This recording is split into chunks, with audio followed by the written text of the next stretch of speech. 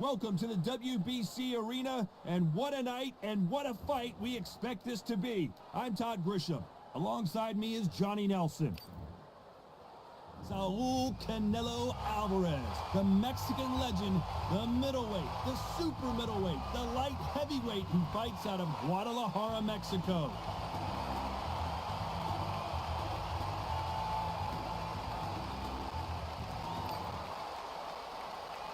This bout is scheduled for 4 rounds of boxing. Fighting out of the red corner from Guadalajara, Jalisco, Mexico, here is Mexico's first ever undisputed world champion and renowned star of boxing. These two have been going at it, and now finally they're about to go at it in. These two fighters promised us an offensive show. Let's see if they deliver.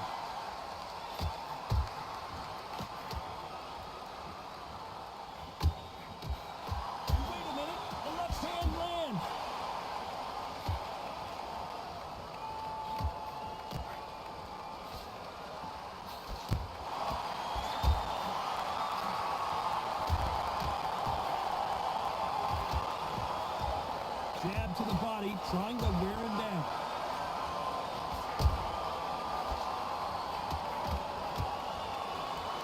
There was so much hype surrounding this match, I wonder if it can actually live up to the hype. God, listen to them, listen to them. You can hear the noise, but you don't know what they're saying. It's that loud. I'm sorry, man. I'm showing you here. I'm sorry.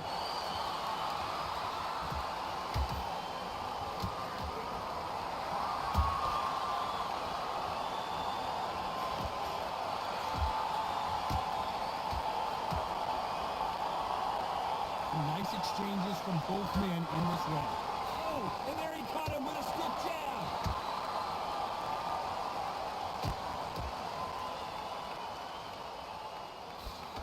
Oh, that punch.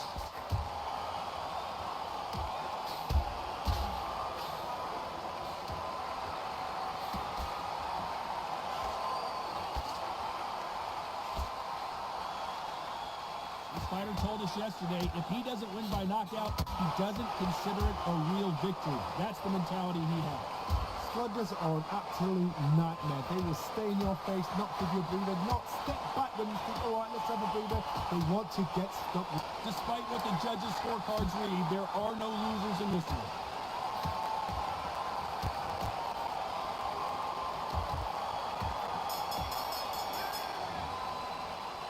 This fight is closer than 2 pages and a book, Johnny. So important. The referee's got to do his fight right. He's got to judge this right. He's got to do his job right. Which fighter is going to get caught first?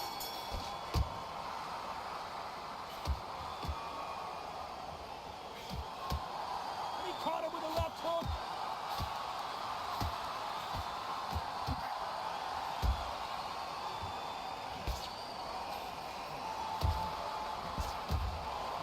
That's a scoring left hand.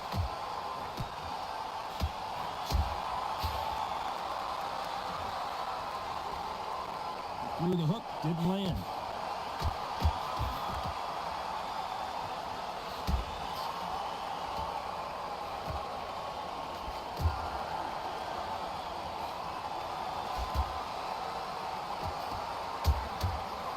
Counterfighter relies a lot on their instincts and reaction time. You've got to get in there quick to punch your opponent before he gets his fist back to block. God, I understand what you're saying, but you've got to be on this. You've got to be on it. You've got to be a pro. You've got to think right. Concentrate. Nice exchanges from both men in this round.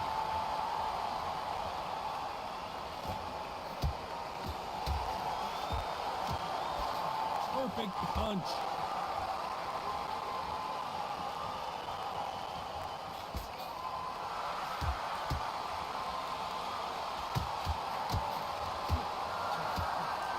Good one.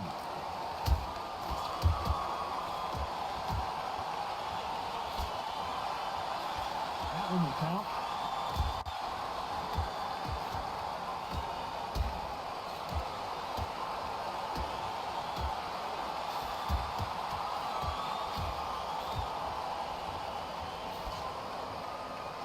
Both of these fighters have this round to go either way. 10 seconds to go.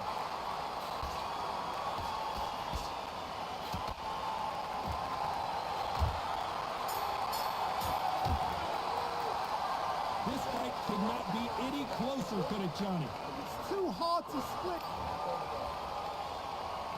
He's going to be the first one to get clipped.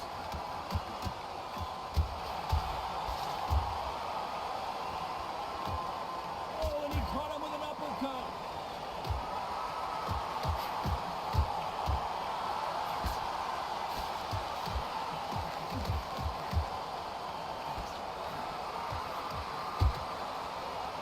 Oh, what a punch.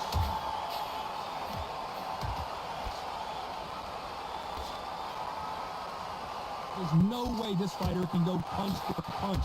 Their resistance to these blows just isn't the same. It's hard, you know what? Sometimes when they go in the ring with fights like that and you punch them, you just want to win. You want that spaceship to come and lift you out there because you think, what the hell am I going to do now?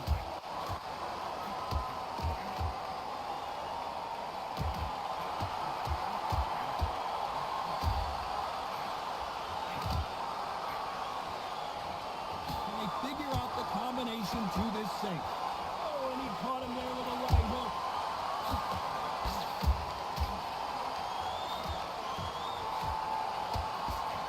Missed him with that uppercut.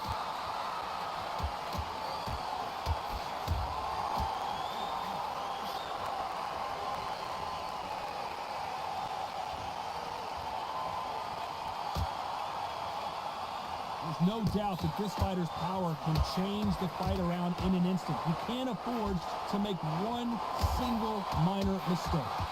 Power, that power might be the do or die. That power might be the equalizer.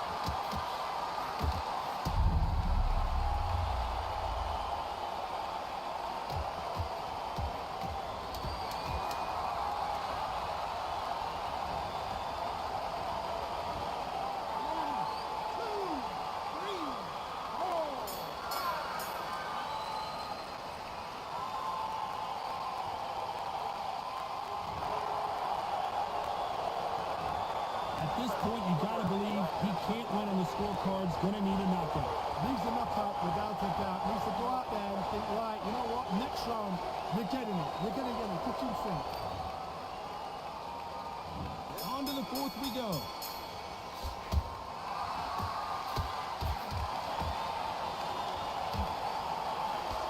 Good left hand.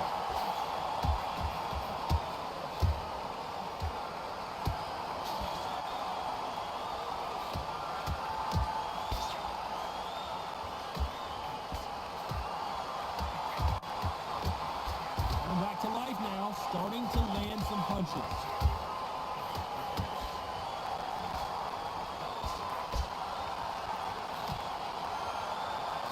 When you're a power puncher, you're not as concerned with how many punches you throw. It's about how many you land and how hard they are. You've got to be courageous when you get in there with someone that's bigger, stronger, and faster. You've just got to use brain.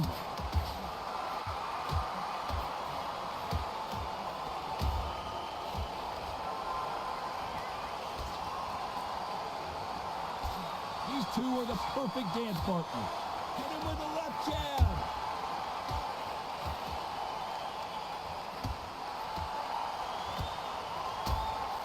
And misses with that jab.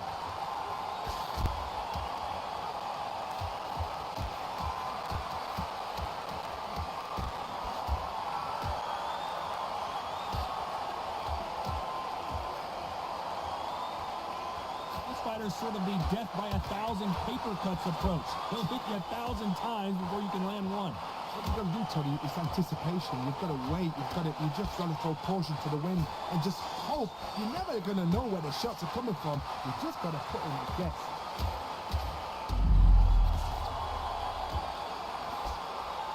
Very close round with 10 seconds to go. Let's see how good he...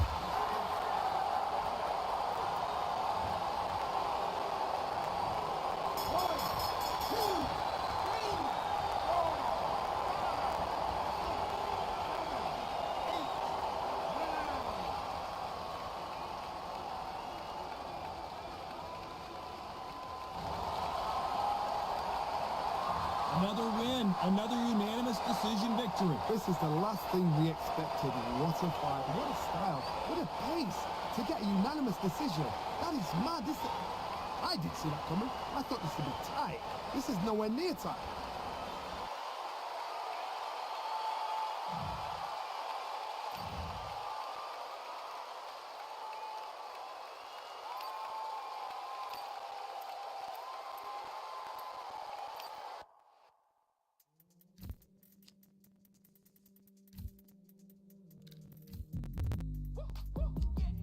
I don't know what they thought this was, but I come through smoking. Smooth criminal like pounds, just told them with a squad get scolded. War with the Lord, not an omen. Still might have to grill a brother like Foreman. When my dogs start rioting, leaves will be falling off trees. You'd think that it's autumn. Yo, I can't stand these rap boys. Feel to eliminate all. I'm trying to raise this stack boy, so told that it might fall. Top striker, man, I lick off the goal, so anything I set, I achieve and more. Soon bring the man them on some kind of tour. Enough liquor bottles in my rider report. I don't know why they would step to the team, and I'll send man airborne like 5B. Come like this as some sci-fi scene when I lace this magic on these type of beats. I don't want to hear no talk from a dweeb. You don't respect me if you don't pay my fees. If you don't respect me, then please better back out the way of this heat. I don't know what they thought this was, but I come through smoking. Smooth criminal like pounds, just told them with a squad get scolded. War with the Lord, not an omen. Still might have to grill a brother like Foreman. When my dogs start rioting, leaves will be falling off trees. You'd think that it's autumn. I don't know what they thought this was, but I come through smoking. Smooth criminal like pounds, just told them with a squad get scolded. War with the Lord, not an omen. Still might have to grill a brother like Foreman. When my dogs start rioting, leaves will be falling off trees. You'd think that it's autumn. Yo, step to the place where my J's are with all nine and I'm on a mad one. I don't want no attention from that gal if she ain't a bad one. Man try tell me the 3-5 come too stinky, it's Cali that packs from. And if I go broke, N95's a night glove slapped on. Soon put chef on the map, son, don't pop with too many brothers, they cap enough. Dog, I don't care about the past, that bad in the present and you can get wrapped on. I don't deal with pests, man got no fertilizer for them. Go on then run up your mouth yet again, Joe get sent all the way up like Rem. Nah, that ain't the flexo. I got J's on my feet, they're retro. They can act like they got bars. I got bars in my name like Esco, and I'll slap them off like Crespo. Go dish out the news like Metro, and it's punks know that I don't tech joke. In person, they reject smoke. I don't know what they thought this was, but I come through smoking. Smooth criminal like pounds, just told them with a squad get scolded. War with the Lord, not an omen. Still might have to grill a brother like Foreman. When my dogs start rioting, leaves will be falling off trees. You'd think that it's autumn. I don't know what they thought this was, but I come through smoking.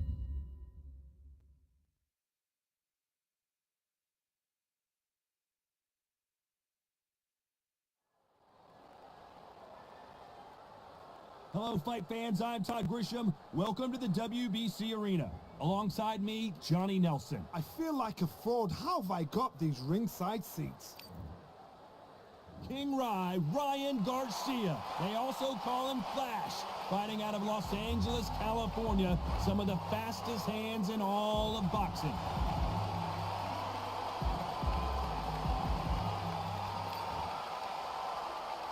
This bout is scheduled for 6 rounds of boxing.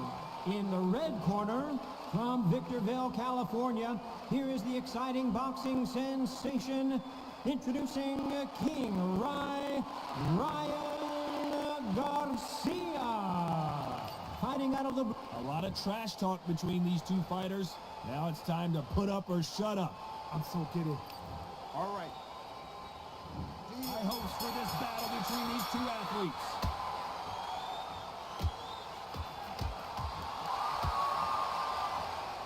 He threw the hook, didn't land.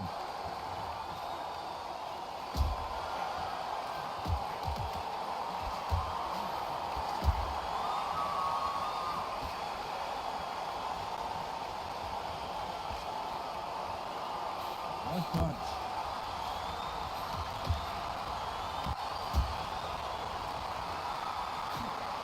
And wait a minute, a left hand lands.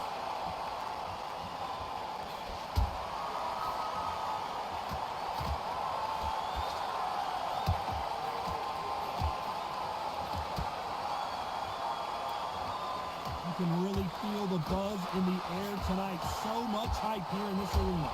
Just see the nerves on the fighter stepping into the ring, Tom. It can tell you so much about a fighter. And then look at the opposite corner. You've got one fighter that is in heaven. This is where they want to be. Some nice exchanges from both men in this round.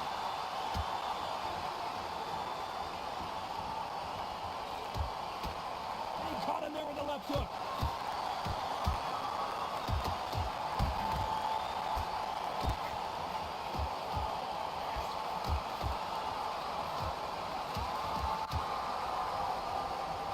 one of these athletes is going to say, I can't take it anymore?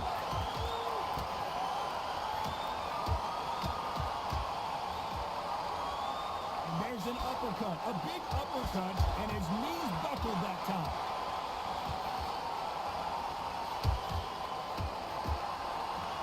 Despite what the judges' scorecards read, there are no losers in this one.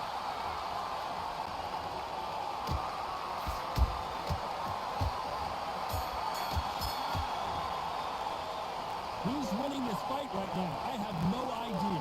That was super tight. Which fighter is going to get caught first?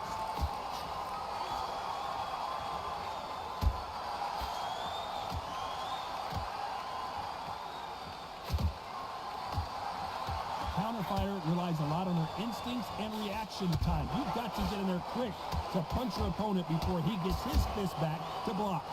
Reaction is second to none. It's the blink of an eye, and they're waiting for any little twitch you do. So you've got to fight a counter punch is smart.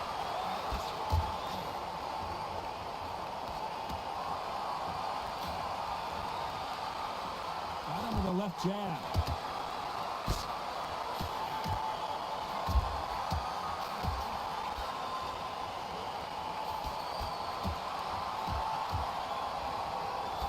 He misses with that jab.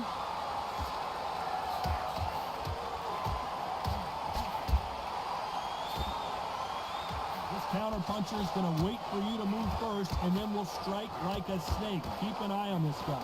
They have got great ring IQ. Counter punches are the best. Nice exchanges from both men in this round.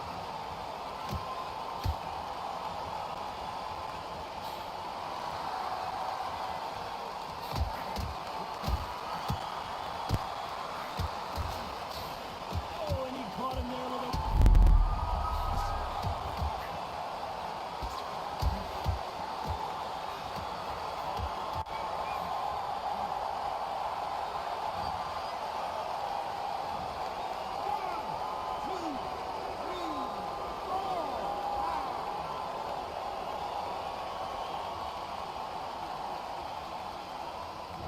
Final 10 seconds here, and this has not been his round for sure.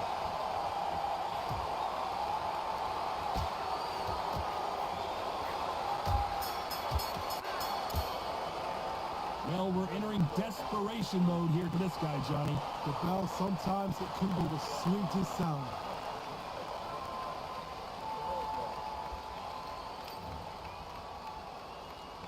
On to the third.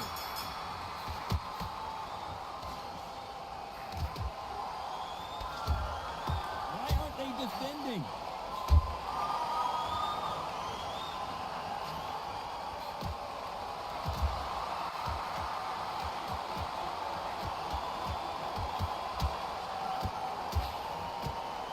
Got his gloves up to block the left jab.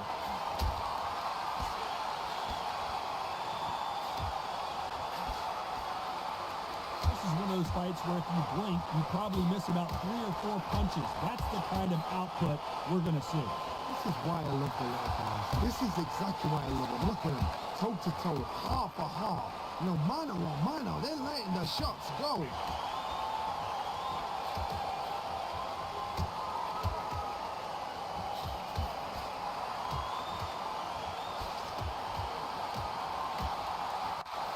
Some nice exchanges from both men in this round. He didn't take that jab well at all.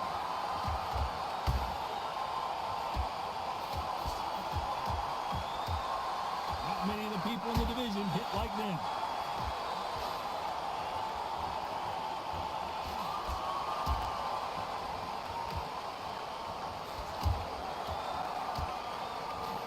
How much confidence do you build when your opponents hit you with their best shot and you walk right through it? Because you've got a good chin doesn't mean you've got leather skin. It means you can still get caught. So you've got to go for those point areas, over them eyebrow, the cheekbone. You've just got to try and cut them, skim them, go for speed.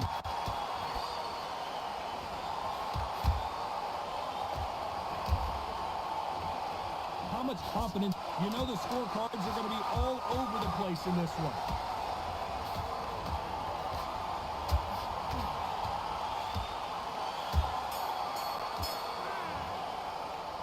This one could go either way. Every round is so important. So important. The referee's trying to do his fight right. He's trying to judge the... Which one of these athletes is going to be the first to get rocked?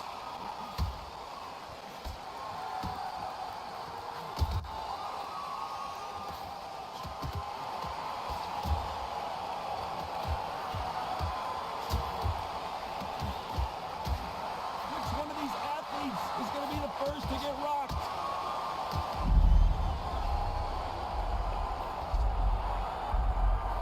We almost saw a knockout a second ago, and now they're going toe-to-toe.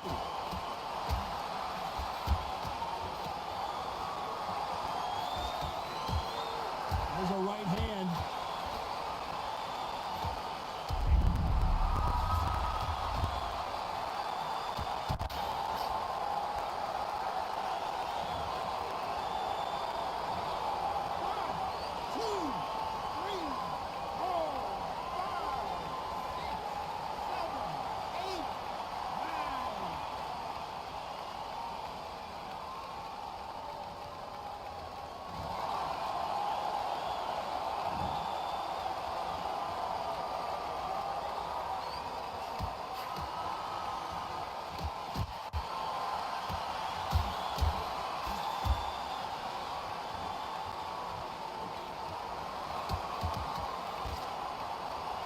So far, it seems like aggression has been the...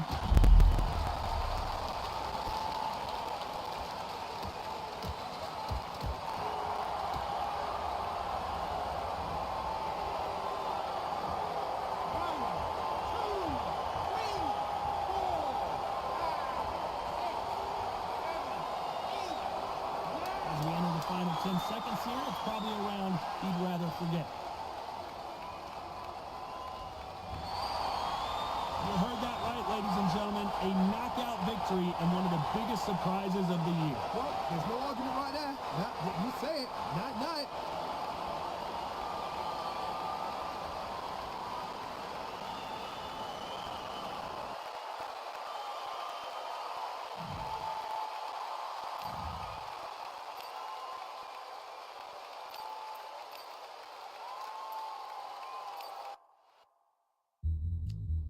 Yeah. Look at that. All the belts, mate. We bring man right, somebody shots fling. Ding ding, step in the ring, now swing left, right, man's head get ping. Can't try a ting, no about ping. We bring man right, somebody shots fling. Ding ding, step in the ring, now swing left, right, man's head get ping. Can't try a ting, no about ping. We bring man right, somebody shots fling. Uppercut, fling, right out, fling. Can't try a ting, send man over the ropes. Man try come for the belt, but I push to get ever so ended. All of your hopes, now all of your bros. I stood on the sideline, head in the hand shot, joke of the show. They keep those hands up, swing for their fences. All your cover, no Paul for sure. How much do you wanna be the champ? How much do you wanna please the fans? How much do you wanna be the king? And how much do you wanna feed your camp? How much do you wanna see people champ? Swing like you got a thing to lose. It's the ESPC, beat them neatly. Titles never ever in dispute. Ding ding, step in the ring.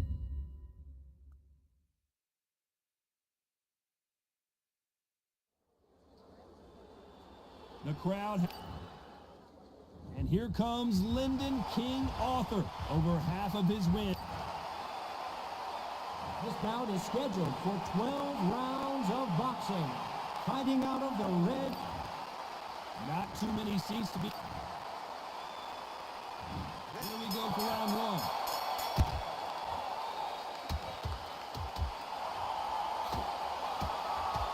Nice punch.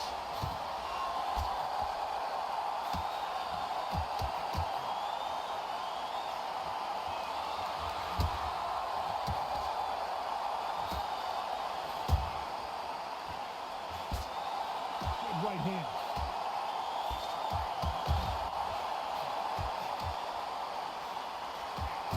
And this one has all of those big fight feels you want from a prize fight. Here we go. Just see the nerves on that fighter stepping into the ring, Tom. It can tell you so much about a fighter. And then look at the opposite corner. You've got one fighter that is in heaven. This is where they want to be.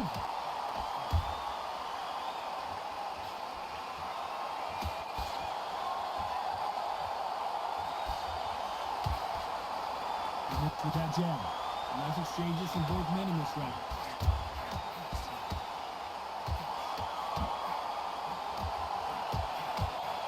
He takes that jab.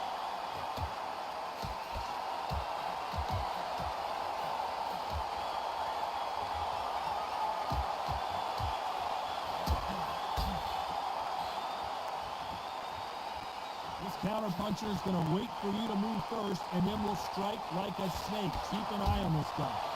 You're fighting a counterpuncher, you've got a double shot. Make them react from that, then react then. I know it's hard to think that way, but counterpunchers, they're watching you every move, that's every switch.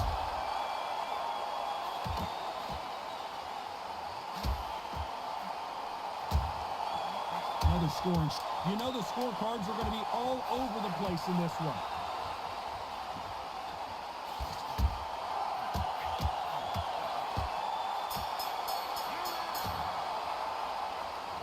Which fighter is winning this battle?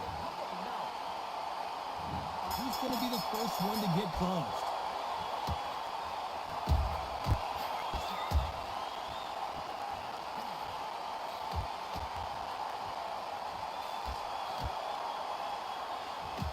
Left shot lands.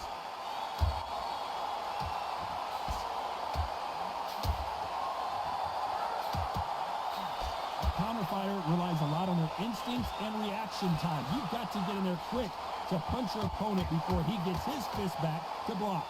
To beat a counterpuncher, you've got to take them out of their pace. Do not wait for them, because if you wait, they'll pepper and pop you all night long. Rush them.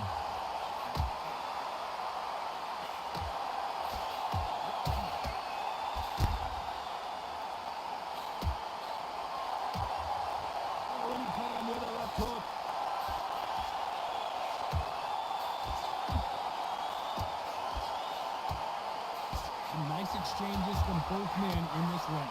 Trying to answer back.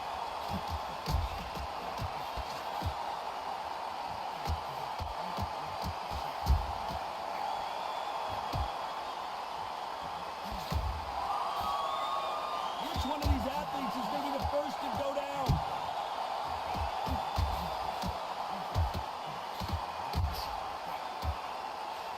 And he misses with that jab.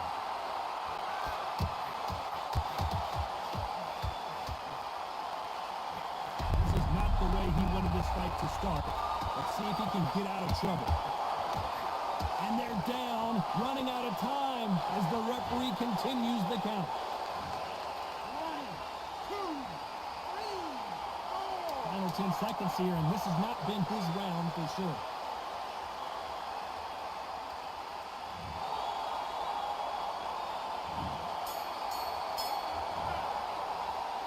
From this moment forward, he cannot afford to lose another round. We're absolutely exhausted. What are you going to tell him in the corner?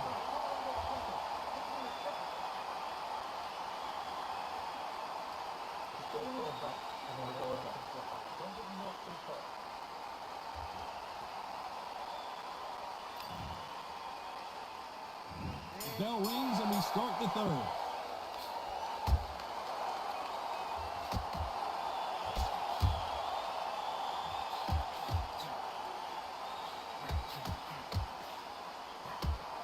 Got him with a clean right uppercut.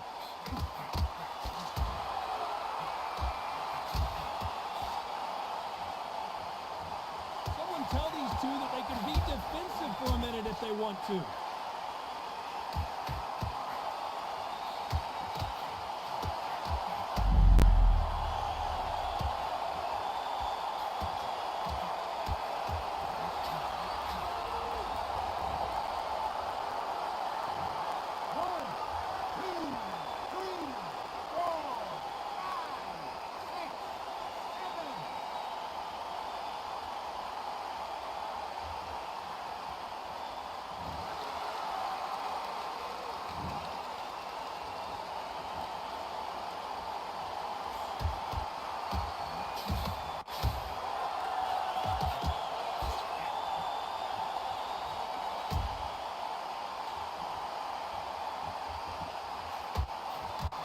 someone with the hand speed that this fighter possesses, how do you deal with it? You've got to ruffle their feathers, Todd. You cannot let them get comfortable, drag them, get them complaining to the referee, because once somebody with excellent foot speed and excellent power gets into the rhythm, the fight is over.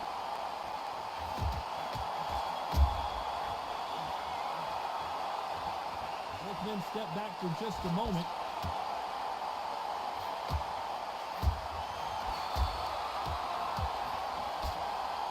Looks like he's going to survive the round here, but just barely.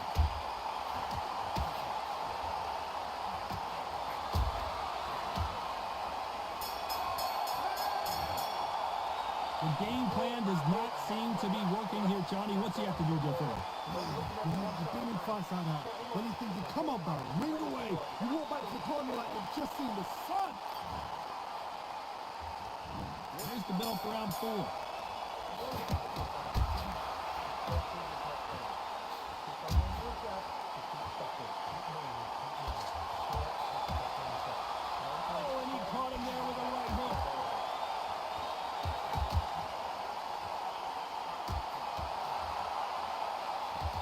Don't let this fighter's speed fool you. There's a method to the madness. These are precision shots, and they're coming at lightning speed. When you have a fighter that's got great footwork and that great hand speed, it's so hard. It's an uphill battle.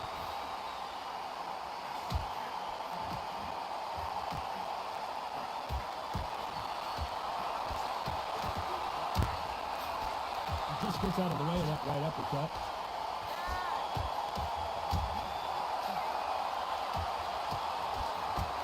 How did he absorb that hook?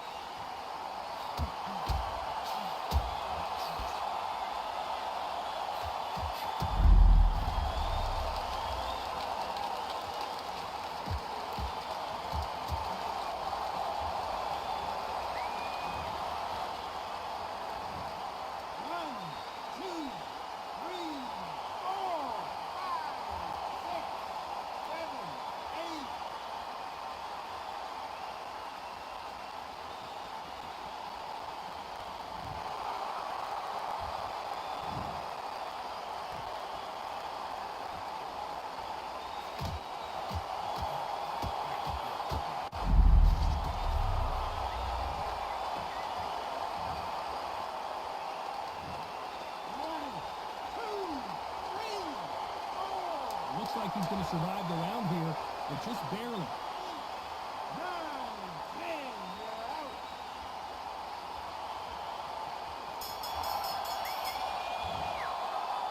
So time to go celebrate after another knockout win here. That is going to be one of those what happened next shots. Where did it come from? How did he land? He didn't get knocked down. He got knocked out. I mean, out.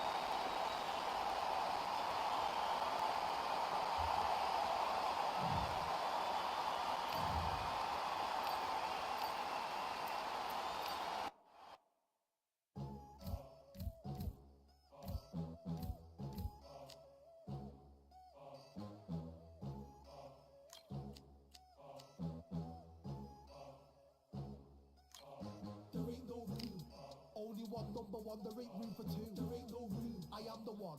Top two, but not number two. There ain't no room. Boom. Came in, cleaned up without a broom. There ain't no room. Still here, still not been moved. I got points to prove. There ain't no room. Straight in, more pain, so more gaining. Never came in, good feeling.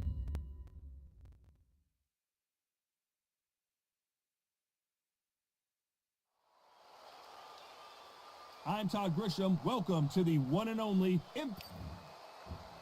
Johnny the Entertainer Nelson. He fights out of the Steel City, one of the most popular, charismatic, and successful fighters in British history. This bout is scheduled for 12 rounds of boxing. In the red corner, from Sheffield, England, here is the longest reigning world cruiserweight champion of all time, Johnny the Entertainer Nelson. You've heard of people dancing underneath the moonlight. Tonight, it's a fight. These athletes have promised us a war. Let's see if they deliver.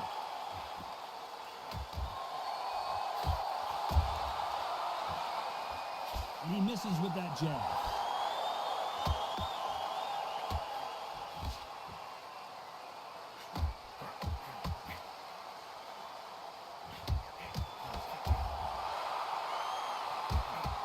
And there's an uppercut, a big uppercut, and his knees buckled that time.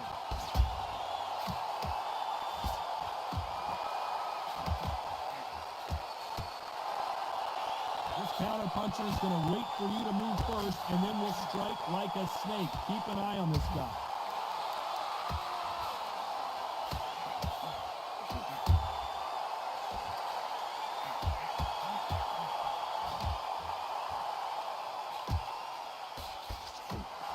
That punch lands.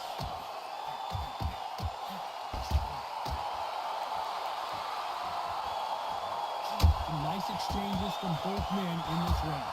Got him with a clean right uppercut.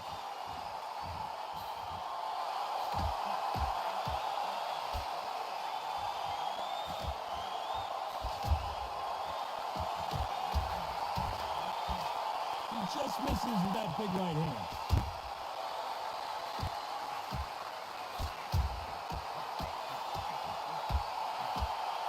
Counter fighter relies a lot on their instincts and reaction time. It looks like we're going to see an early night here. He is rocked.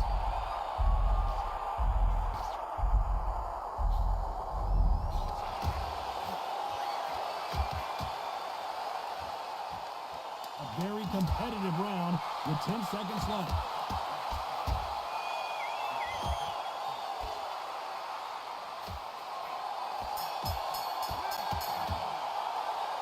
This fight is closer than 2 pages in a book, Johnny.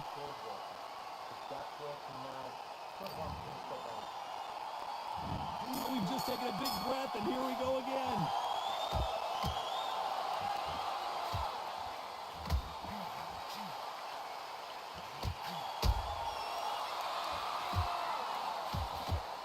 He takes that jab.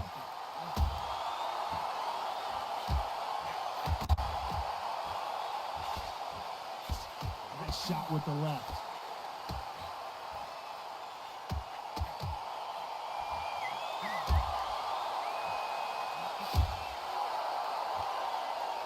Oh, that left hook hurt him.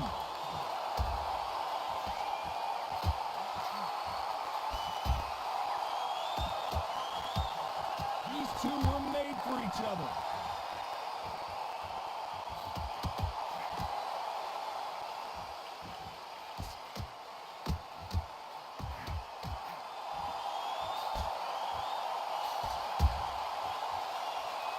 Nice exchanges from both men in this round.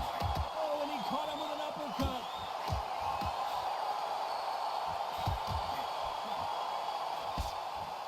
Missed him with that uppercut.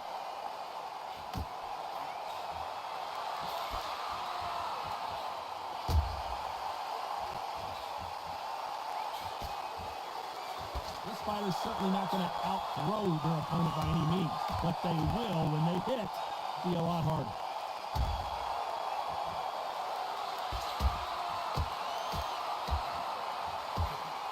Just gets out of the way of that right uppercut.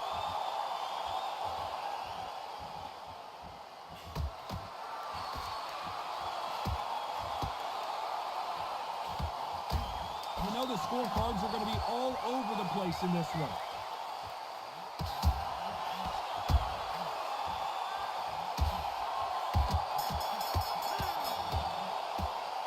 This fight could not be any closer, could it, Johnny?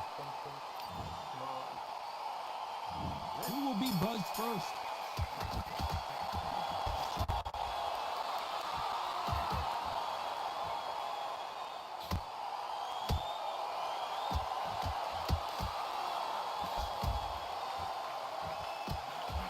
That one will count.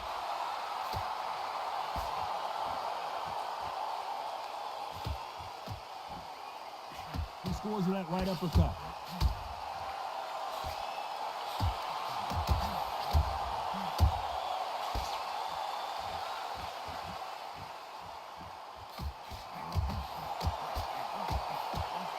How do they use this fighter's aggression against them?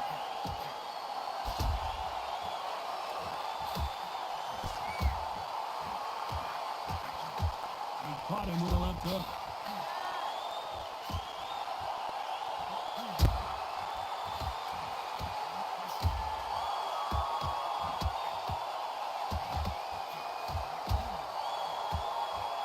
Some nice exchanges from both.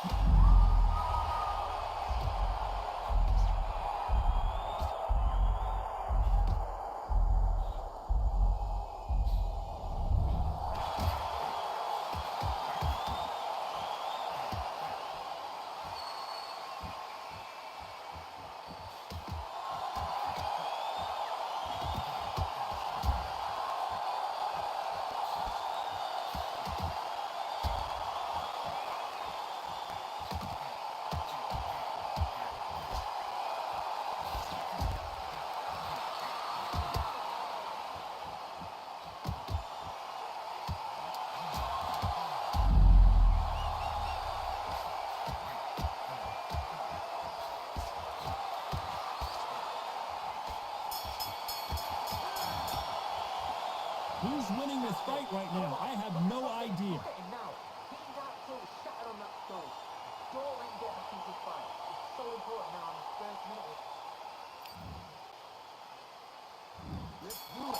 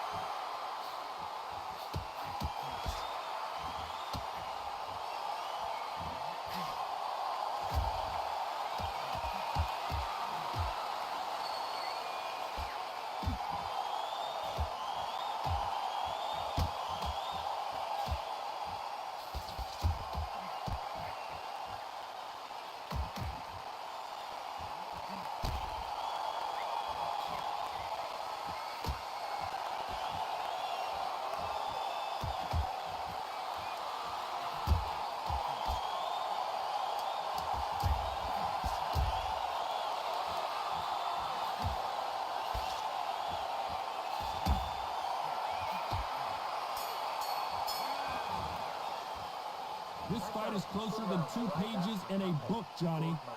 Stay focused.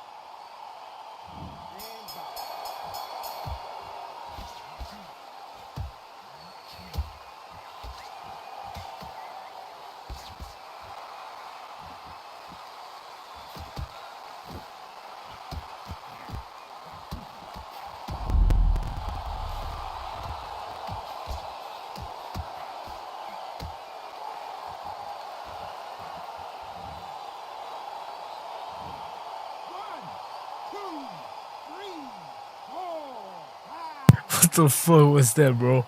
What the fuck was that face, bro?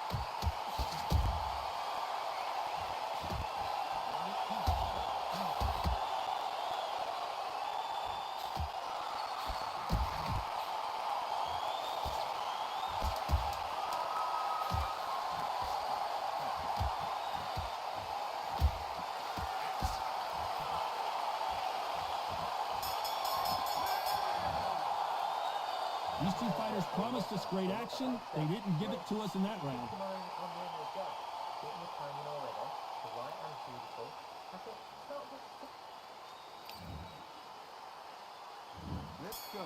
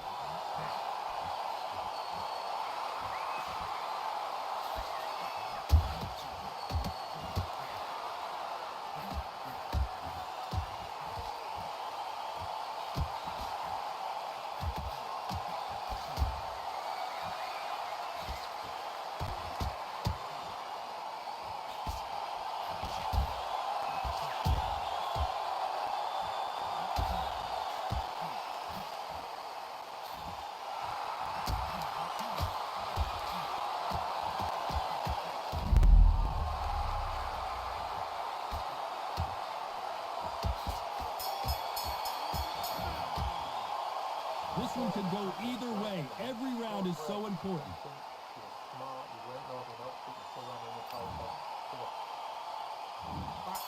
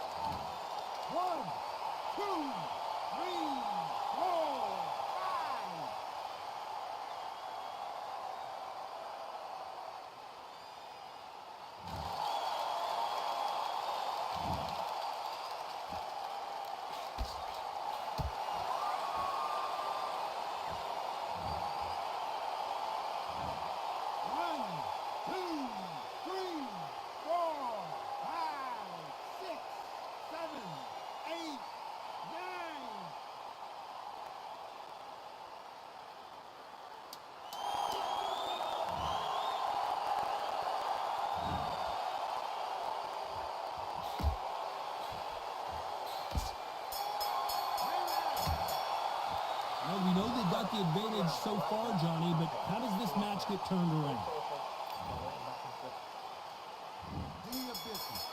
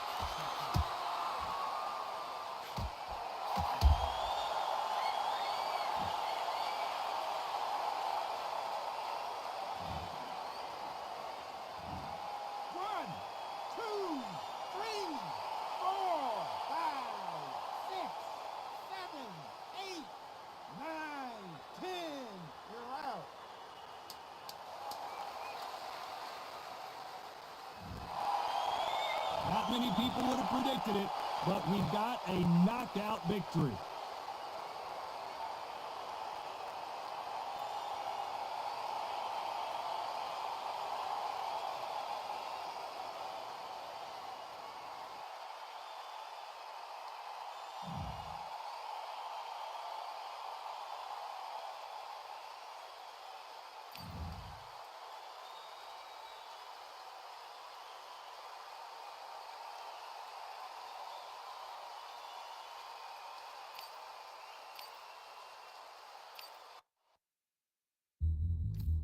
Yeah. Look at that. All the blocks, mate. We bring men right, somebody shot sling. Ding ding, step in the ring, I'll swing left, right, man's head get ping. Can't try a ting, no but ping. We bring men right, somebody shot sling. Ding ding, step in the ring, I'll swing left, right, man's head get ping. Can't try a ting, no but ping. We bring men right, somebody shot sling. Overcut, fling, right up, fling. Can't try a ting, send man over the ropes. Man try come for the bell, but I push you, never saw ended all of your hopes. Now all of your bros, I stood on the sideline, head in the hand shot, joke of the show. They keep those hands up, swing for their fences. All you're going no Paul if it's sure. How much do you wanna be the champ? How much do you wanna please the fans? How much do you wanna be the king? And how much do you wanna feed your camp? How much do you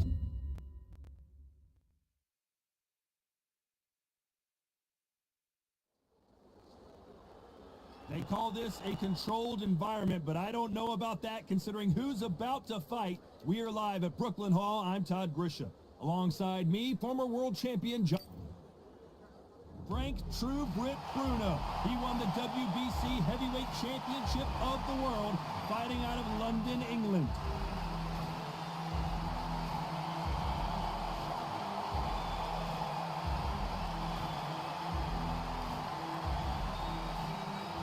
David Big D Adelaide, what a prospect he is, fighting out of... This bout is scheduled for 12 rounds of boxing. Fighting out of... What a pleasure it is to be here in this environment. What a venue for this showdown. All right. These athletes have been waiting a long time to square off. Here we go.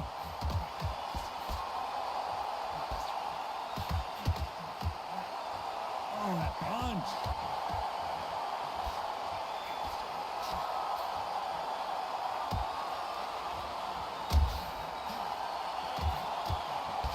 Missed him with that uppercut.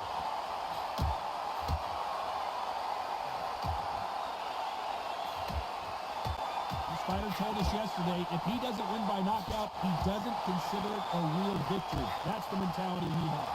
Fighters just want to mow you down. They want to walk straight through as though you do not exist. You've got to be fit for this one.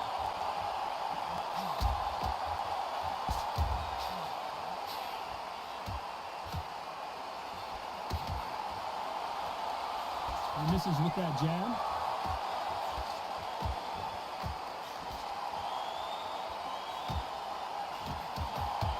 Some nice exchanges from both men in this round.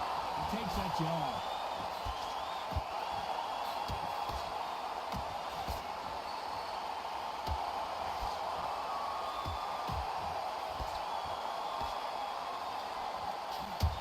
Fighter relies a lot on their instincts and reaction time. You've got to get in there quick to punch your opponent before he gets his fist back to block.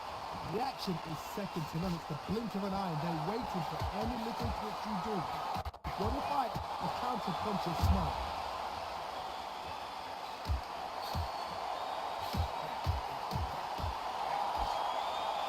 If you're a counter puncher, well, basically you do the counter attack. You let them get their punch off first, and then you very close round with 10 seconds to go.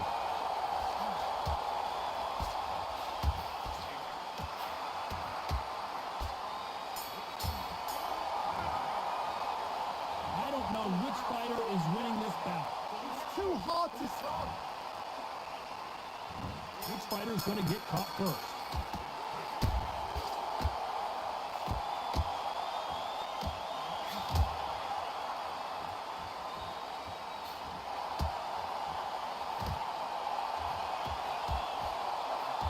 Punch.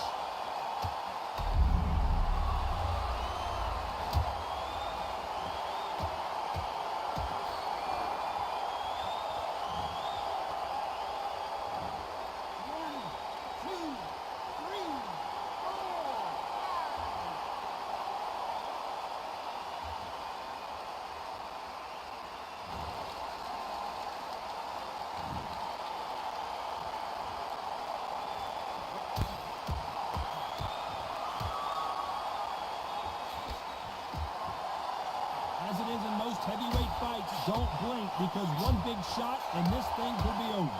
Because they're so big, because they can push, because they've got the weight behind them. They may not be connecting, but trust me, when they connect, that's when this fight sets on fire. Because someone's going to get hurt, and someone's going to react.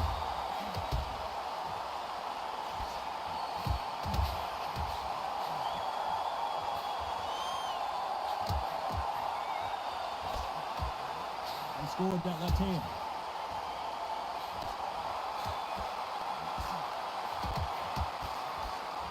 Both men step back for just a moment.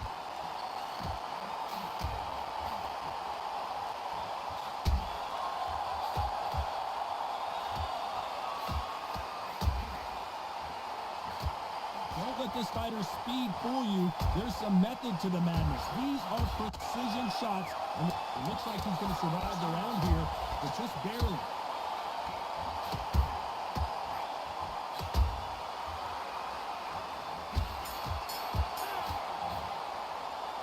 And that seemed to be like a feel-out round. What do you think, Johnny?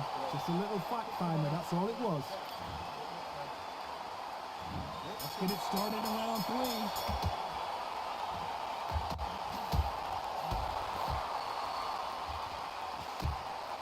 Left shot lands.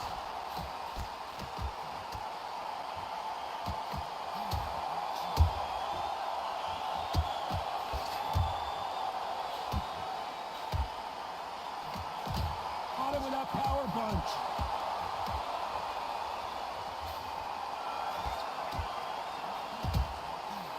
This fighter has tested their opponent's power and apparently isn't impressed as they continue to walk through all these power shots.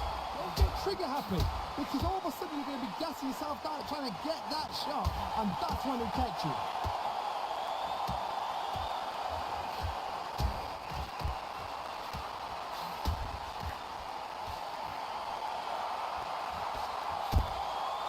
Oh, and he caught him with a left hook.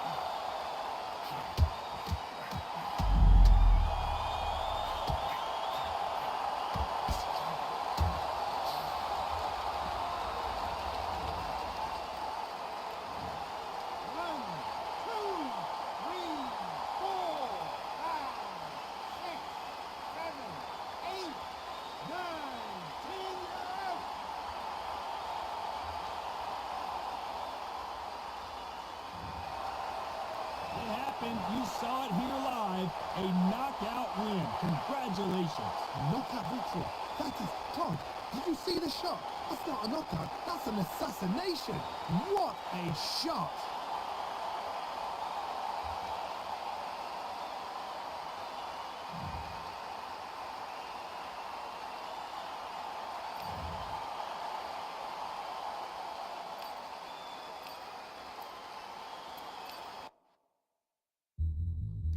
Yeah.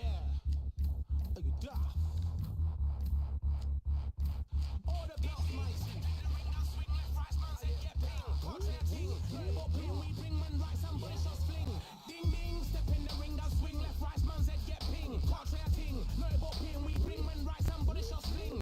Ding ding, step in the ring, and swing left, right, man, say get ping. Contract ting. No, but ping, we bring man right, somebody shots fling. Uppercut, fling, right up, fling. Contract ting. Send man over the ropes. Man try come for the belt, but I push you never saw ended all of your hopes. Now all of your bros are stood on the sideline, head in the hand shot, joke of the show. But they keep those hands up, swing for their fences, or you're going no poorly for sure. How much do you wanna be the champ?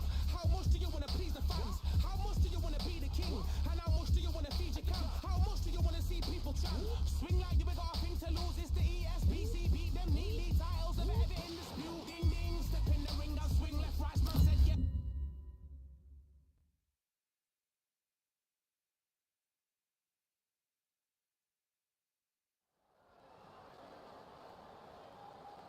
Welcome to the WBC Arena, and here we go, ladies and gentlemen. I'm Todd Grisham. Deontay Wilder, bronze bomber, only 216 pounds, but one of the biggest hitters in heavyweight history. This bout is scheduled for 12 rounds. And this one has all of those big fight feels you want from a prize fight. Here we go. All right. High hopes for this battle between these two athletes.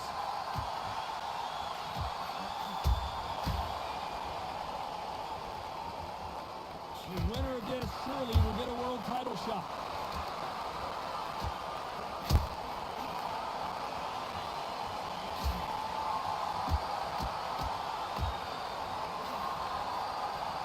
Through the hook, didn't land.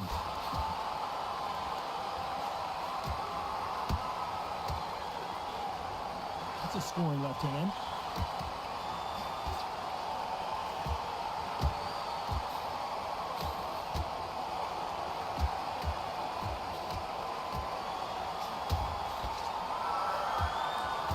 Not too many seats to be had in this arena as the hype continues to build for this showdown. You have some fighters that are big show, big arena fighters, and they bask in this, they love this, they are born for this. You have other fighters where this would be like the rabbit in the headlights. Nice exchanges from both men in this round.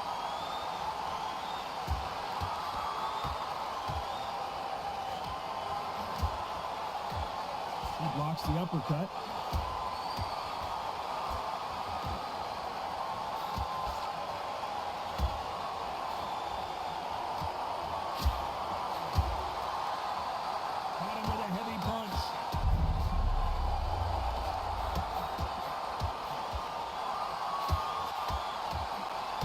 Down, and the referee has started the count. What a shot that put him down. 1, 2, 3, 4.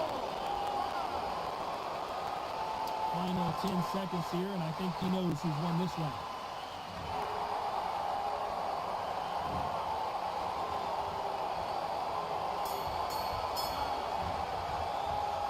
Well, Johnny, what's your advice to this fighter now? He is down big time in the scores. Wow, it's like two different leagues. So important now because Here's the bell to start round 2.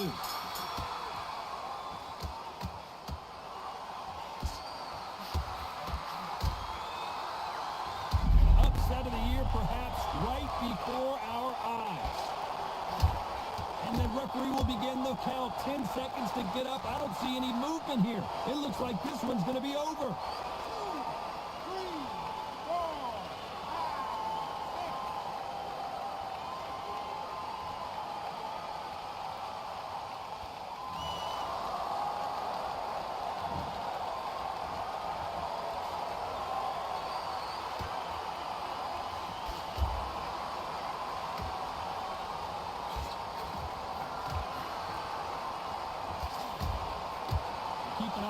Slugger, as you know, he's willing to take 3 to give 1. That's his game plan, and it's worked out pretty well. This is not the way he wanted this fight to start. Let's see if he can get out of trouble. And he goes down. It's not looking good for him right now. 1, 2, 3, 4.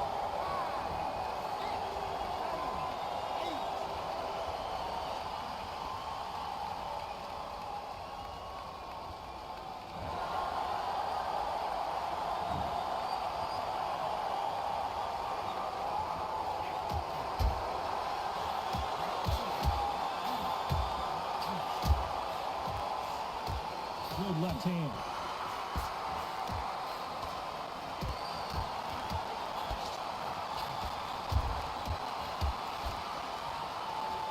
Final 10 seconds here, and I think he knows who's won this round.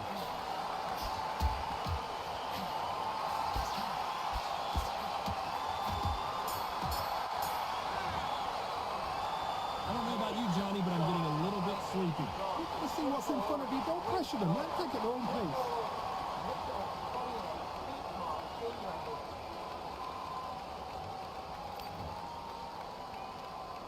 Here we go in round 3.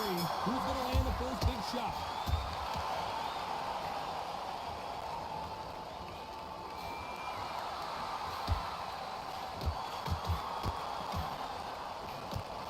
He just misses with that jab.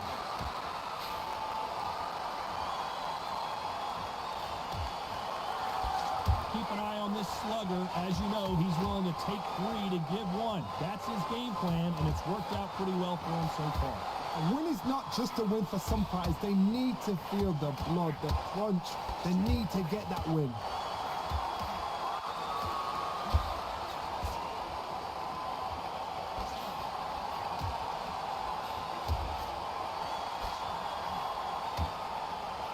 He fails to score with that left hook.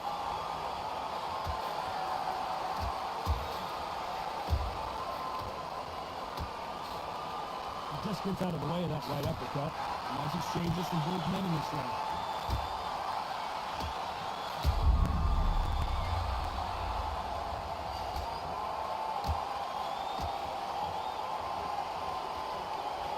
Maybe he should hold on, but that's not in his DNA. Looks like they've shaken it off.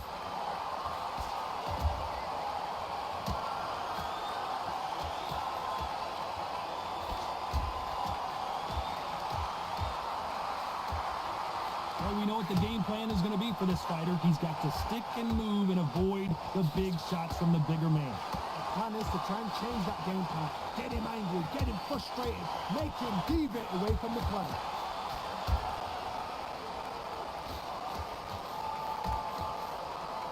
Despite what the judges' scorecards read, there are no losers in this one.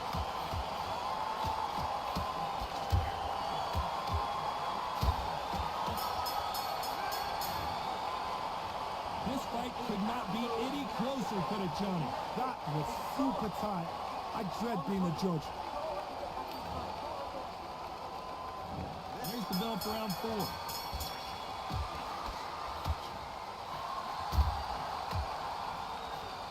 That hook doesn't score.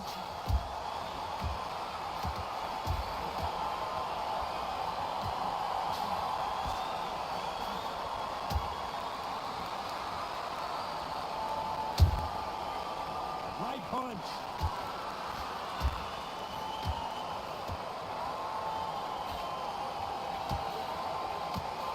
Takes that jab.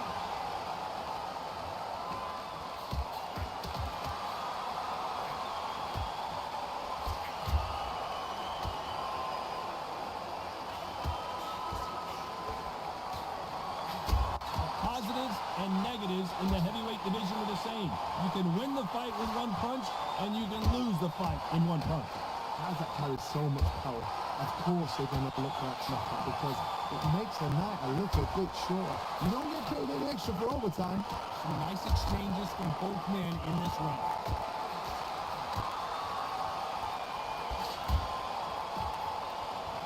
Missed him with that uppercut.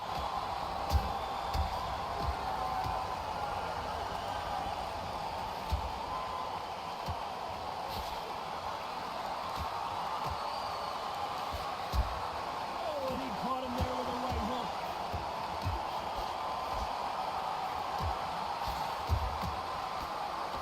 And he misses with the left uppercut.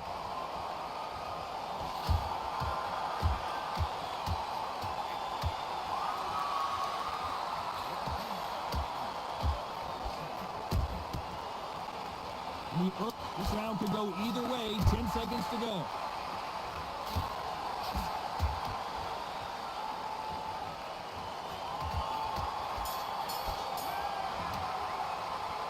This one could go either way. Every round is so important. So important. The referee's got... Who's going to be the first one to get caught?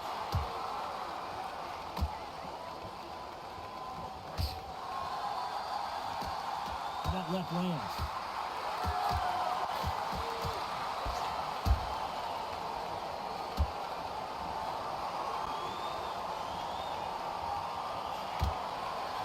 Solid punch.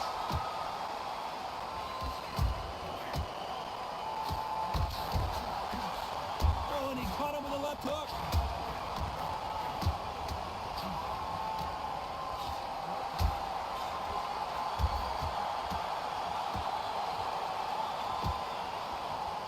One of the best at...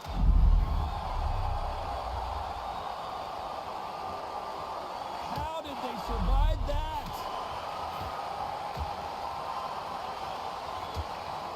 And he finished the job.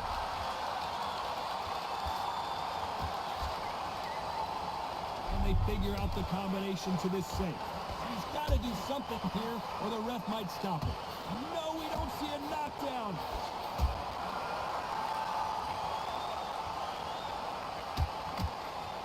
What a punch.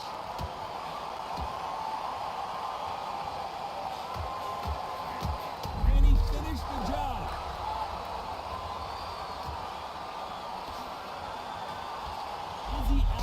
feet here.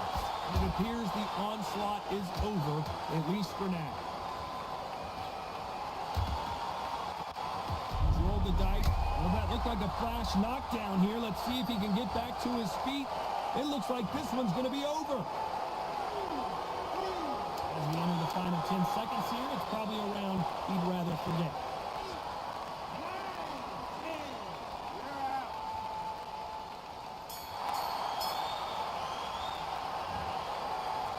So it's onward and upward after another knockout win here. Accuracy, power, punch, perfect.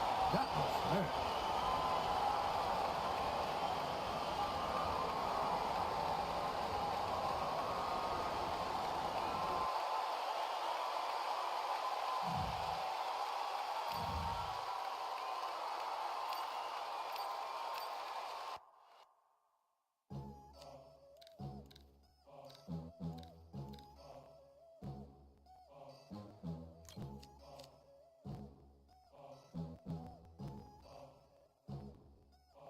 There ain't no room. Only one, number one. There ain't room for two. There ain't no room. I am the one. Top two, but not number two. There ain't no room. Boom. Came and cleaned up without a broom. There ain't no room.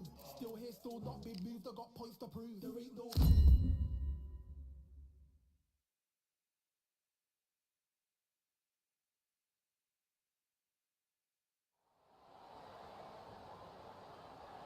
Welcome to the WBC Arena. Excited to be here for this one. I'm Todd Grisham. Alongside me, this is Canelo Alvarez, a four-division multi-time world champion, quite simply one of the greatest of all time.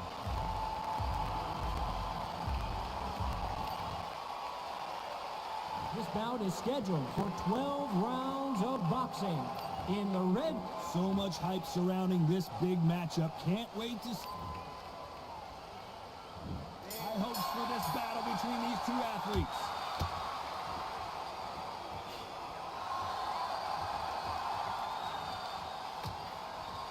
He just gets out of the way of that right uppercut.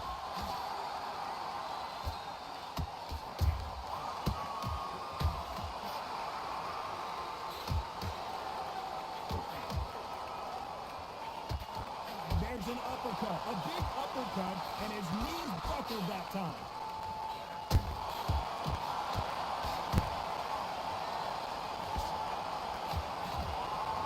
Nice punch.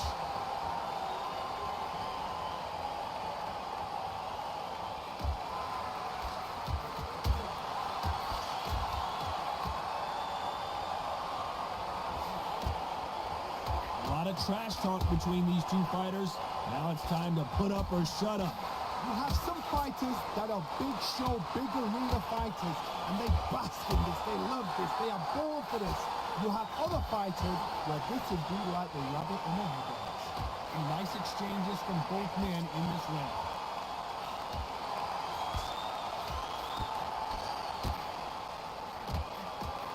Coming back to life now, starting to land some punches.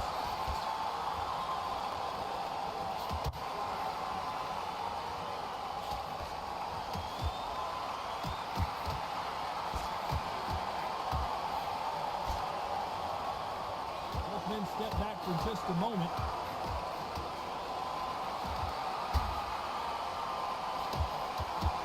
This fighter told us yesterday, if he doesn't win by knockout, he doesn't consider it a real victory. That's the mentality. You know the scorecards are going to be all over the place in this one.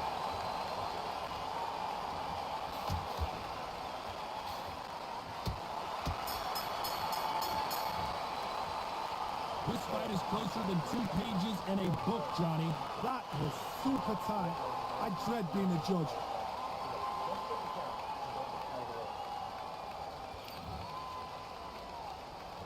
He's going to be the first one to get clipped.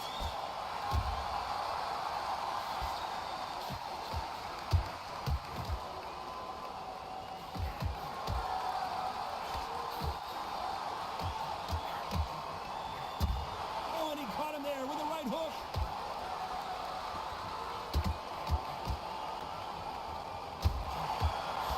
That punch landed.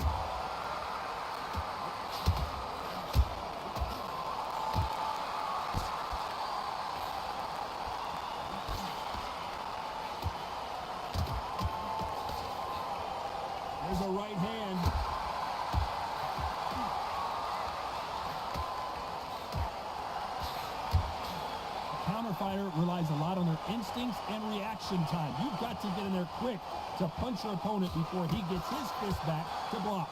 Counterpunch is my favorite kind of fighter. A good counterpuncher, they're the people that make the history of our sport. There's exchanges from both men in this round.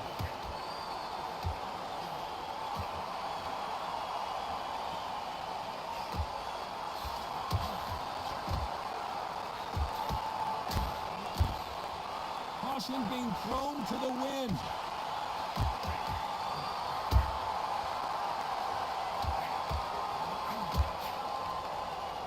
Got out of the way of that right hook.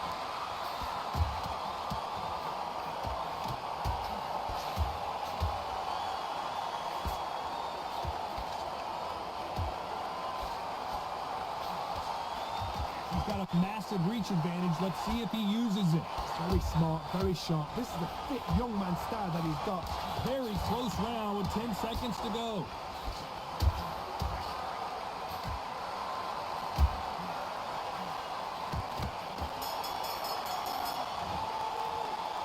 Who's winning this fight right now? I have no idea. It's too hard. Which fighter's going to get caught first?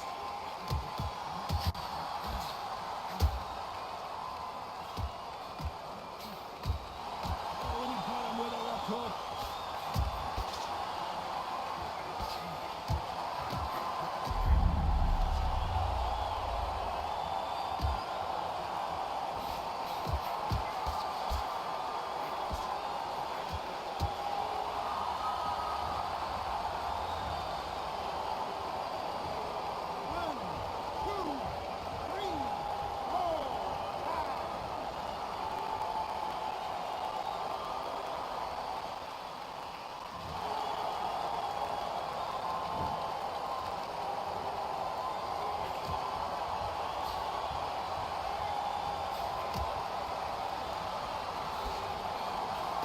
Oh, and he caught him with an uppercut.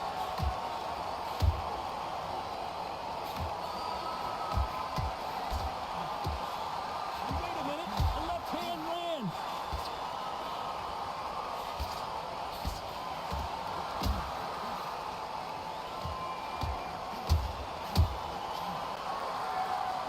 One moment changes everything, especially in this division.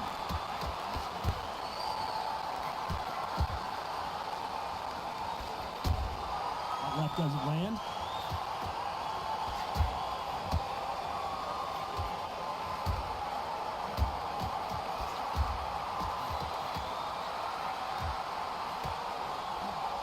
He just misses with that big right hand.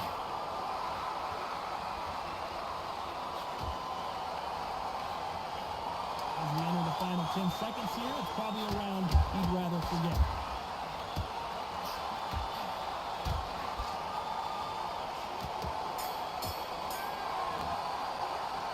Not much to write home about in that round, huh, Johnny? I know those rounds. You know what? We'll get excited. Here we go in round 4. Who's going to land the first big shot?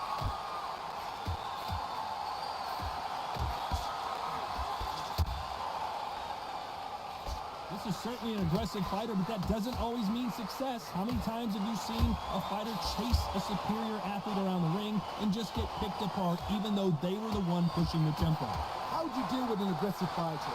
What you do is you fight fire with fire. You either give it them back because that's where they're comfortable, or you play hard, break through.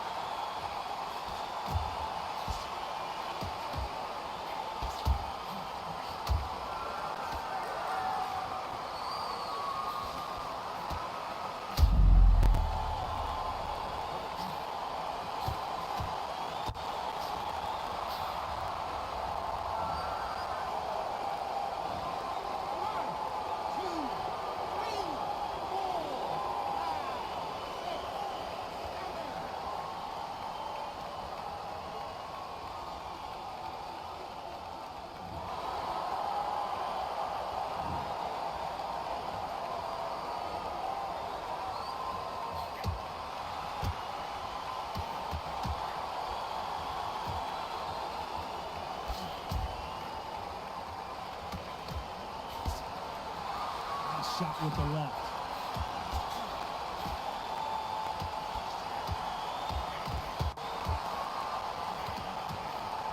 fails to score with that left hook.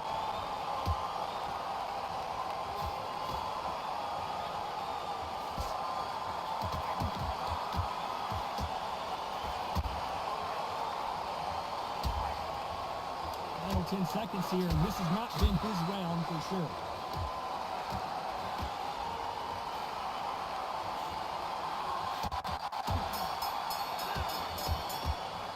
And a round that seemed like eternity for them finally comes to a close. Every second, every minute of this fight is important. Every second, every minute of this round is important. You cannot...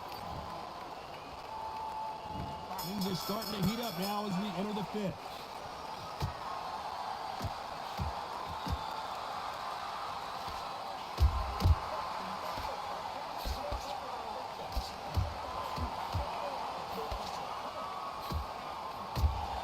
Hey, those punches add up.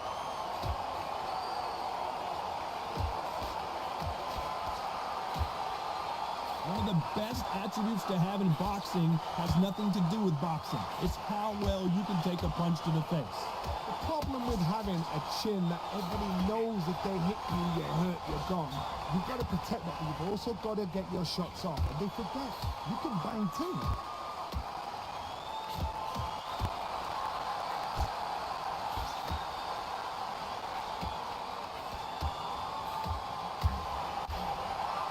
Both of these men showing exceptional chins, by the way.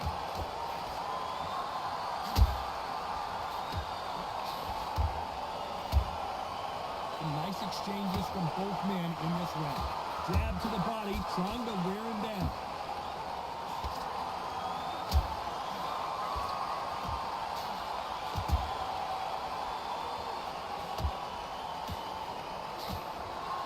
He takes that jab.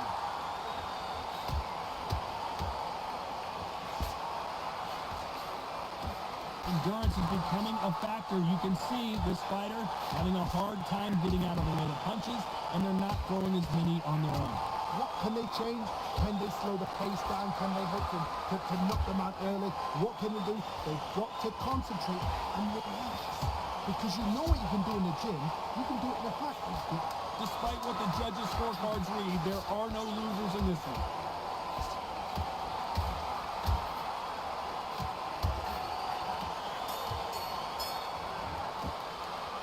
This fight could not be any closer, could it, Johnny? That was... He's going to be the first one to get clipped.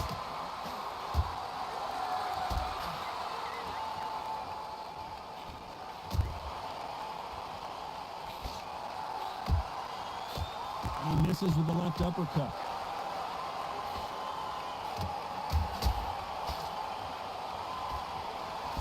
Through the hook, didn't land.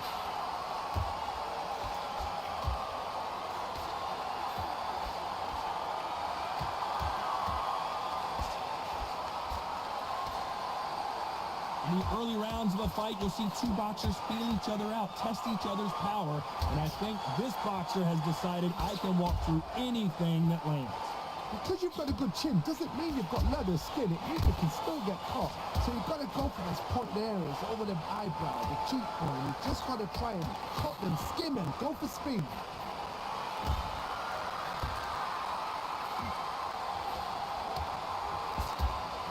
Nice exchanges from both men in this round. And left scores.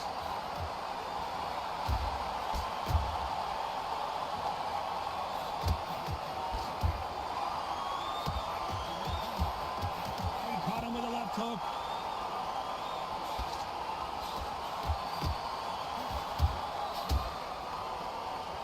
You've heard the phrase, finding a second wind. I don't think I need to tell you which one of these fighters needs to find it.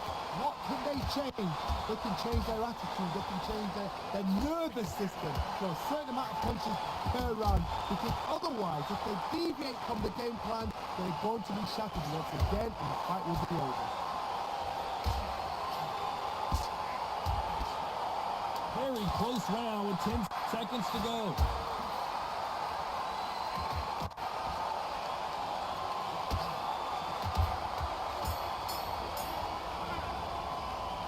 This fight is closer than 2 pages in a book, Johnny.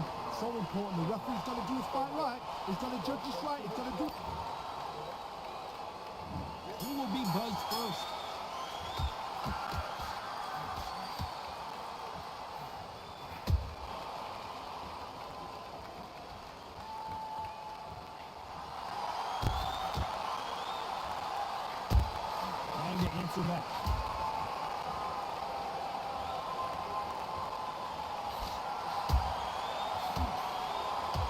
That left hook missed.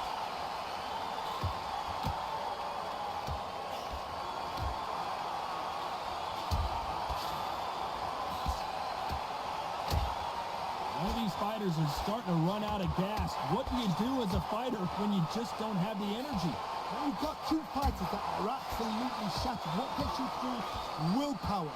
Calm, because if you panic, you get desperate. If you get desperate, you make mistakes. If you make mistakes, you get knocked out.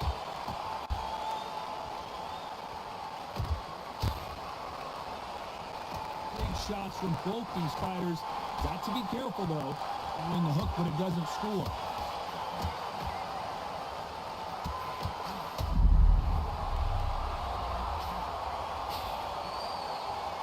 Don't believe what we're seeing here.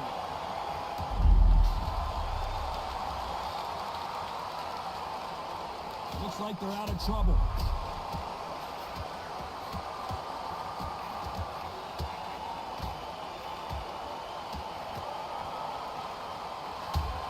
He scores with that right hand.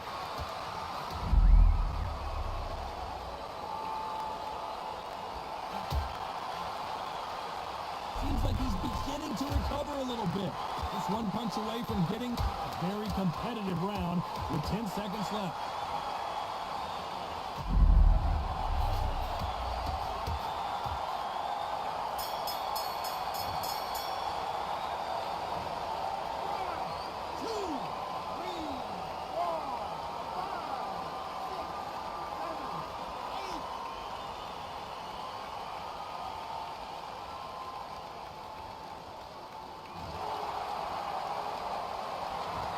Well, he is in big trouble here. He may have been saved by the bell.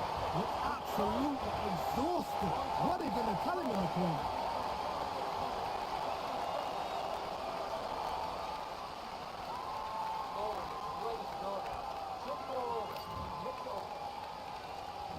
And there's the bell for round 8.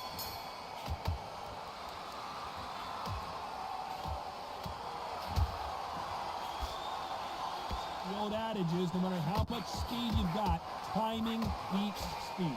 When you've got a fast fighter, they will cut you to ribbons, and they know it's a matter of time before either you get desperate or the referee jumps in and saves you. This is a natural gift.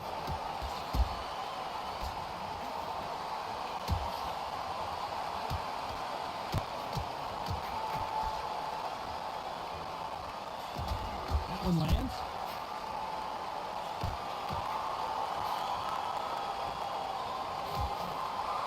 Got him with a clean right uppercut.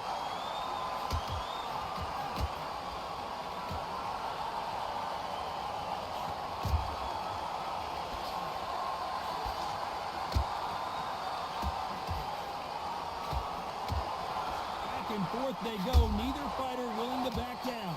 You hear people talk about a boxer's chin. Do they have a good chin? Do they have a glass jaw? Those are questions that are being answered here tonight. Work the body, frustrate them, take the mind off the chin, take the mind off protecting everything around that. Work the body, use tactics sometimes just so to actually outbox the fight and beat them on points.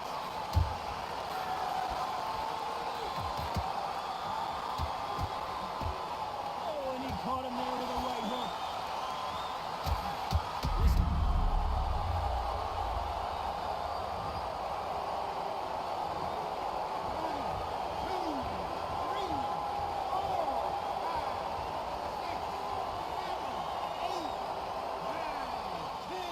Final 10 seconds here, and I think he knows who's won this round.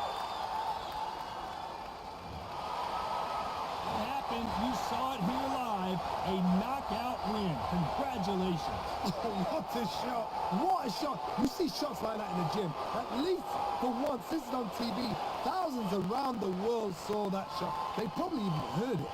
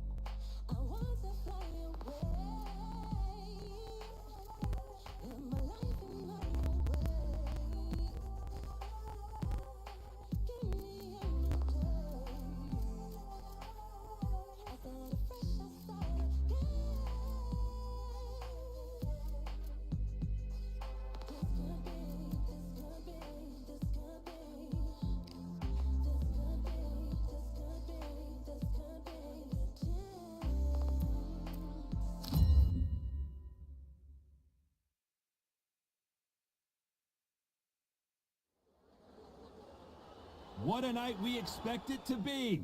We are live at the CompuBox. He is smoking Joe Frazier. His 3 battles. This bout is scheduled for 12 rounds of boxing. Fighting out of... All the talking has been done. It's time to... These athletes have promised us a war. Let's see if they deliver.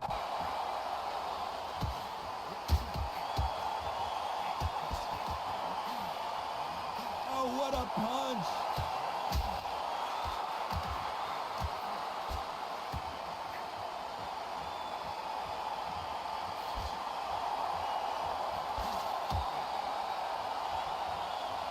Threw the hook, didn't land.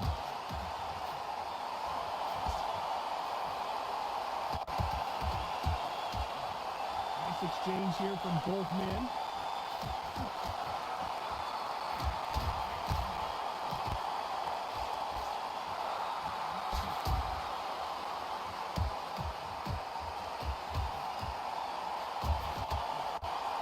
You're not going to see a lot of finesse and skills from this guy. He wants to bury his forehead in your chest and pound away.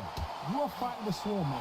Be smart, be sharp, concentrate, but you've got to be confident. Do not dance his dance, because that swarmer, once you do that, you're giving a man a chance that shouldn't have it.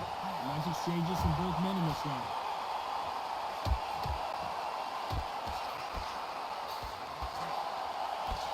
Not a lot of defense here at all.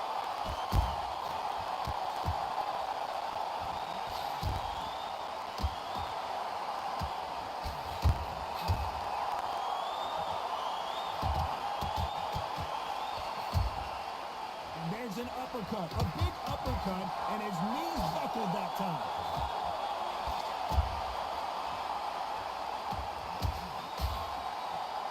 Nice punch. This round's still up for grabs with just 10 seconds.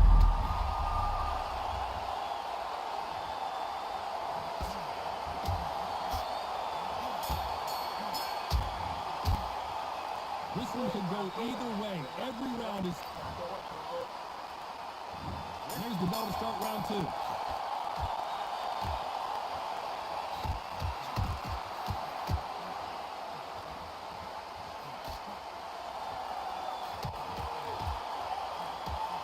Keep an eye on this slugger. As you know, he's willing to take 3 to give 1. That's his game plan, and it's worked out pretty well for him so far. Sluggers just want to mull you down. They want to walk straight through as though you do not exist. You've got to be fit for this one.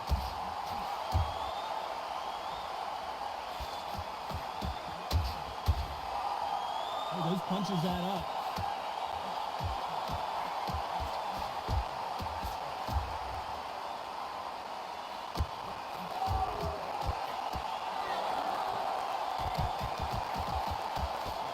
This is not the way he wanted this fight to start. Let's see if he can get out of trouble. He's trying to fight his way back into this. He somehow weathered the storm. Some nice exchanges from both men in this round.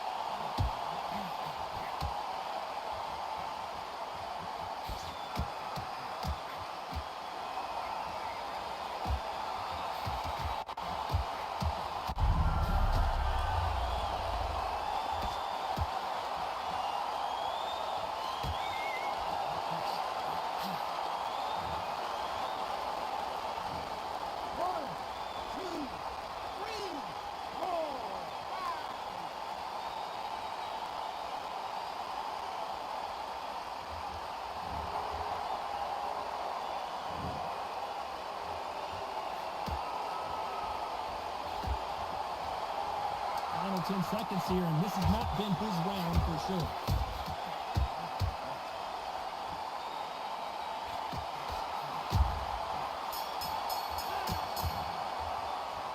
Well, he is glad to have heard that bell. Leaves a knockout without... On to the third.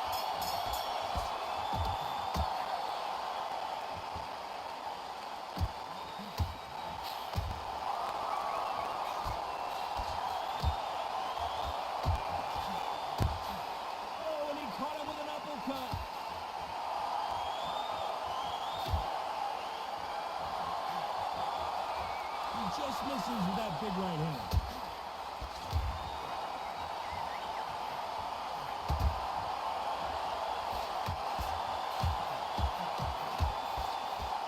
He's got to find a way to get around that reach advantage.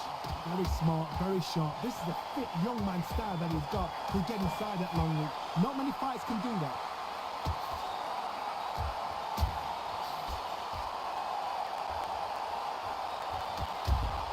What a shot, a perfectly timed left uppercut.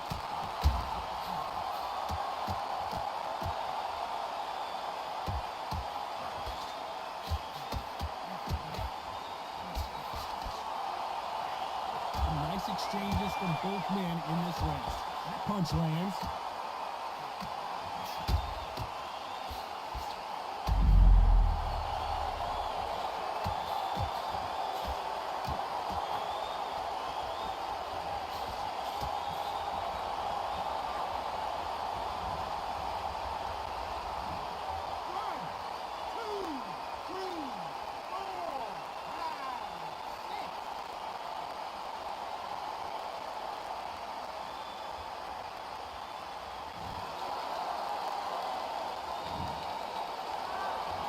Final 10 seconds here, and I think he knows who's won this round.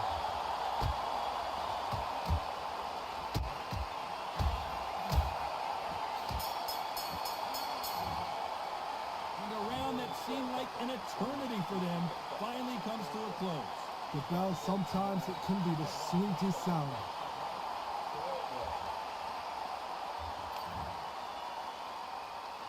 Here we go to the fourth round.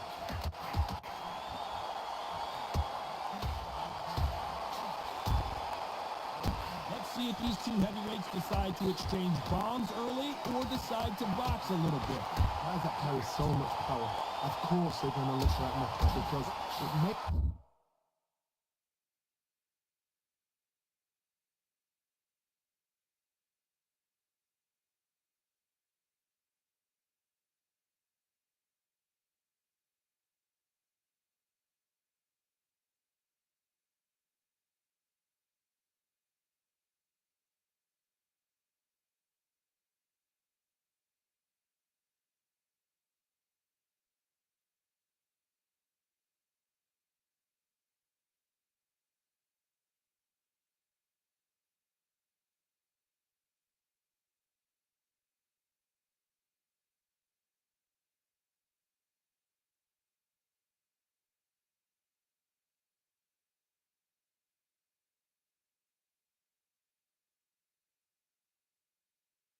makes a night a little bit shorter. You don't get paid any extra for overtime.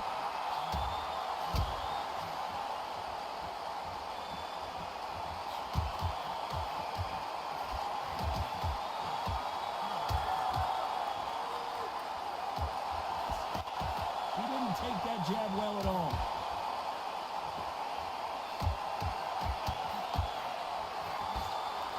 He just gets out of the way of that right uppercut.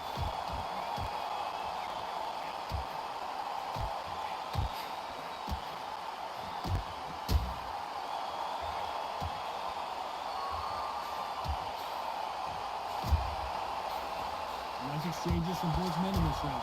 And you've got someone with the hand speed that this fighter possesses. How do you deal with it? Let me explain to you about a fast fighter that's got hand speed and footwork. They're relaxed, they're confident, they know they just have to quick burst, boom! In a split second they've let 4 shots go. Their footwork has got them out of the way. And these guys are so relaxed, and that's why they can maintain this all the way to a fight.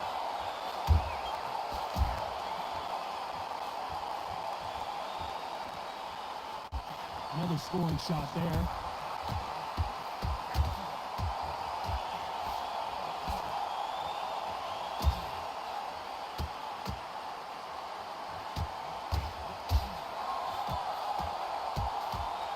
This round's still up for grabs with just 10 seconds to go.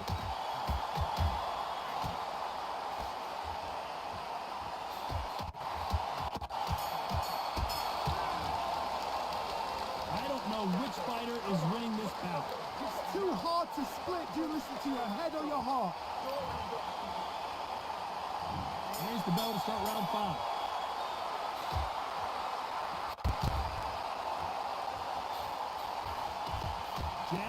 body, trying to wear him down.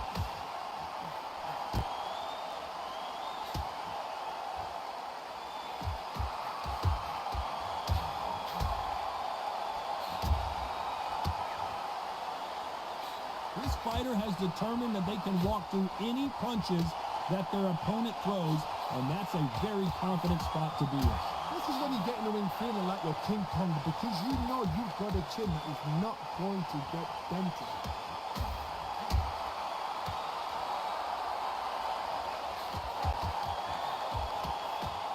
Hit him with a left jab.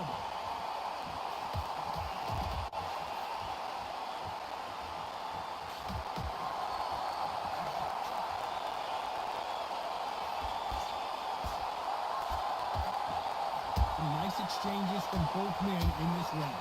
Why aren't they keeping their gloves up?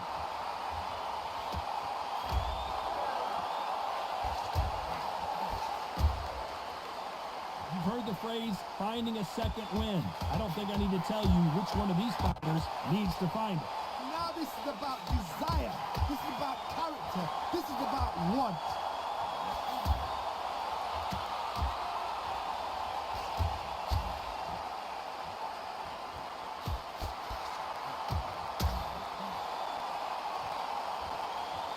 He failed to score with that left hook.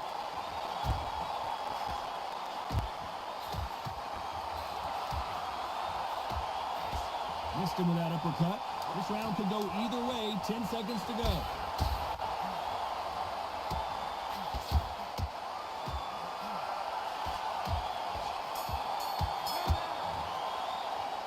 This fight is closer than 2 pages in a book, Johnny. That was super tight. Who's going to be the first one to get rocked?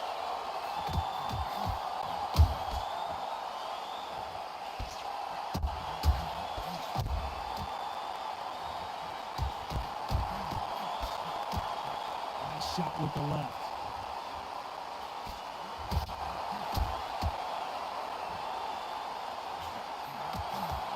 You've seen all the famous boxing movies, the training scenes, the gym work. That's what it all boils down to. Who's going to have more endurance?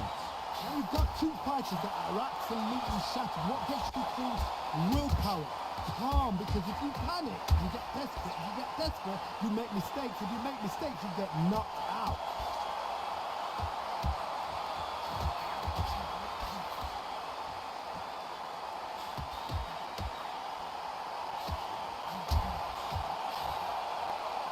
You hear that old phrase, second win. You've got to fight it somehow, and they figure out the combination to this safe.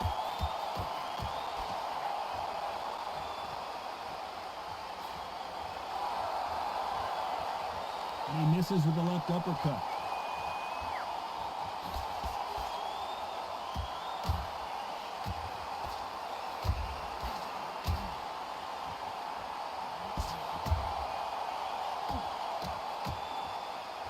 Good punch.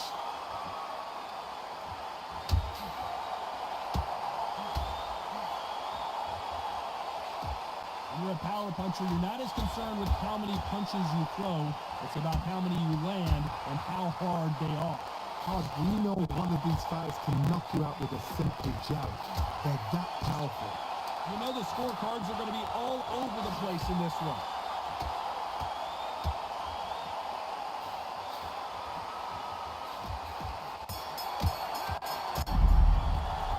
Who's winning this fight right now? And there's the bell for round 7.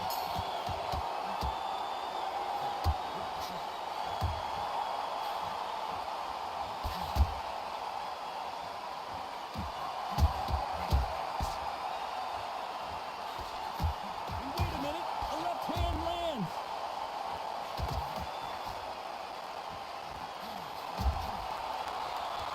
You believe what we are seeing.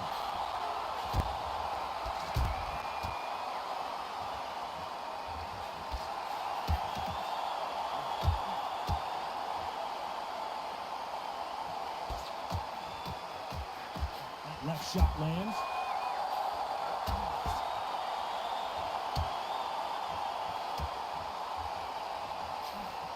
Power is is obviously the great equalizer in boxing, but when you know your opponent is relying on that so heavily, how do you deal with it? That power might be the do or die. That power might be the equalizer. Nice exchanges from both men in this round.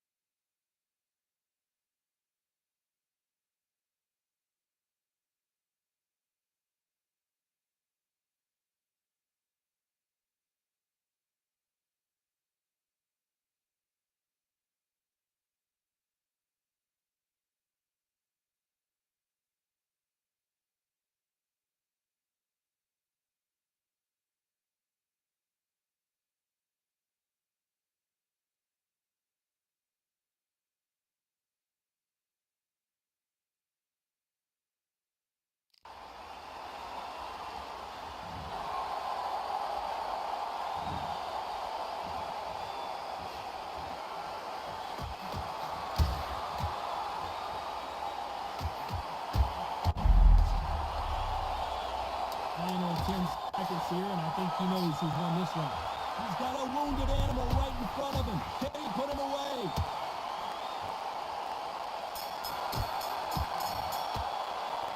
What would you tell this guy, Johnny? He's got to do something different. Round 8, and we're off again.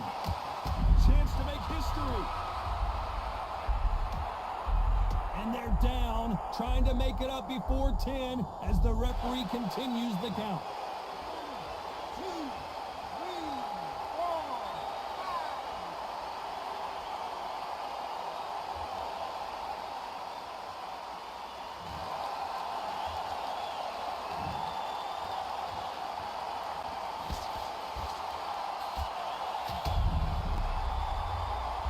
And he just knocked it down.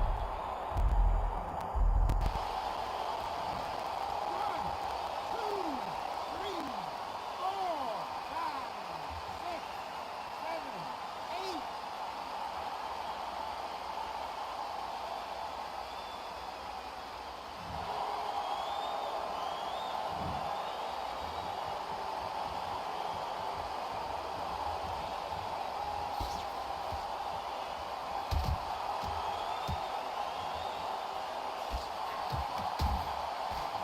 Look at that left uppercut.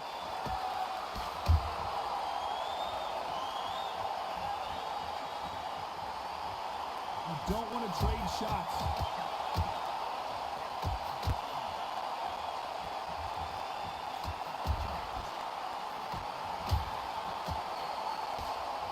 Endurance is becoming a factor. You can see this fighter having a hard time getting out of the way of punches, and they're not throwing as many.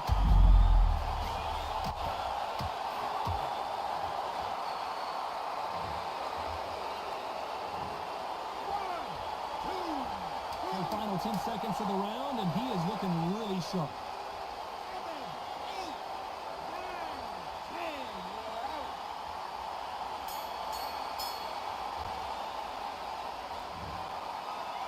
Not many people would have predicted it, but we got a knockout victory. A knockout victory. That's not a knockout victory. That is somebody saying, I'm here. I've arrived. Try that again. It will happen all over again.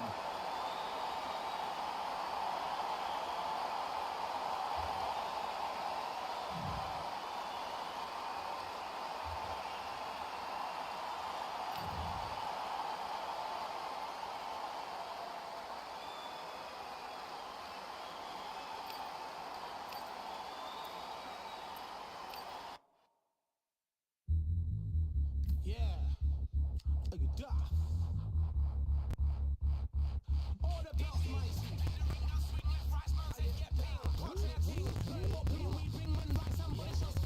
Ding ding, step in the ring, now swing left, right, man said get ping. Can't try a ting, no about ping, we bring when right, somebody shall sling. Ding ding, step in the ring, now swing left, right, man said get ping. Can't try a ting, no about ping, we bring when right, somebody shall sling. Uppercut, fling, right up, fling. Can't try a ting, send man over the ropes. Man try come for the belt, but I push to get a vessel ended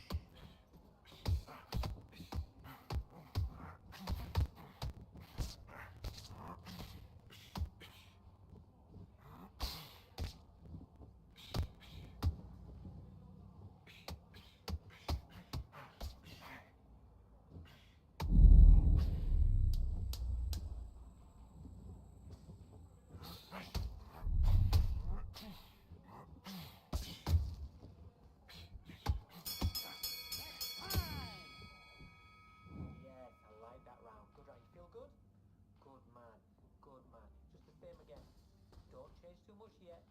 Keep doing what you're doing. The gaps will appear.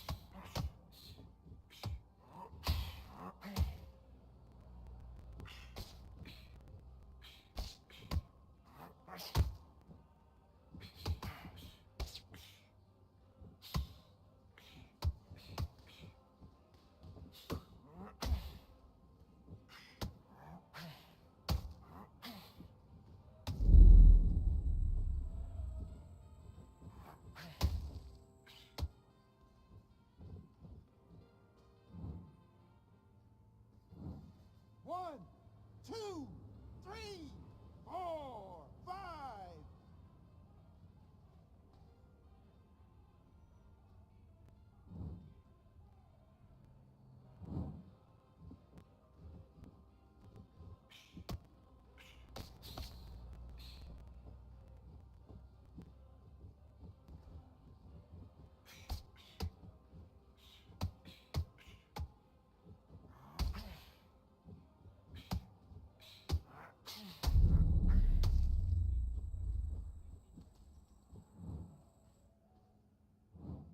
One, two, three, four, five, six, seven, 8, 9, 10. You're out.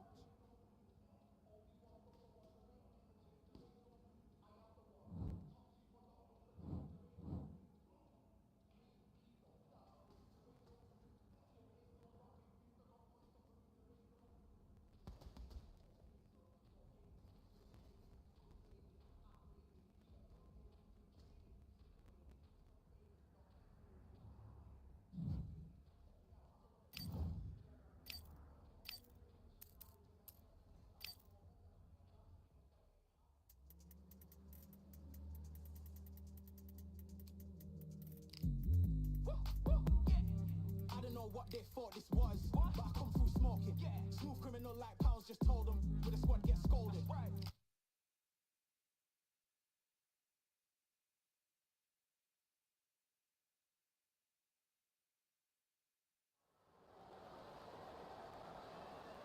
Welcome to the WBC Arena, and what an atmosphere we have here tonight. I'm Todd Grisham, and next to me for the broadcast, the one and only Johnny Nelson. It's action night. It's time for our tale of the tape, and here is Nigel Benn. He comes in at 177 centimeters tall with a 100. The Dark Destroyer himself, Nigel Benn, one of the greatest English champions of all time. This legendary middleweight fights out of London, England.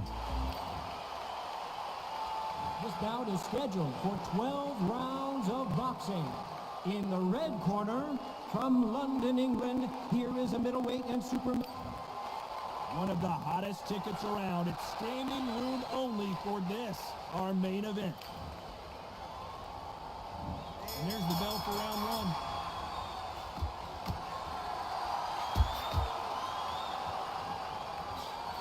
Oh, and they just got their bell rung.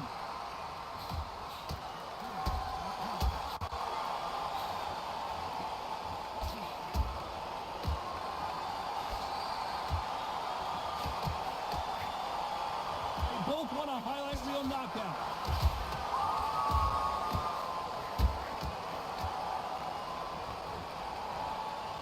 We wanted action, and they are delivering.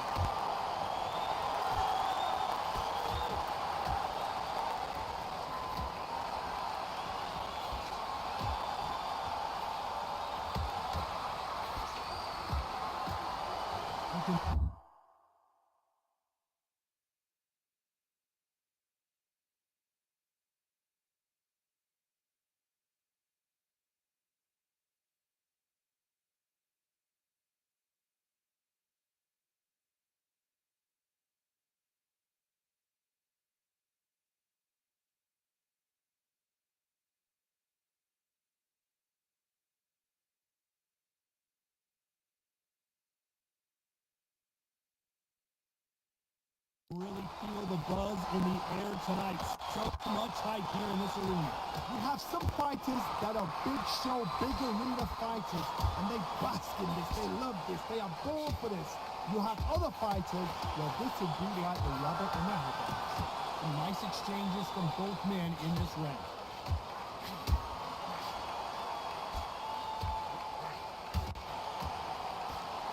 What a punch.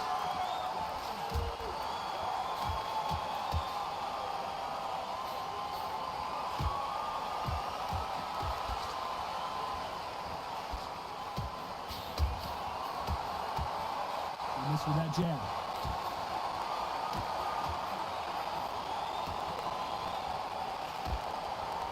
There's an uppercut, a big uppercut, and his knees buckled that time.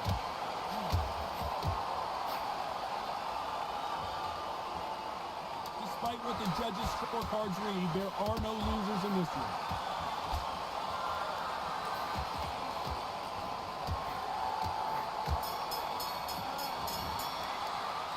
This one could go either way. Every round is so important.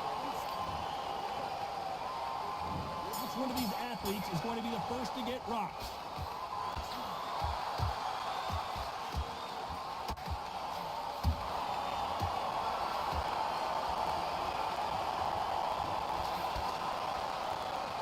Keep an eye on this slugger. As you know, he's willing to take 3 to give 1. That's his game plan, and it's worked out pretty well for him so far.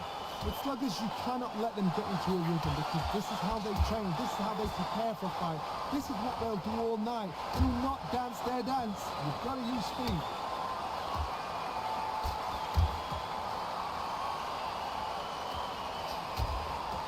You can't score with that uppercut.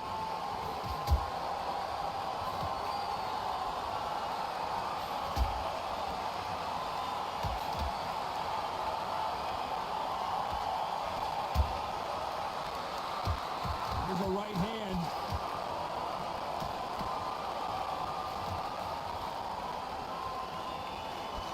Nice exchanges from both men in this round. Oh, and he caught him with a stiff jab.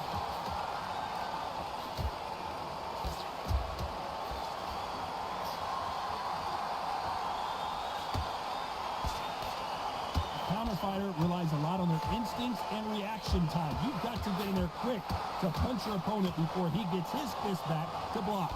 To beat a counter puncher, you've got to take them out of their pace. Do not wait for them, because if you wait, they'll pepper and pop you all night.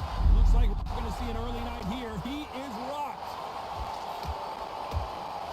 And they're down, running out of time as the referee continues the count.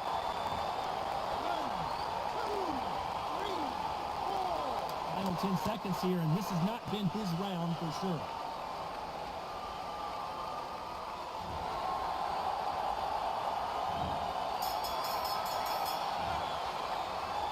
You know that bell was sweet music to his ears.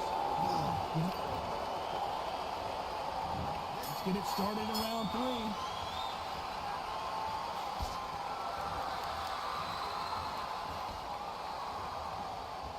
Missed him with that uppercut.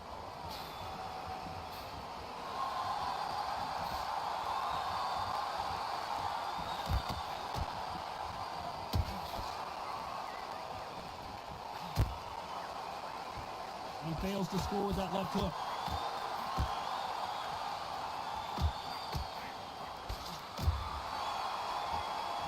A lot of people love watching fighters in this weight class because they've got the speed and they've got the power. Middleweights always gives us a class. If you've got 2 class middleweight fighters, you are in for action. I'm quite sure right now, if you know your boxing, there's a certain fighter, I would just say marvelous, but some fighters were unbelievable middleweight.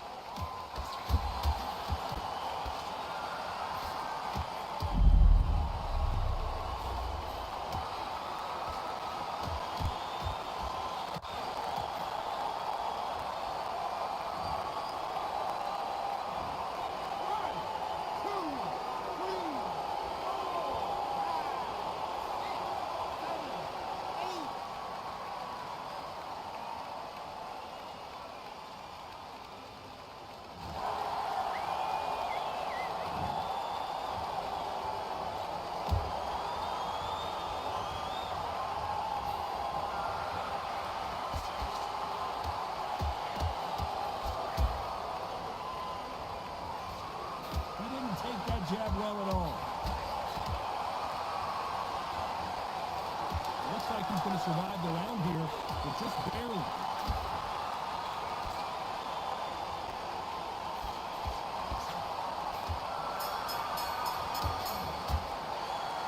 That bell could not have come soon enough for this guy. On to the 4th we go.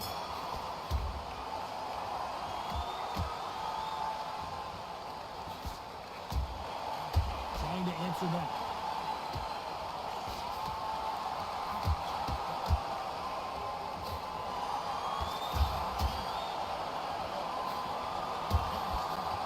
He gets up.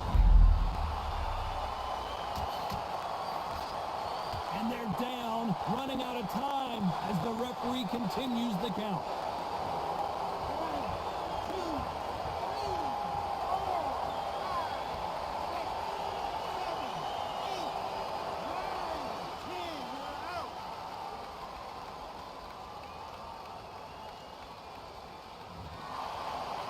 So time to go celebrate after another knockout win here. What a build-up. What a journey towards this fight. What a fight itself. The crowd enjoyed it. The fighters enjoyed it. I certainly enjoyed it. And what a way to end the fight. There's no mistake there about who won. What a shot.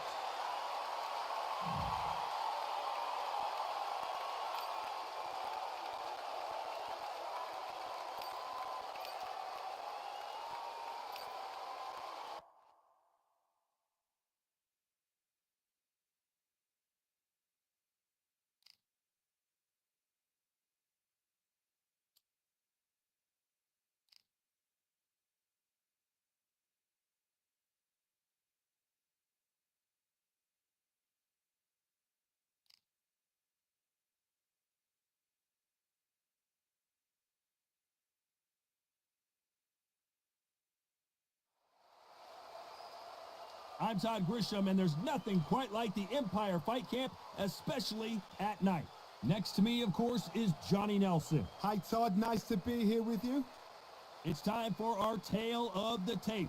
Introducing first, it's Katie Taylor. She's 5'5" tall with a reach of 66.1 inches. And in the other corner, Jessica McCaskill. She stands 168 centimeters.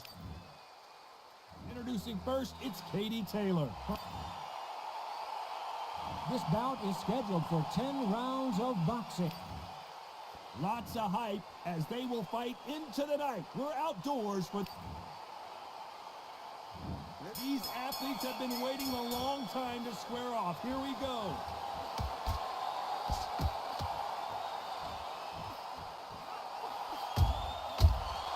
He got hit right on the button by that power punch.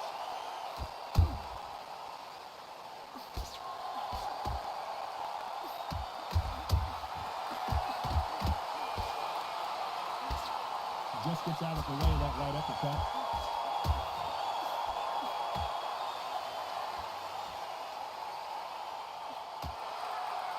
A rowdy crowd awaits our main event tonight. They've had all day to pregame. The media's ready, the fans are ready, and you know the fighters are ready.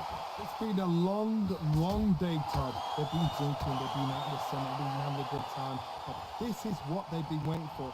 This crowd can...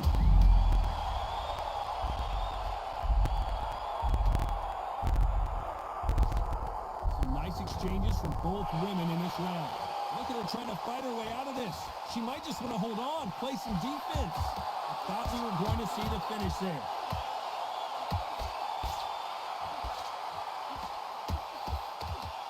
Johnny, I thought they were supposed to hit each other, not hold each other.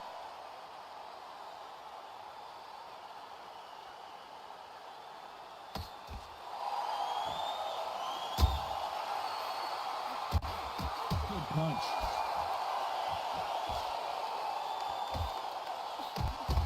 And she got her clean. The referee waves it off, and we've got a new star budding right in front of our eyes. You heard that right, ladies and gentlemen. A knockout victory and one of the biggest surprises of the year. A knockout victory? That's not a knockout victory. That is somebody saying, I'm here, I've arrived. Try that again, it will happen all over again.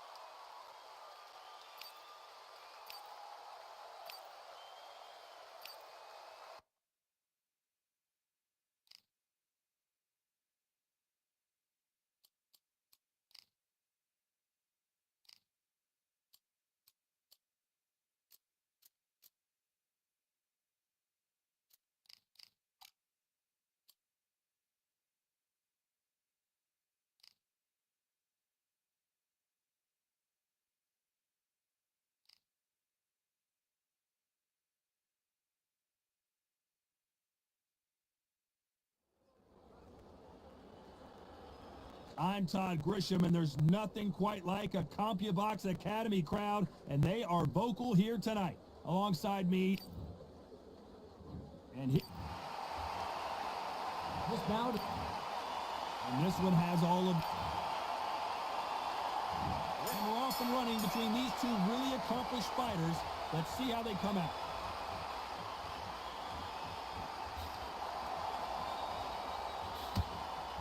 Left punch.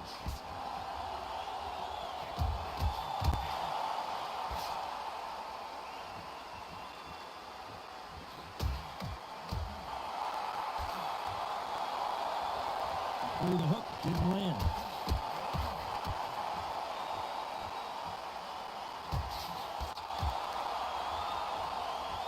One of the hottest tickets around. It's standing room only for this, our main event.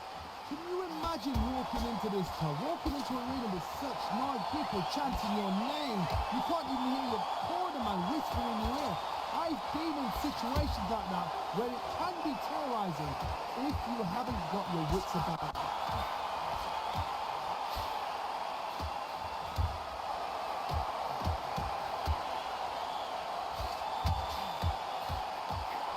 Nice exchanges from both men in this round.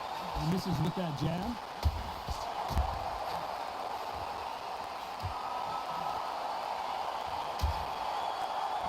He knows that right hand's coming and still can't do anything about it.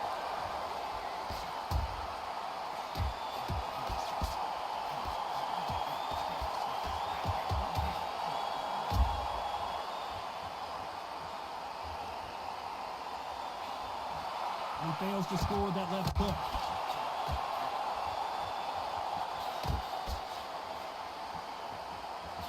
This counter puncher is going to wait for you to move first, and then will strike like a snake. Keep an eye. You know the scorecards are going to be all over the place in this one. Just like that, this fight is over. We were expecting it to go the distance, but he had other ideas. It happened. You saw it here live. A knockout win. Congratulations. Well, there's no argument right there. You say it. Night.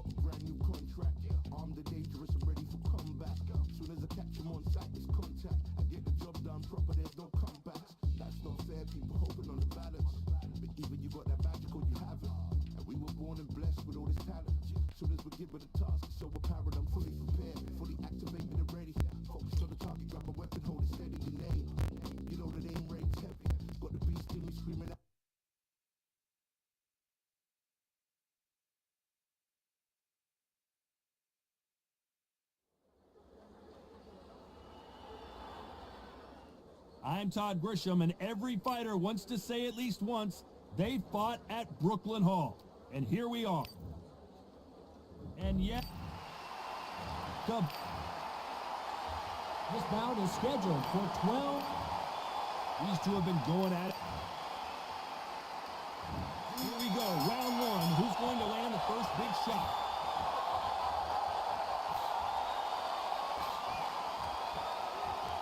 Through the hook, didn't land.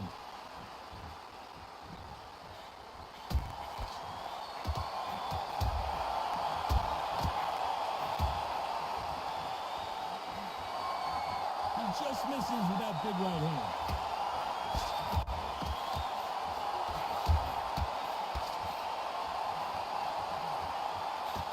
Off the charts action from both of these fighters.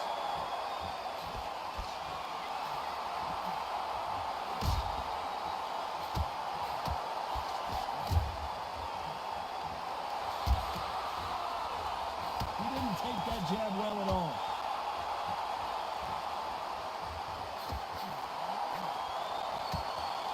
Oh, and he caught him with a left hook.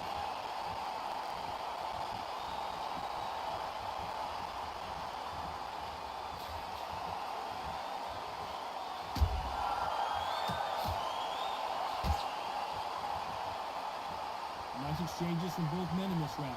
Keep an eye on this slugger. As you know, he's willing to take three to give one. That's his game plan, and it's worked out pretty well for him so far. They've got to be very wary. If you're in with a slugger, they will fight all night for fun. They'll stay in your face. They are naturally tough and strong and aggressive.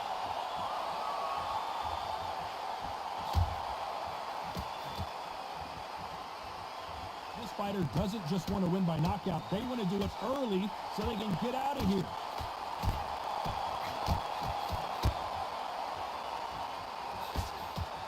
A very competitive round with 10 seconds left.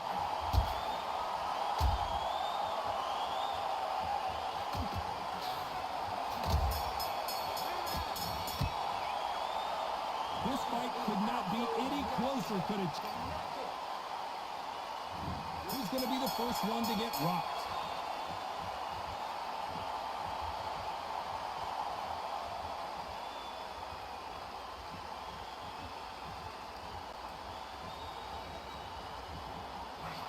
He caught him with a left hook.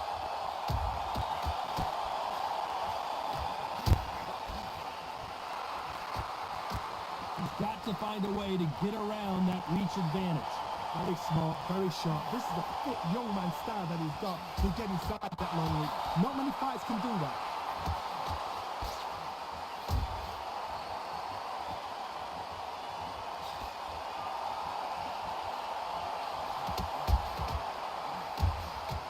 Good left hand.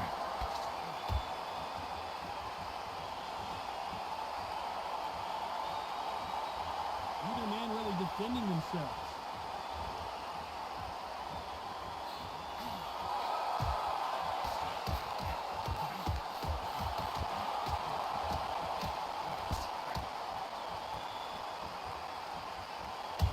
Nice exchanges from both men in this round. How did he absorb that hook?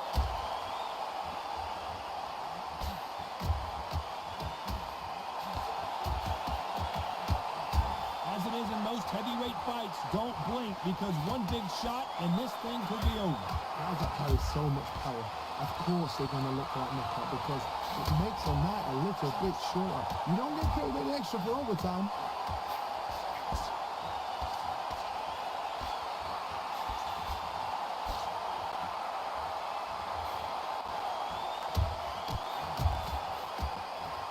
This round's still up for grabs with just 10 seconds to go.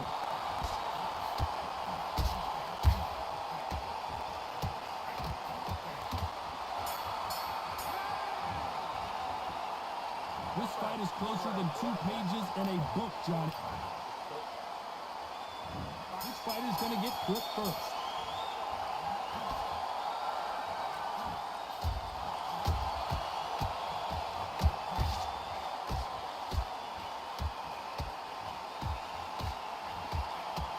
Hit him with a left jab.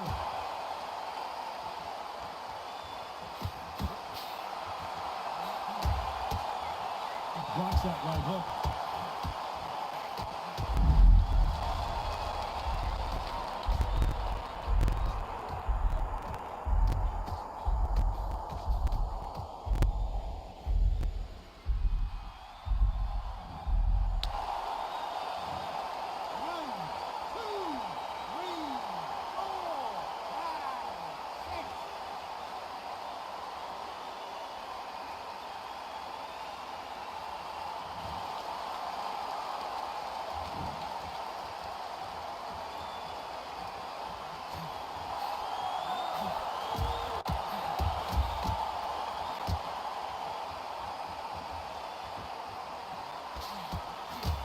One of the best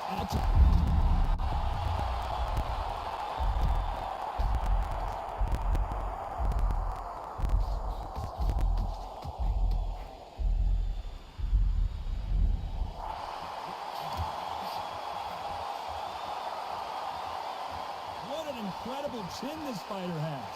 Both men step back for just a moment.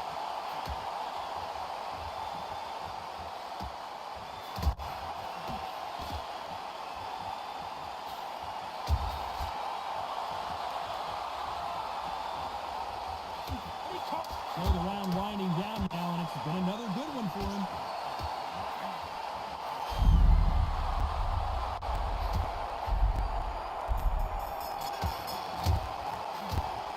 As bad as boxing judging could be sometimes, there's no doubt who won that round.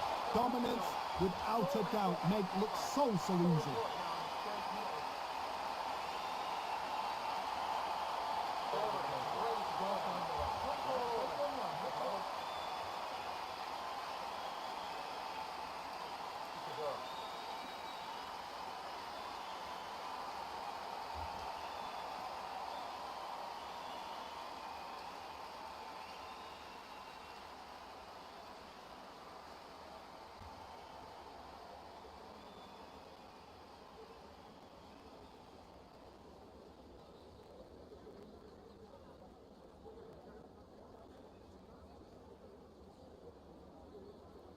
Time winding down as we get set to jump back in the action.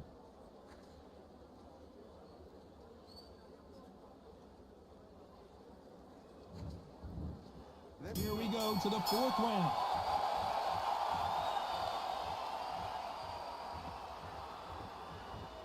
This fighter's certainly not going to out-throw their opponent by any means, but they will, when they hit, be a lot harder. I've seen certain fighters that can depend on just their power alone. Forget tactics. They know the second they touch you, it's done. That's where the confidence comes from.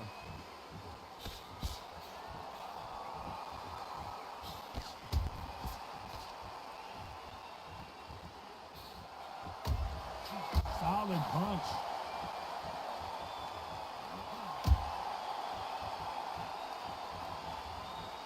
These punches coming from every angle.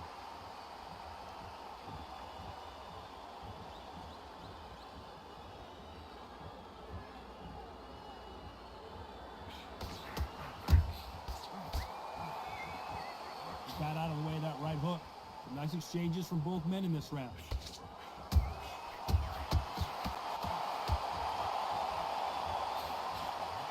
This fighter has determined that they can walk through any punches that their opponent throws.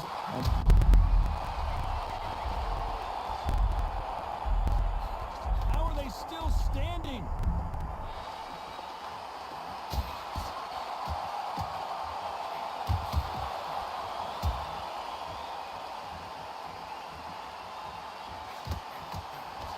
Left scores.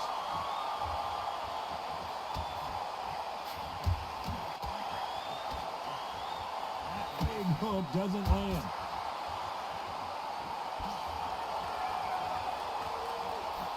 Very close round with 10 seconds to go.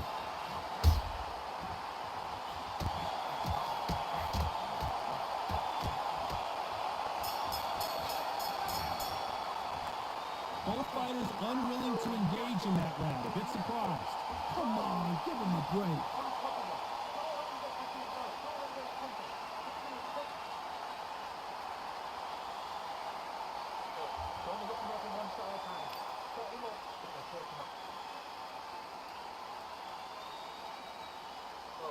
gotta be smart, otherwise you'll see it and you'll ride it out. Go out there and finish it.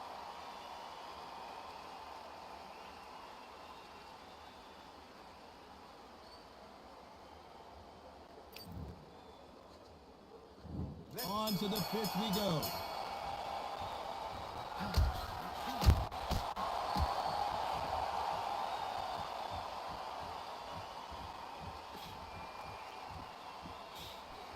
In the early rounds of a fight, you'll see two boxers feel each other out, test each other's power, and I think this boxer has decided I can walk through anything that lands. I've seen some fights with a granite chin. You could hit them with a sledgehammer, they are not going to move. But then I've seen some mad punchers with a chin like a crisp. As soon as you touch them, they're gone. This is the dangerous fight.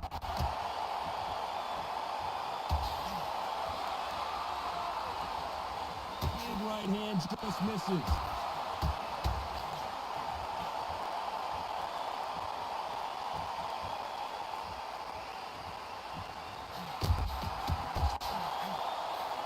Takes that challenge.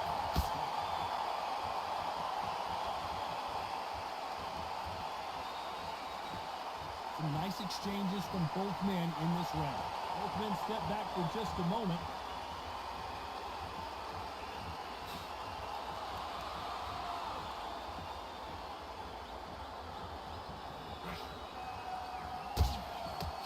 Energy and endurance are not an issue for this fighter who continues to be aggressive as the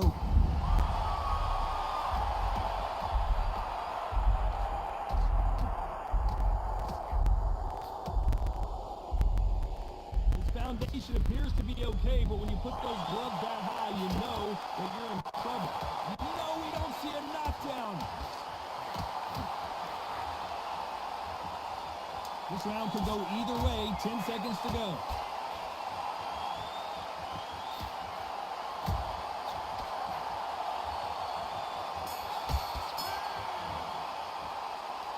I don't know about you, Johnny, but I'm getting a little bit sleepy. No, keep your eye on the ball. This is when you get knocked out. Don't close your eyes now.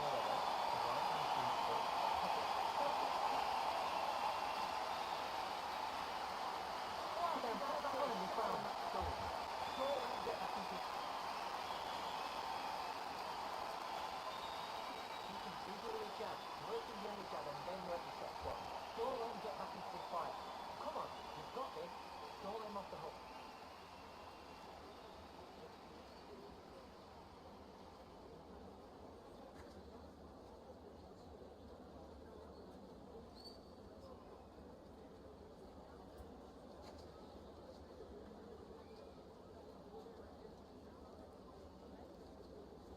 The referee calling for seconds out. Unfortunately, this fighter not going to get more time to heal up and get a breather.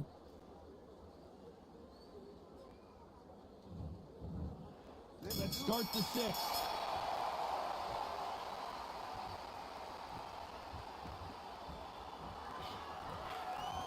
That left hook missed.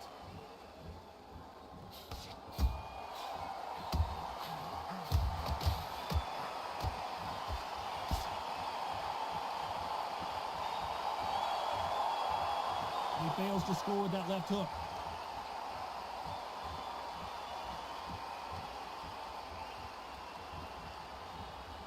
Nice exchange here from both men.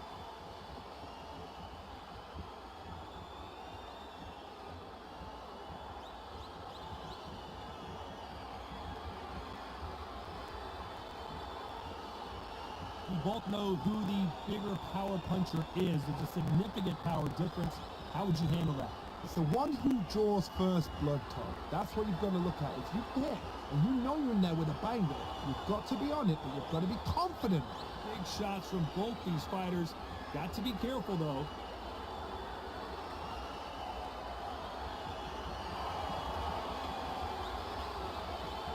There's a right hand.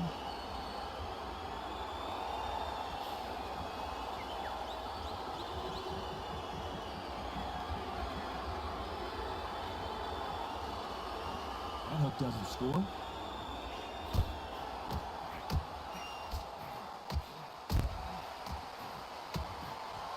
How do they use this fighter's aggression against them?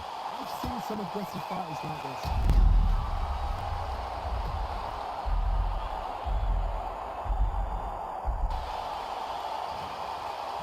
The final 10 seconds of the round, and he is looking really sharp.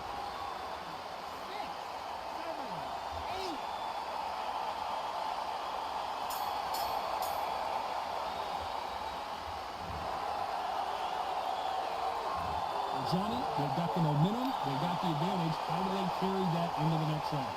I seriously hope the judges kept their eye on this fight. Here's the bell to start round 7.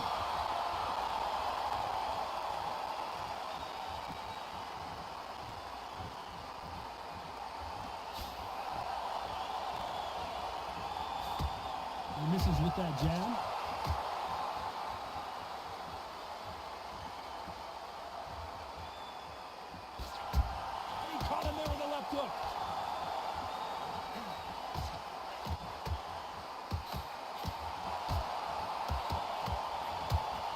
Defense failed them. Keeping those gloves up, the guard high, paying dividends as it seems that moment of trouble has passed.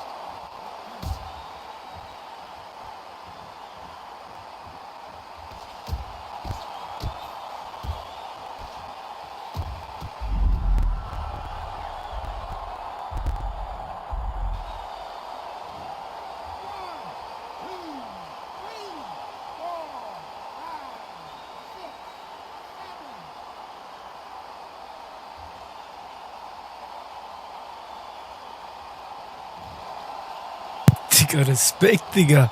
Respekt, Alter. Steht der einfach auf?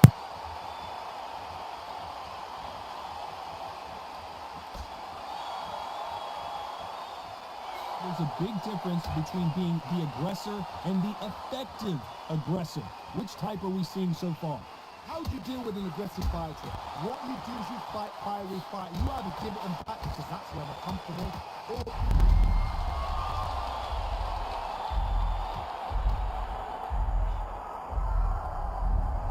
Well, the round winding down now, and it's been another good one for him.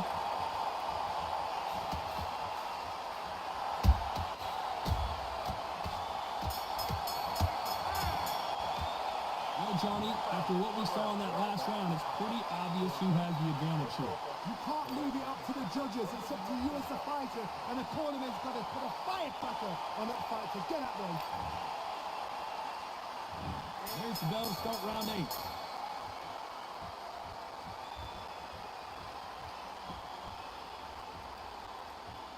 Nice exchange here from both men.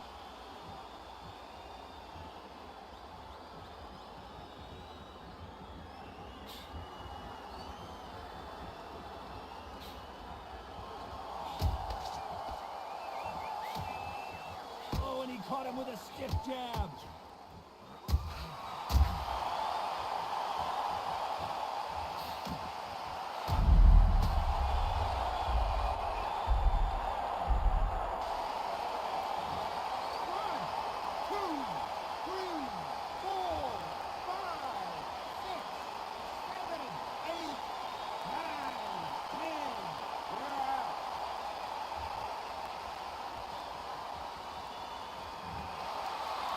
So time to go celebrate after another knockout win here.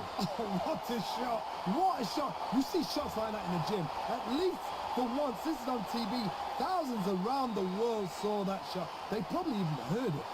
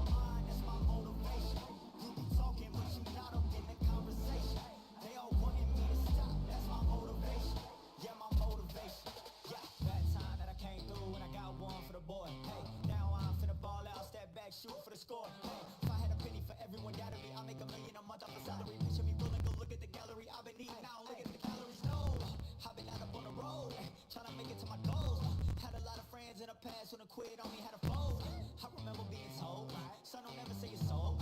For the girls, for the cars, for the fame, for the riches, for the gold. Yeah, I've been chasing material things, I've been chasing my dreams. Stay close to the team, I don't ever need no reason to leave. Heard the birds in the trees, telling me shit is a breeze. As you can see, I do it with ease, wanna make it believe. Bad time that I came through and I got one for the boy. Now I'm finna ball out, step back, shoot for the score. One time for the one time, I'll rebound, I rebound. In the meantime, I stack up, this win my reward. Motivation, all the hating that they doing, that shit motivation. Staying winning, nothing less, ain't no consolation. Used to tell me that I couldn't, that's my motivation. Yeah, my motivation. Motivation, all this money on my mind, that's my motivation. You be talking, but you not up in the conversation. They all wanting me to stop, that's my motivation.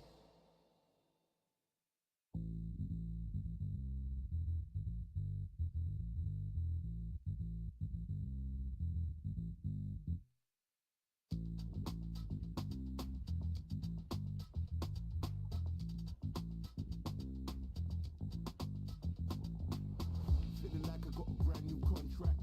Armed and dangerous and ready for comeback.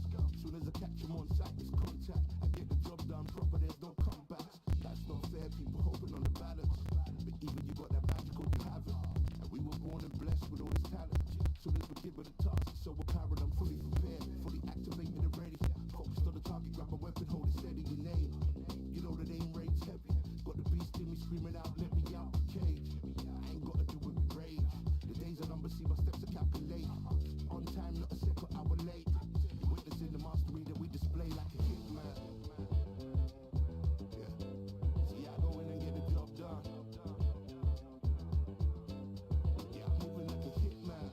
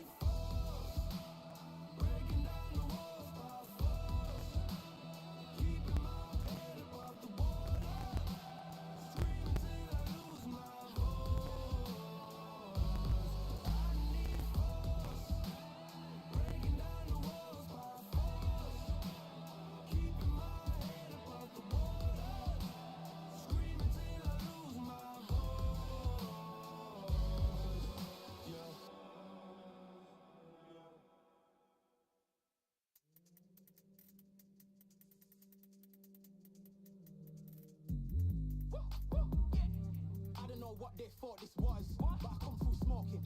Smooth criminal like pounds, just told them with a squad get scolded. War with the Lord, not an omen. Still might have to grill a brother like Foreman. When my dogs start rioting, leaves will be falling off trees. You'd think that it's autumn. Yo, I can't stand these rap boys. Feel to eliminate all.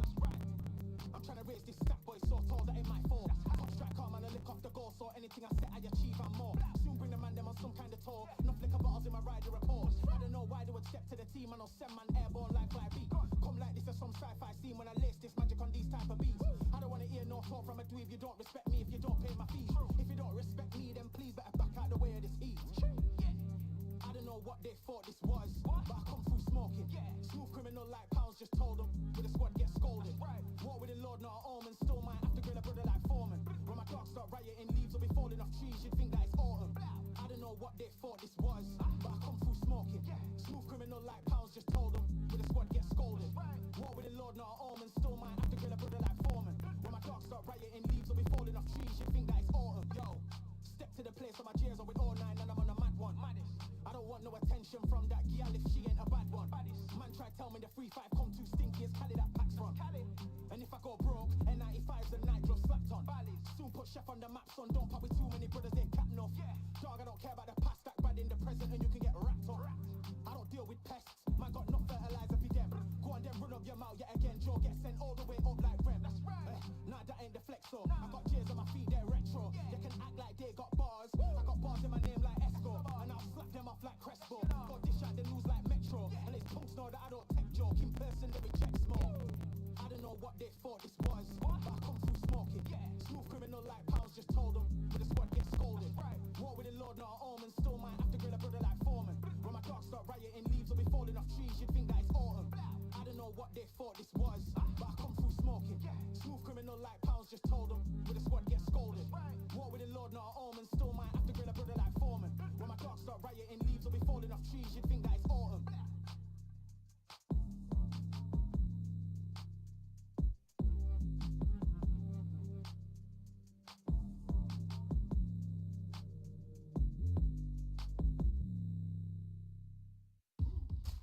Now what we gonna do right here is settle the score. Look around you.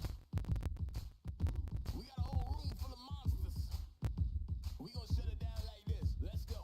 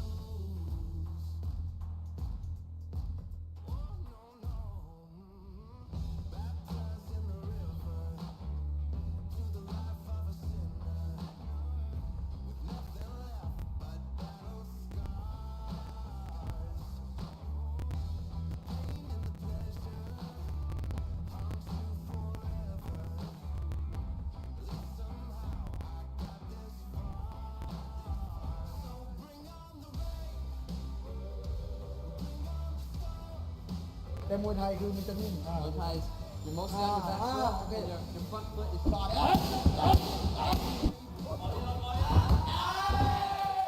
I'm an Olympic medalist boxer and I'm here in Bangkok, Thailand, about to do my first ever Muay Thai training session. And I'm going to be working with Coach Nai, who is a champion Muay Thai fighter, and how it's going to work. He's going to give me some instructions, we're going to do a little bit of training, and then we're going to get the gloves on and we're going to spar. I'm excited for this, but at the same time, I'm a little bit nervous. Let's do it.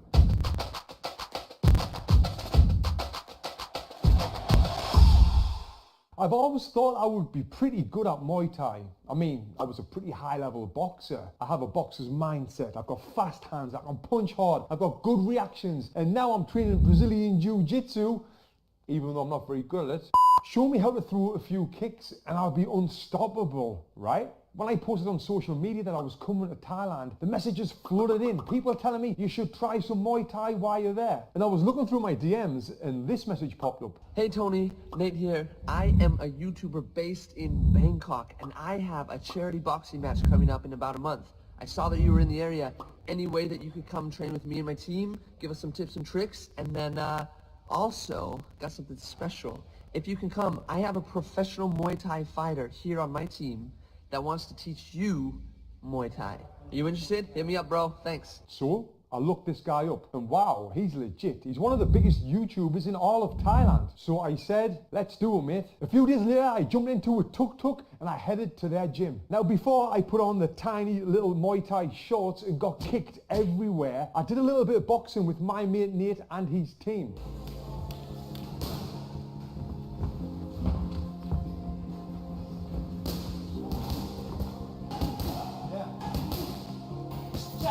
While I was doing this, the Muay Thai fighter who I was about to spar with turned up. And it turned out that this guy is called Coach Nai. And he is a champion Muay Thai fighter who also has the most popular Muay Thai YouTube channel in all of Thailand. And he jumped into the ring to do a little bit of boxing, shoulder and body sparring with me before we did our Muay Thai session. And I was thinking in there with him, I can handle him pretty easy in boxing, so I'll be able to do the same in Muay Thai. Now, this guy couldn't speak a word of English, but when you're in the ring, the fists do the talking, right? Dad joke. Dad joke. And now it's time for the Muay Thai session. And unexpectedly, he handed me some of these shorts. And these were the shortest shorts I think I've ever worn in my life. And I felt pretty silly. I actually felt pretty naked. Whoa, you're sexy! And I was about to find out that the transition from Muay Thai to boxing was actually a lot easier for him than for me to go from boxing to Muay Thai. But really, how hard can this be? Now it's time for Coach Nai to teach me some of the basics of Muay Thai before we spar. I can surely look like a half-decent Muay Thai fighter after just one session, right? คือมวยสากลมันจะใช้สเต็ปขาที่เขารู้อยู่แล้ว Line on your toes. ใช่แต่มวยไทยคือมันจะนิ่ม Muay Thai is you're mostly on your back foot okay. and your front foot is to protect the kick. โอเคอันนี้คือสเต็ปบอกเขาซึ่งนี่คือสเต็ปของมวยไทย This is your just regular ไม่ต้อง boxing step. no Well, I soon found out I was absolutely useless at being able to do this. I couldn't even get the correct stance. And I would love to use the language barrier for an excuse of how terrible I was, but we had my mate Nate there who speaks perfect Thai and perfect English, and he was translating everything. 1 2 1 2 And I was still really struggling with just the stance. You know, in boxing, we've got that 50-50 weight transfer of the stance. But in this, putting the weight onto my back leg was a struggle. It did make sense what they were saying, but hearing it compared to doing it is hard. And that's probably because I've got 27 years of boxing experience. So it's very hard to get out of the habit that I've been developing since the age of 10 years old in just 10 minutes. Now it's time to throw some kicks. Step forward with front foot. สเต็ปปึ๊บคิก Look. All the way on the front. easy no Relax your leg. Okay. And turn your hips over. สปริง Back foot up on your toe. I'm trying to do this, but the balance of staying up high, like he's telling me, is very hard. And another thing is that I'm not flexible at all. He showed me some of his kicks on the pads. Step forward. and they looked very hard. So I made a little joke and I said, now are you going to show me how to kick hard? Well, he didn't get the joke, and then you start kicking the pads even harder. Can you help me show me it hard now? เพราะว่าขอเพิ่งเขาอยากเห็นแบบ ได้ This is how it trains. So so usually 20 parts.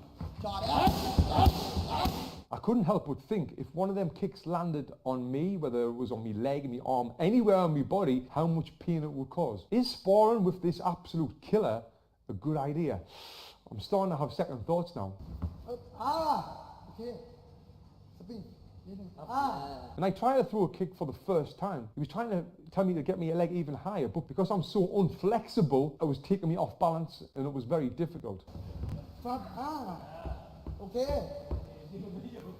And now I'm starting to regret agreeing to doing a sparring session after this. I feel like I'm not only going to get battered, but I'm also going to look like an idiot too. But I kept trying and trying, even though Coach Neil was laughing at us. Okay, now I'm going to try and kick the pads.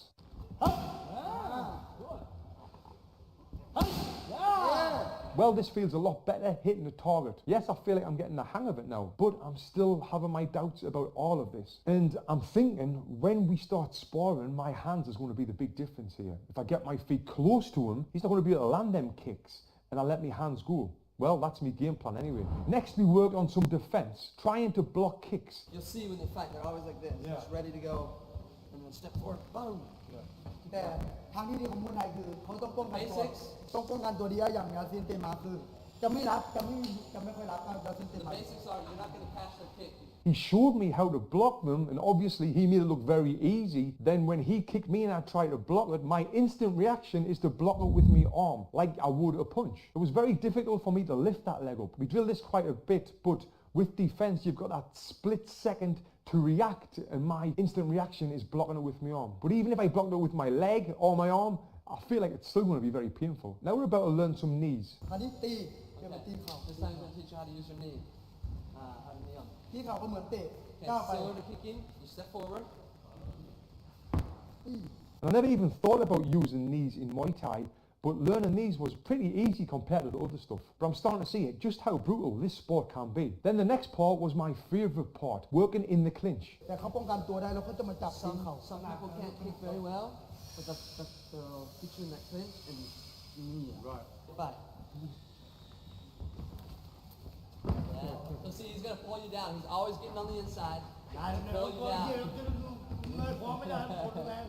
In boxing, people hardly work on their inside game, even though it's a huge part of the sport. Why is that? But in Muay Thai, this is also a huge part of their game. It's kind of reminded me of Brazilian Jiu-Jitsu, but the techniques are a lot different. Now it's time to get the gloves on and the shin guards and spar. They don't normally use shin guards, but if you think I'm going to let this absolute monster kick me without wearing padding on his leg, you've got no chance. I would never do this without them. I'm not brave enough for that. And one more thing. The last thing that this 37-year-old retired fighter, father of three, wants is to be punched in the head, because I've been hit way too many times in the head for any human being in the past. So we adding in that this spar is not going to be head punches. It's going to be shoulders, body, legs, everywhere else apart from the face. Here we go. So now we've done a little bit of training.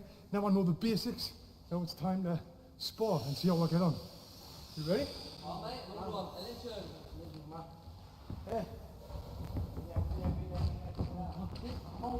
Get that strong guard. Ready to block his kicks. I'm trying to do what I learned in the session, but straight away I go back to my boxing stance, which I see is not working in Muay Thai. Now he's in front of me, I'm feeling everything that we worked on just went straight out the window. It doesn't seem like you can teach this old dog any new tricks within an hour anyway. Get that leg up when you block. I tried to kick him. Ooh, I wasn't expecting that. I was already afraid of throwing kicks before he did that. Now, I don't know what I'm supposed to do. I need to go back to my strengths, which is boxing, punching, feinting, getting him to think about my punches and then reacting and then going in and throwing the punches. I heard all the boys telling me, catch his leg and then sweep him. And because he doesn't speak English, he didn't know what they were saying.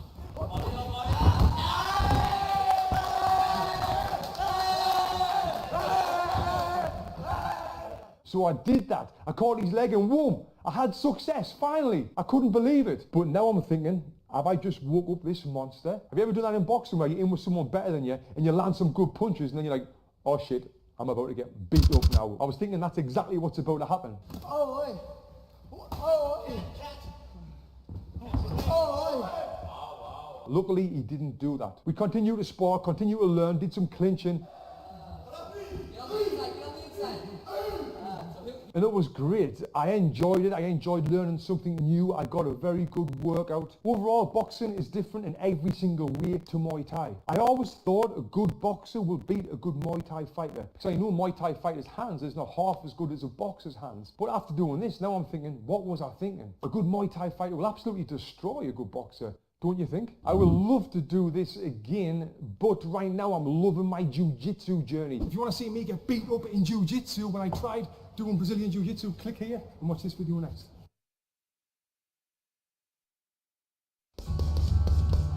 Getting your head off that centre line.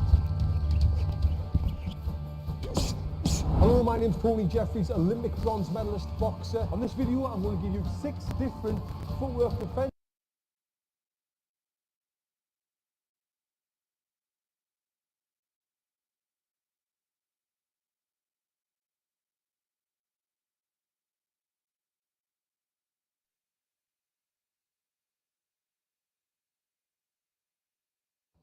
Ladies and gentlemen, would you please welcome to the ring Sunderland's very own Tony Jeffries.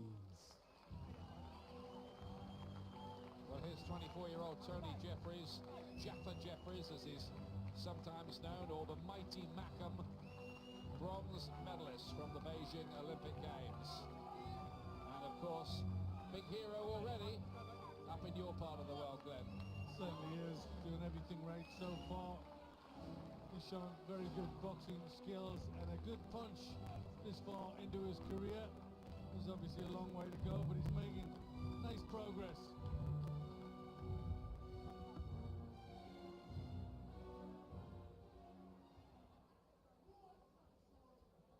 You now join us for a special light heavyweight trunks with white trim. He comes from Riga in Latvia and weighs in at 12 stone, 5 pounds and 8 ounces. Engaging tonight in his 21st contest. Please welcome Andreas Tolstis. And his opponents across the ring in the blue corner, wearing the white trunks with red trim. He fights out of Sunderland and weighs in at 12 stone, 3 pounds and 8 ounces. As an amateur, he was a 2006 ABA light heavyweight champion and a 2008 2006 stone, 3 pounds and 8 ounces. As an amateur, he was a 2006 ABA light heavyweight champion and a 2008 Beijing Olympic Games bronze medalist. Tonight, as a professional, he enters the ring with a 4-5 record, 4 wins, 3 of those wins coming by way of knockout. Please welcome the mighty Macam, Tony Jeffries. Your timekeeper is David Walters. Your referee at the bell is Roddy Evans. Boxers, please. Okay, boys, you both know what I expect of you. When I say break, you step back. Defend yourself at all times. Best of luck to both of you. 4 out of 4 so far in the pros for Tony Jeffries. And he won't expect to be upset here against Andres Tolstis from Latvia, who did score a couple of back-to-back first-round wins earlier this year. But more often than not, he's been beaten. Who knows? He might be dangerous. Jeffries will just have to maybe have a little look at him. Let's hope he's a bit better than the Latvian that David priced for. Good punches going in already from Jeffries. Well, Jeffries does have the skills to have a look at Tolstis. He's got to get that jab working. There's a hard, straight jab. Good punch. Be learning all the time, Jeffries. It's a couple of right hands in as well. Tolstis has given a good account of himself a couple of times against fighters we know, but he goes down under that barrage quickly. Inside the first minute. Counts at 7, 8, just about got up. He looked reluctant to do it. Yeah, I think he was here with that left hook to the body. Certainly didn't like it. There's another one. Jeffries knows he's hurt him. More body punches Nothing coming back from the Latvian. Needs to do something soon. He does find a left hand at last to get the referee a bit more interested. Costas has to throw some punches. He's just allowing Jeffries to get off with anything he wants at present. Again, he's looking for that left hook to the body. Tony Jeffries, and another left hand, this time to the temple. Puts Tostis down for a second time. This is not going to last long. 7. No, he doesn't look up for the job. He's badly hurt. Get closer. It still works. Still works. Still works? Nah, I don't need a new one yet.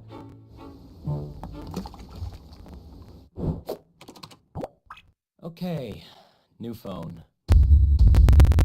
Just need a promo code. Shouldn't be too hard to find. For real? Okay, let's try another one. Seriously? You're kidding me! I'm so over this.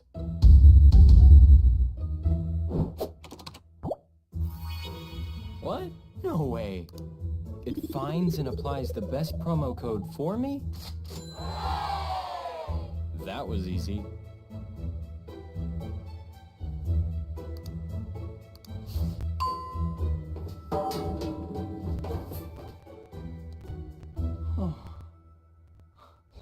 Sweet.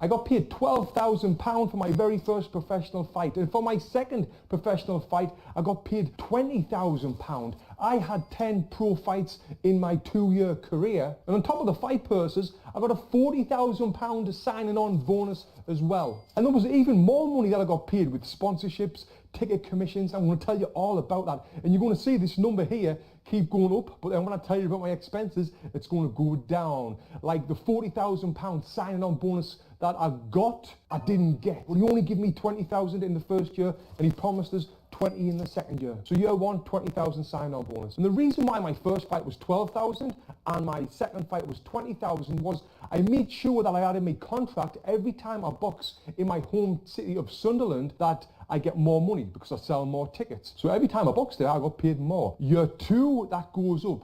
I had £15,000 a fight outside of Sunderland and 24,000 when I was fighting in Sunderland. And then as for the ticket commissions, I had in my contract as well, I asked for this, I really wanted it in there, that if I sell 150 tickets, I want 10% of that ticket money. If I sell over 150 tickets, I want to get 15% of that money. Now, I was a big ticket seller when I was fighting, so that really added up as well. What I'm going to tell you about, and you're going to see this number rise up when I tell you how many tickets I sold. And as for my sponsorships, I was getting between £2,000 and £6,000 a fight. So let's average that out and just say £4,000 a fight. In my first year, I had 5 fights. So that was £20,000 in sponsorships. Another thing I had in my contract for the first year was I wanted £500 a month for living expenses, because I was living in Manchester and I had to pay for rent and all that. So I thought, yeah, £500 a month, which is another £6,000 for year one. Now talking about ticket commissions, I was selling between 200 and 600 tickets a fight and getting between 10 and 15%. Now ticket prices range between 30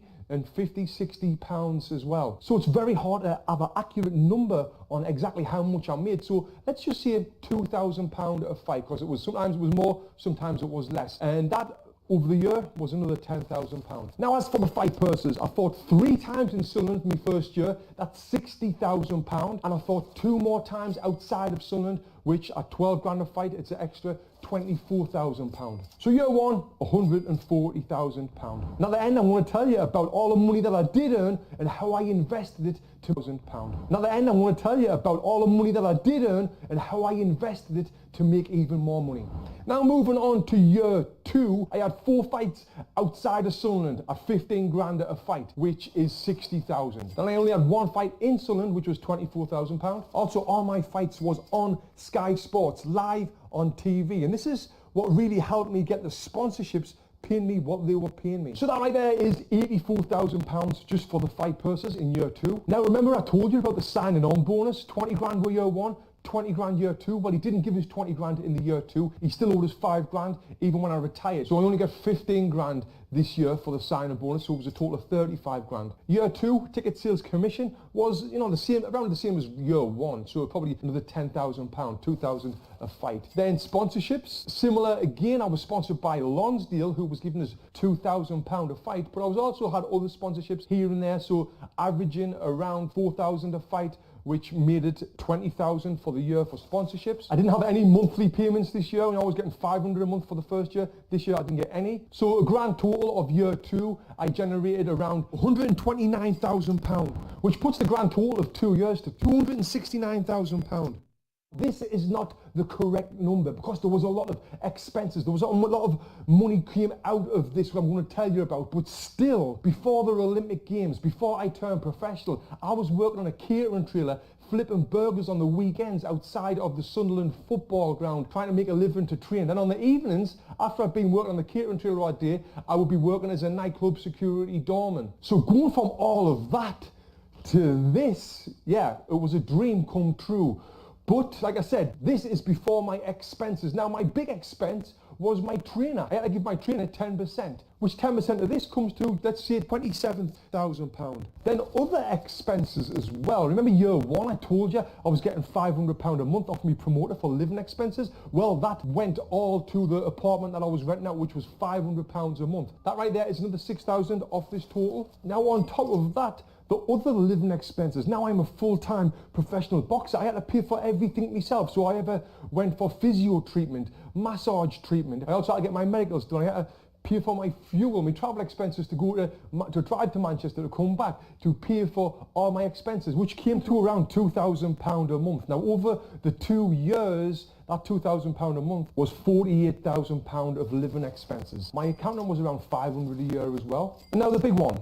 Tax. Yes, I paid tax, and I paid around 15% tax on here, which is like 23 grand. And over the 2 years, the grand total I earned after everything else was paid was £165,000, which works out around $220,000.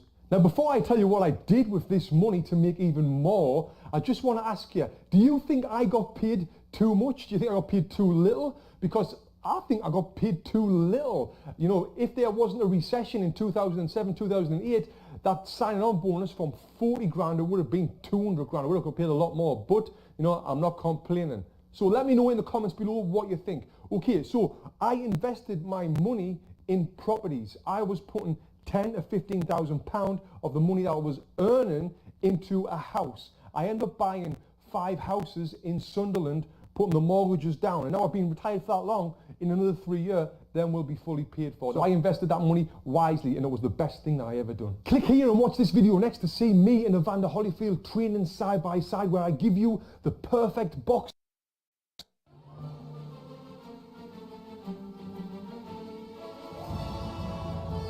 The stars in boxing make an absurd amount of money, while the UFC stars do not. So take a couple Saturdays ago on August 20th, when UFC 278, headlined by Kamaru Usman and Leon Edwards, happened on the same day as Anthony Joshua versus Alexander Usyk 2. Kamaru Usman made $750,000 with a $42,000 sponsorship bonus, while Leon Edwards made $400,000 with an additional $100,000 for the win and $32,000 for a sponsorship bonus.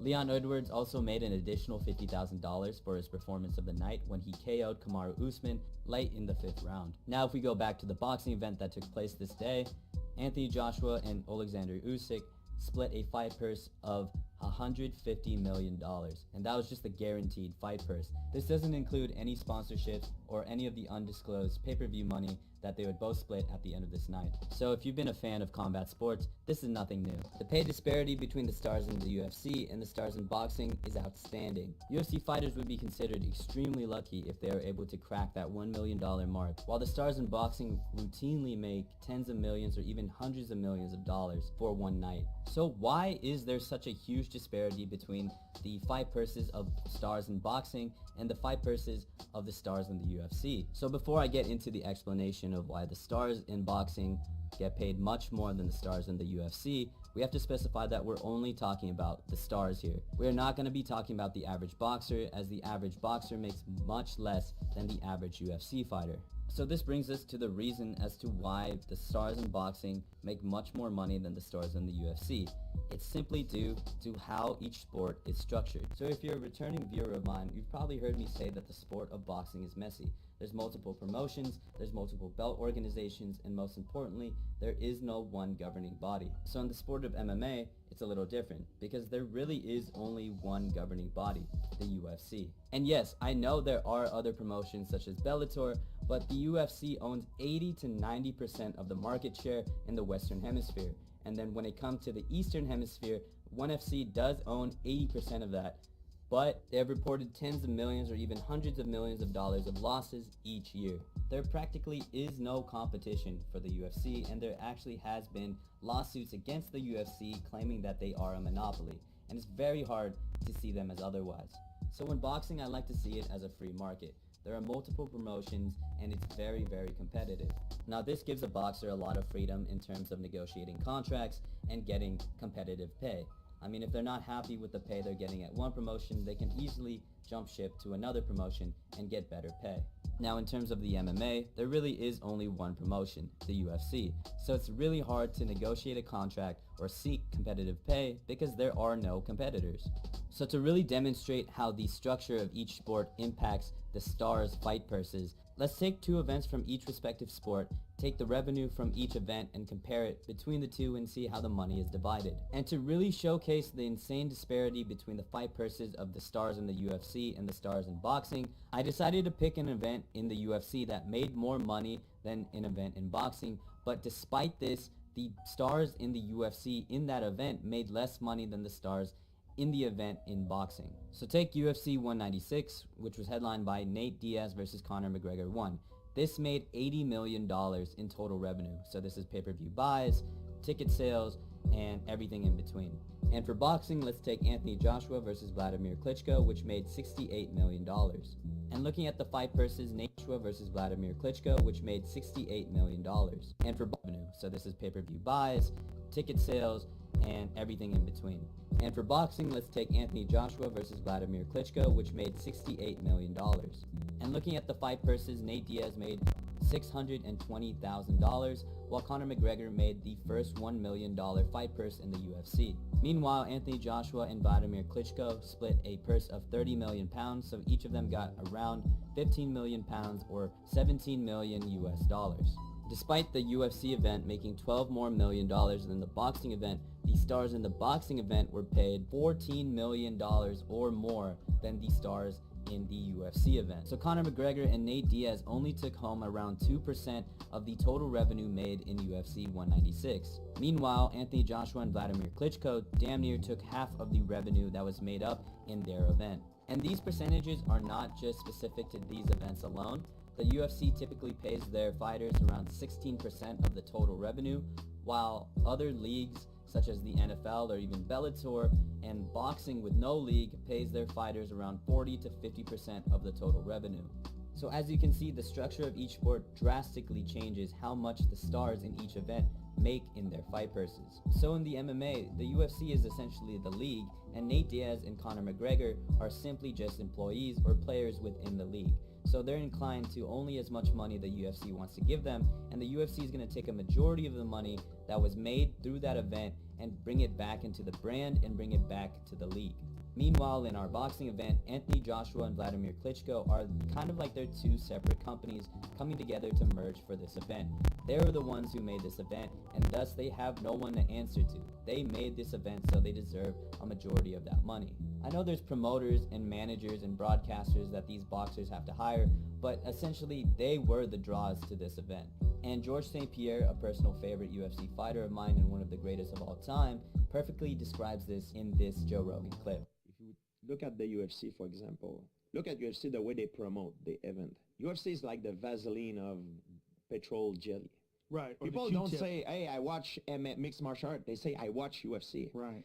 So the way they promote it, it's UFC 226, this guy versus this guy on the bottom, but they promote the UFC. They don't promote the fighter. They promote mostly the brand, and it's very smart because that they have the monopoly over the others, right? Right. Which in boxing, they build up their fighter because the money is on the fighter. It's not on the IBF title, or yes, it's IBF title, but it's People don't care. Canelo versus Mayweather. Right. And then on the bottom, you know for what they're fighting for. Right. Which in the UFC is the opposite. Yeah. So besides the major difference in how the money is split up in each sports event, there is also the opportunity for a boxer to make hundreds of thousands or even millions of dollars from sponsorships, something that the UFC stars do not have. In boxing, you've probably noticed that the biggest stars wear some of the biggest brands on their shorts. From Dolce & Gabbana, Hublot, and Christian Dior, I would assume that these sponsorship deals are worth hundreds of thousands or even millions of dollars. Meanwhile, in the UFC, Dana White made one of the most outrageous and infamous deals, simply known as the Reebok deal.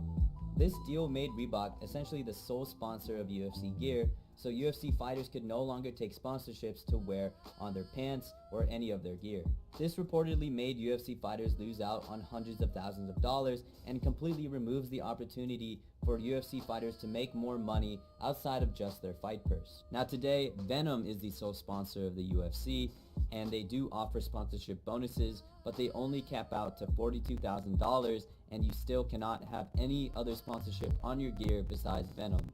So again, because the UFC is the controlling league and the UFC fighters are simply just their employees, they really have no say in this, and they have to follow this Reebok deal. So another thing that boxers have that UFC fighters don't have is the Muhammad Ali Reform Act, or simply known as the Ali Act. So this federal act that was passed in 2000 protects boxers from some of the exploitation that was done by promoters/managers in the 1990s. This act actually officially recognized that boxing is one of the few sports where there is no league or one commissioner. So this act was essentially made to protect boxers in such a weird structured sport. Now this act does a number of different things, such as preventing promoters to be the same thing as managers, requiring promoters, sanctioning bodies, and everybody who is a part of a boxing event to disclose their financials and how much money they made, and most importantly, it requires that sanctioning bodies or whoever ranks these boxers to be independent of promoters. Now this one is very important because this prevents a situation like the UFC where fighters are dependent on the promotion to be ranked. In boxing, the belt organizations are responsible for ranking the fighters, and they're completely independent of the promoters who are simply just promoting their fighters. So basically, fighters can move up the ranks independent of whatever promotion they're with. So because promotions are always trying to promote a belt holder or a top ranked fighter, this kind of turns into a bidding war between the promotions. They're going to try to pay that boxer with the most money and outbid everybody else, which obviously is good for the boxer because they're going to get the most money out of all the promotions. Meanwhile, in the MMA, because the UFC is the top promotion and you're kind of dependent on the UFC to get yourself ranked or get a belt, there really is no bidding war. You're completely dependent on the UFC to get promoted and get ranked. Like imagine if the Ali Act was extended to the MMA and the UFC. Let's take for instance Israel Adesanya, who is the champion at 185. Because he is the champ and he's well known and really high ranked, in this hypothetical, Bellator and ONE FC would be able to bid for Israel Adesanya's promotional rights, and basically this would turn into a bidding war where the UFC would have to pay Israel Adesanya more money, or he would leave their promotion for ONE FC or Bellator. So before I conclude this video, I wanted to mention the argument that boxing is an older sport / is more popular, so that it brings more eyes to boxing than the UFC, thus there is more money in boxing. This may or may not be the case, but boxing in the UFC in the last 7 years has been very comparable to both pay-per-view buys and revenue. Since 2015, the UFC has had 12 events that amassed over 1 million pay-per-view buys, while boxing has only had 9 if you exclude YouTube boxing events. And earlier in this video, I also showed an example where 2 events, one in the UFC and one in boxing, made similar amounts of revenue, but the split between the boxers or the fighters in the promotion was vastly different.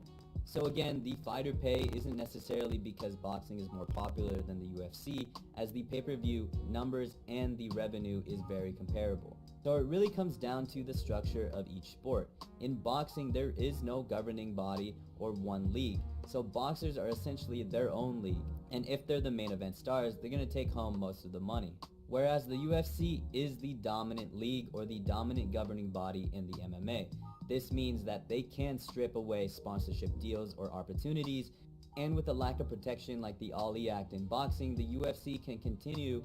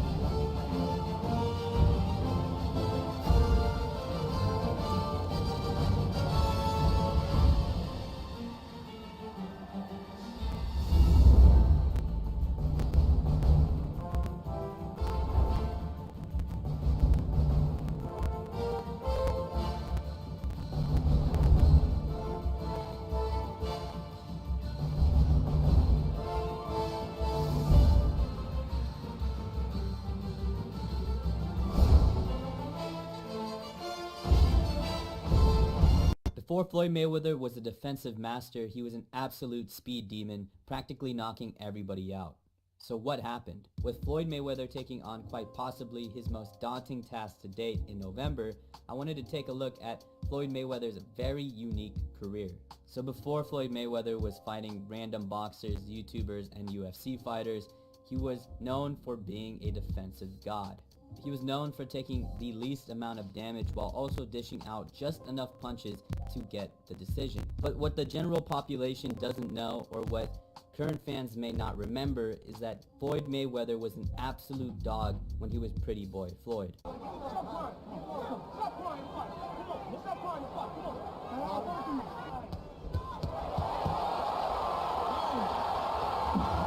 Some of my favorite performances during the Pretty Boy Floyd era was the iconic beatdown of Arturo Gatti, the complete domination of Diego Corrales, even knocking him down 3 times in the 7th and 5 times overall in the fight.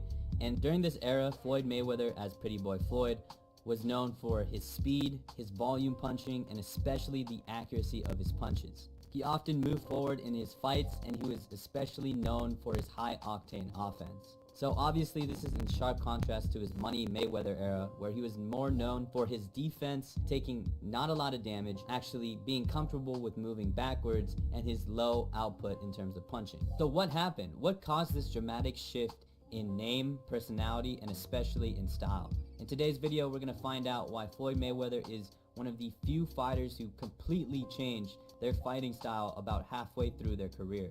So this leads into mapping out the timeline of the Pretty Boy Floyd and Money Mayweather era. When did the Pretty Boy Floyd era end, and when did the Money Mayweather era begin? Luckily for us, it's very easy to point out one fight that caused this dramatic shift. April 8th, 2006 is the day that the Pretty Boy Floyd era would effectively end and begin the Money Mayweather era. On this day, Floyd Mayweather would fight Zab Judah, who was the current IBF and IBO welterweight champion. In this fight against Zab Judah, a lot of important things happened that would completely change the trajectory of Floyd Mayweather's career. For one of the craziest brawls in boxing history happened when late in the 10th round, Zab Judah hit Floyd Mayweather low, which caused both corners to empty out and start brawling right in the middle of the ring. But that's besides the point. The more important part of this fight is that Floyd Mayweather would eventually win over Zab Judah via decision and finally attain the IBF and IBO welterweight titles. This would mark Floyd Mayweather's permanent move to welterweight and the start of his campaign to eventually unify the division. Now, what's important about the welterweight division at this time was that not only would he be fighting much bigger guys, but he would also be fighting much better competition at this division. This place, especially in relativity to the lightweight division at the time, was so deep with Hall of Fame competition such as Oscar De La Hoya, Shane Mosley, Miguel Cotto, Ricky Hatton, and Antonio Margarito.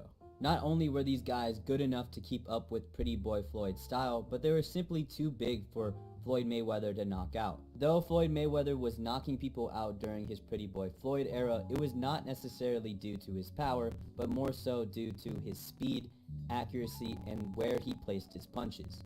and for the smaller guys at lightweight and below, this could easily knock them down or knock them out. Now, even if Floyd Mayweather was able to translate his pretty boy style to the welterweight division, it was extremely taxing to his body, especially to his hands. Floyd has mentioned in the past that his only weakness really is his brittle hands. For some reason, the Mayweathers have been plagued with very weak and small hands, which has caused Floyd Mayweather injuries to the hands a lot during his career. A primary example of this is when Floyd Mayweather fought Carlos Hernandez in 2001 and threw a left hook to Carlos's head, which subsequently led to a hand injury so bad that Floyd Mayweather had to put a glove down to the canvas and registered his first and only knockdown in his professional career. And though this fight didn't end the Pretty Boy Floyd era, and Floyd would go on to have great offensive performances against guys like Arturo Gatti, this just showed that the Pretty Boy style was not sustainable, especially for a guy with brittle hands. Now, if we go back to the Zab Judah fight, a very important thing happened after the event. Floyd Mayweather would make a huge move in buying out his own contract with Top Rank and Bob Arum for $750,000.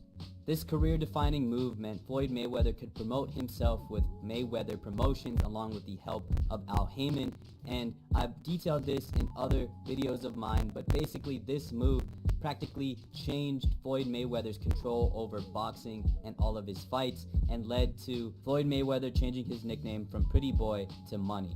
This would change Floyd Mayweather's priorities from not only trying to prove that he is the best fighter, but now he wanted to prove that he could be the richest as well. This journey in becoming the richest boxer and one of the richest athletes of all time completely shifted the way Mayweather thought. In terms of the way he talked, he would always say things such as boxing is a sport of hitting and especially not getting hit, and that he was the best at legalized bank robbery.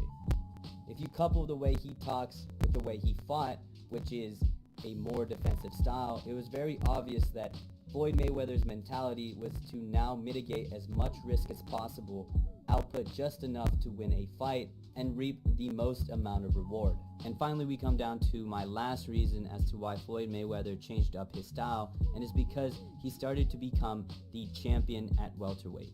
Obviously, the more and more Floyd Mayweather won at this division, the more belts he attained, and soon he became the guy that everybody had a target on if they wanted to get a belt in the welterweight division.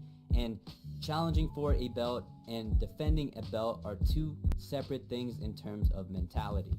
See, the challenger in a title fight has way more to prove and is given such a very rare opportunity. This means that the challenger is more inclined to take risks and be more offensive, while the champion is doing everything in their power to defend the belt, so they're not going to take as many risks and is probably going to do just enough to win the fight. And for my UFC fans, I think we're seeing the same phenomenon with Israel Adesanya, as his rise to champion was so exciting and filled with amazing highlight performances and finishes, while his reign as champion has resulted in much less finishes and much less exciting fights. And additionally, Floyd Mayweather was not only defending his belts, but his perfect run. As Floyd Mayweather continued to dominate the welterweight division, he was getting closer and closer to that 50-0 record. And obviously, if you're Floyd Mayweather, you're going to make as little risk as possible and do everything in your power to keep that undefeated record. And say whatever you want about Floyd Mayweather, but because he shifted from Pretty Boy Floyd to Money Mayweather, he was able to succeed in retaining all of his welterweight belts, remaining undefeated to get that 50-0 record, and making a shitload of money in the process. So what do you guys think? Please leave your thoughts in the comments below. I think the move... If you're losing money as a trader, here's why. Emotion. That's the problem. See, Paul Tudor Jones is one of the greatest traders that ever lived. The strategy he used market statistics, as shown in this documentary made about him, to put rules in place that he then used to inform his decision making and the trades that he placed. He wasn't using emotion or best guesses based things like trend lines or support or resistance or anything else you've likely learned in the past. He used a set of predetermined mechanical rules. This is the story of how money ended Conor McGregor's career. It's official. Conor McGregor is finally coming back to not only coach The Ultimate Fighter again, but is also set to face Michael Chandler sometime after the season. And obviously the return of Conor McGregor will bring so much fun, and I do think this is going to be an explosive matchup of guys that always bring entertainment, though I'm not sure if Conor can pull this off. Conor McGregor hasn't looked too great in his last two performances against Dustin Poirier, and in general Conor hasn't looked too great at all since 2015. But unlike Conor, today's video partner NordVPN has tremendous defense that can defend against today's most common cybersecurity threats. Worried about a man-in-the-middle attack where a devious Wi-Fi network you connected to may take your data while browsing? Well, NordVPN shoulder rolls and counters that with their ability to encrypt online traffic at all times. How about phishing, where an account or email address you thought was legit gives you a link that takes your information? Well, NordVPN makes the correct read and can warn you about dangerous websites. And obviously we can keep going. Download a sketchy link to watch a UFC pay-per-view for free that could have malware or even worse, ransomware that threatens to delete all your files unless you pay, while NordVPN's threat protection scans all the files you download and catches any malware or ransomware. NordVPN also protects against DDoS attacks and also possibly malicious ads. So as you can see, NordVPN's defense can defend against today's most common internet threats, and fortunately, you can utilize this defense right now with an exclusive offer by using nordvpn.com/TJLovesFights. Guys, I've been a big proponent of VPNs as it lets me why not comms being and acting has taken. It seems like for the last couple of years, proper number 12, bodybuilding and acting has taken a higher priority than MMA. So what happened to Conor McGregor? What happened to the sport's biggest star? So obviously the rise in prime of Conor McGregor has been very well documented on the internet, and most of you guys, even casual fans, would probably remember how Conor rose to notoriety, so I'll try to keep this summary of his rise brief. Conor McGregor was a huge star in Cage Warriors, which is a UK/Irish fighting organization, and he had a huge debut against Marcus Brimage for his first fight in the UFC. Conor would win in dominant fashion as he went on to TKO Marcus Brimage in the first round at just over a minute. He earned $60,000 because of his KO performance, and he gave us the iconic 60 G's, baby! Conor McGregor would go on to beat big names at featherweight such as Max Holloway, Dustin Poirier, and Chad Mendes. During this rise, Conor McGregor would explode in popularity due to his incredible striking performances, along with his iconic trash talk and cocky attitude. Though Conor McGregor would really take himself to the next level when he was set to face Jose Aldo. I think a lot of casual MMA fans forget how great Jose Aldo really was in his prime. At the time, Jose Aldo was undefeated in the UFC. He was also the UFC's first featherweight champion and also the WEC champion before the UFC bought out WEC. And he's still considered one of the greatest featherweights of all time and also one of the greatest fighters, period. So what Conor McGregor did to this absolute legend is probably one of the most recognizable and iconic moments in UFC history. Conor McGregor, even before the fight started, completely annihilated Jose Aldo at press conferences, and this trash talk still remains some of the greatest trash talk I've ever seen in combat sports. And obviously this trash talk worked, as Conor McGregor would iconically knock out Jose Aldo in 14 seconds to get the 145-pound belt. Conor McGregor would go on to have two iconic fights against Nate Diaz. In the first, Conor would lose via rear naked choke, though in the second, Conor would redeem himself in a very close war via decision. Conor would then top off this year and ultimately his prime with an incredible and masterful performance against Eddie Alvarez and win the UFC lightweight title and become the sport's first double champion. And by this time, Conor McGregor was by far the UFC's biggest star and also was the most paid star at that. By this point, Conor McGregor had made an estimated just over $21 million in total UFC earnings, which doesn't just include the guaranteed fight purse, but also any bonuses and sponsorship deals. Obviously, this is a ton of money for any UFC fighter or any athlete, period, but this type of money would not even compare to his next fight. Conor McGregor would pull off another seemingly impossible feat by jumping into another completely different sport in boxing and face one of its greatest in Floyd Mayweather.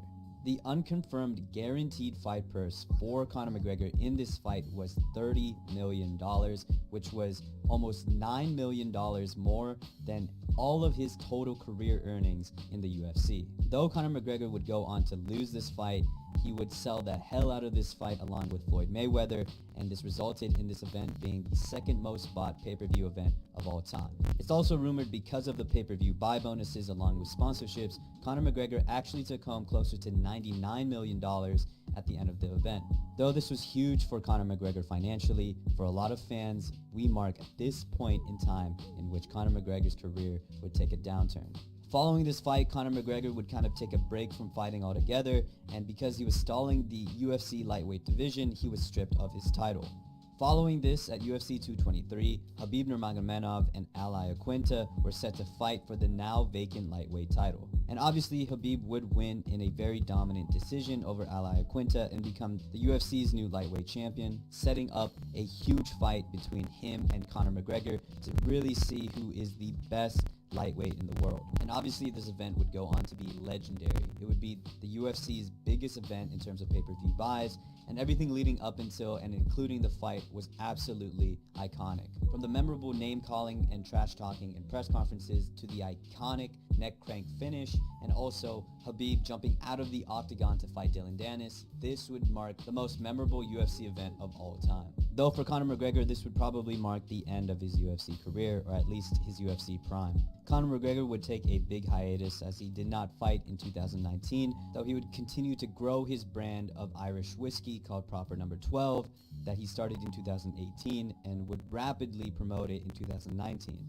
This figure would come from Conor McGregor himself, so take it with a grain of salt, but he self-reportedly said that Proper No. 12 generated $1 billion in whiskey sales by May of 2019. And for the first time, Conor McGregor would land a spot in the top 100 wealthiest athletes in the world according to Forbes. And though Conor McGregor did not fight within the year of 2019, he was easily making as much, if not more, from his Irish whiskey than his fights in the UFC. Though Conor was making a boatload of money, he would inevitably make his return in early 2020 when he was set to face Donald Cerrone at 170 pounds. And though I said we were in the start of Conor McGregor's decline in his MMA career, he would get a solid win over Donald Cerrone, albeit a very well past his prime Cerrone, who was in his own decline as well. Though the win would spark a lot of interest in Conor McGregor returning to the sport, possibly permanently, and maybe have a revival in his MMA career. But unfortunately for Conor McGregor fans, any hopes for a second win in Conor's career was immediately crushed when he faced Dustin Poirier in their second bout. We really didn't see the toll Conor took from taking long layoffs from fighting at a high level in the UFC during the Donald Cerrone fight, but you could really see it during the Dustin Poirier rematch. Instead of taking his usual wide karate stance that he used in his prime to be so fluid in his striking, he opted for a very tight traditional boxing guard that again made him less fluid and less creative in his striking. And with this traditional boxing stance, Dustin Poirier was easily able to pick apart Conor McGregor with his own boxing. And for the first time in Conor McGregor's career, he would be TKO'd brutally by an onslaught of punches by Dustin Poirier, and this would mark one of the worst losses in Conor McGregor's career. Though Conor McGregor would immediately try to get this loss back, when in the same year, just about 6 months later, he was set to fight Dustin Poirier for a third time. And though it was short-lived, Conor McGregor showed glimpses of his old self as he was much wider in his stance, he was throwing much more kicks, and his striking overall just looked like Conor of old. Though unfortunately for Conor, this moment was abruptly ended as he broke his leg as he was falling back to the cage, and subsequently this would end the fight due to doctor's stoppage. But even with these two big L's that he took from Dustin Poirier in the same year, 2021 would still mark Conor McGregor as the richest athlete in the world according to Forbes, mainly due to his wildly successful Proper No. 12 brand. So even though he was sidelined from MMA due to his injury, he was still making, again, a boatload of cash because of the Proper No. 12 brand, and because of this, he would take on other ventures. Conor would get into his Arnold phase as he was rehabbing his leg and got reportedly up to 195 pounds and just looked like a complete bodybuilder. During this time, Conor also got into acting and is set to star in the Roadhouse remake alongside Jake Gyllenhaal, and admittedly, I am very excited to see this film. And all the while, he was continuing to make millions and millions of dollars off of the Proper No. 12 brand, which brings us to today. Though I respect Conor McGregor coming back to the sport and trying to take a guy like Michael Chandler in his first fight back, I still question his true motivations for fighting. See, Conor McGregor was at his best when he was in a state that we call Hungry Conor. During this time when Conor McGregor was truly hungry and truly motivated, it was very evident in press conferences and interviews that he had so much to prove, and he was an absolute... Before Floyd Mayweather was a defensive master, he was an absolute speed... Get closer. That still works. Still works. Still works? Yeah, I don't need a new one yet.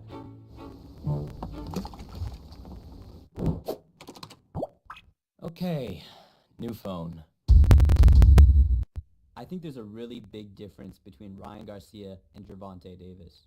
At the time of this recording, July 17th, 2022, Ryan Garcia just pulled off his 19th KO and 23rd win overall. He did this in the 6th round against Javier Fortuna when he knocked him out with his signature left hook. And what seems like tradition at this point, Ryan Garcia would call out Gervonta Davis in the post-fight interview. But I will fight Tank next. If Tank wants that at 140, I'm gonna record all the negotiations so you guys don't make no headlines saying I'm ducking. If he want it, let's get it. It feels like it's been years that this fight has been hyped, but never been close to fruition. Over a year and a half ago, Ryan Garcia went on to the Mike Tyson podcast, called out Gervonta Davis, and even FaceTimed Gervonta Davis, but literally nothing came out of this. I love you. This nigga talking mad shit over here, Tank. Look at this nigga, Tank. 2 rounds, baby, 2 rounds. You can find several YouTube videos by very popular boxing channels discussing a potential super fight between the two. It would be an understatement to say that this fight hasn't been heavily anticipated by many fans alike. But unlike most anticipated super fights, would this fight even be competitive? Would this fight even be close? What I'm trying to say is that there is a big difference between Ryan Garcia and Gervonta Davis, and I think the difference is so big that this fight would not even be close. This is why Gervonta Davis is levels above Ryan Garcia. So first, let's go over some basic stats. Ryan Garcia stands at 5'10" with a 70-inch reach and has a record of 23-0 with 19 KOs, making that around an 83% knockout rate. Gervonta Davis, on the other hand, stands at 5'5" with a 67.5-inch reach, with a record of 27-0 with 25 KOs, making that at around 92.5% knockout rate. So at first glance, both fighters are undefeated, and they have a very high knockout percentage. But Ryan Garcia seems to have the natural advantage at a taller frame and a much longer reach. But as you may know, in boxing and fighting in general, the person with the taller frame or the longer reach doesn't necessarily make them the better fighter. So let's go over their resume. Like I said, they're both undefeated fighters, but the level of competition is vastly different between the two. Ryan Garcia has fought in one weight class, lightweight at 135 pounds, and has won one interim belt, the WBC interim lightweight title. On the other hand, Gervonta Davis has fought in 3 weight classes, super featherweight, which is at 130 pounds, lightweight, which is 135 pounds, and super lightweight, which is at 140 pounds. He has won 4 belts across these 3 weight divisions. He has won the WBA super featherweight title, the IBF super featherweight title, the WBA lightweight title, and the WBA super lightweight title. Now going over their level of competition, let's go over the former champions each fighter has faced. Ryan Garcia has only faced 1 in Luke Campbell, while Gervonta Davis has faced 4, Gamboa, Santa Cruz, Barrios, and Pedraza. Notably, Leo Santa Cruz was a champion in 4 different weight classes, while Gamboa, though old when he fought Gervonta Davis, was a 2-division champ in the super featherweight and lightweight class, as well as a gold medalist in the 2004 Olympics. Though both fighters have had a young career, Gervonta Davis definitely has a leg up in competition and definitely has the stronger resume.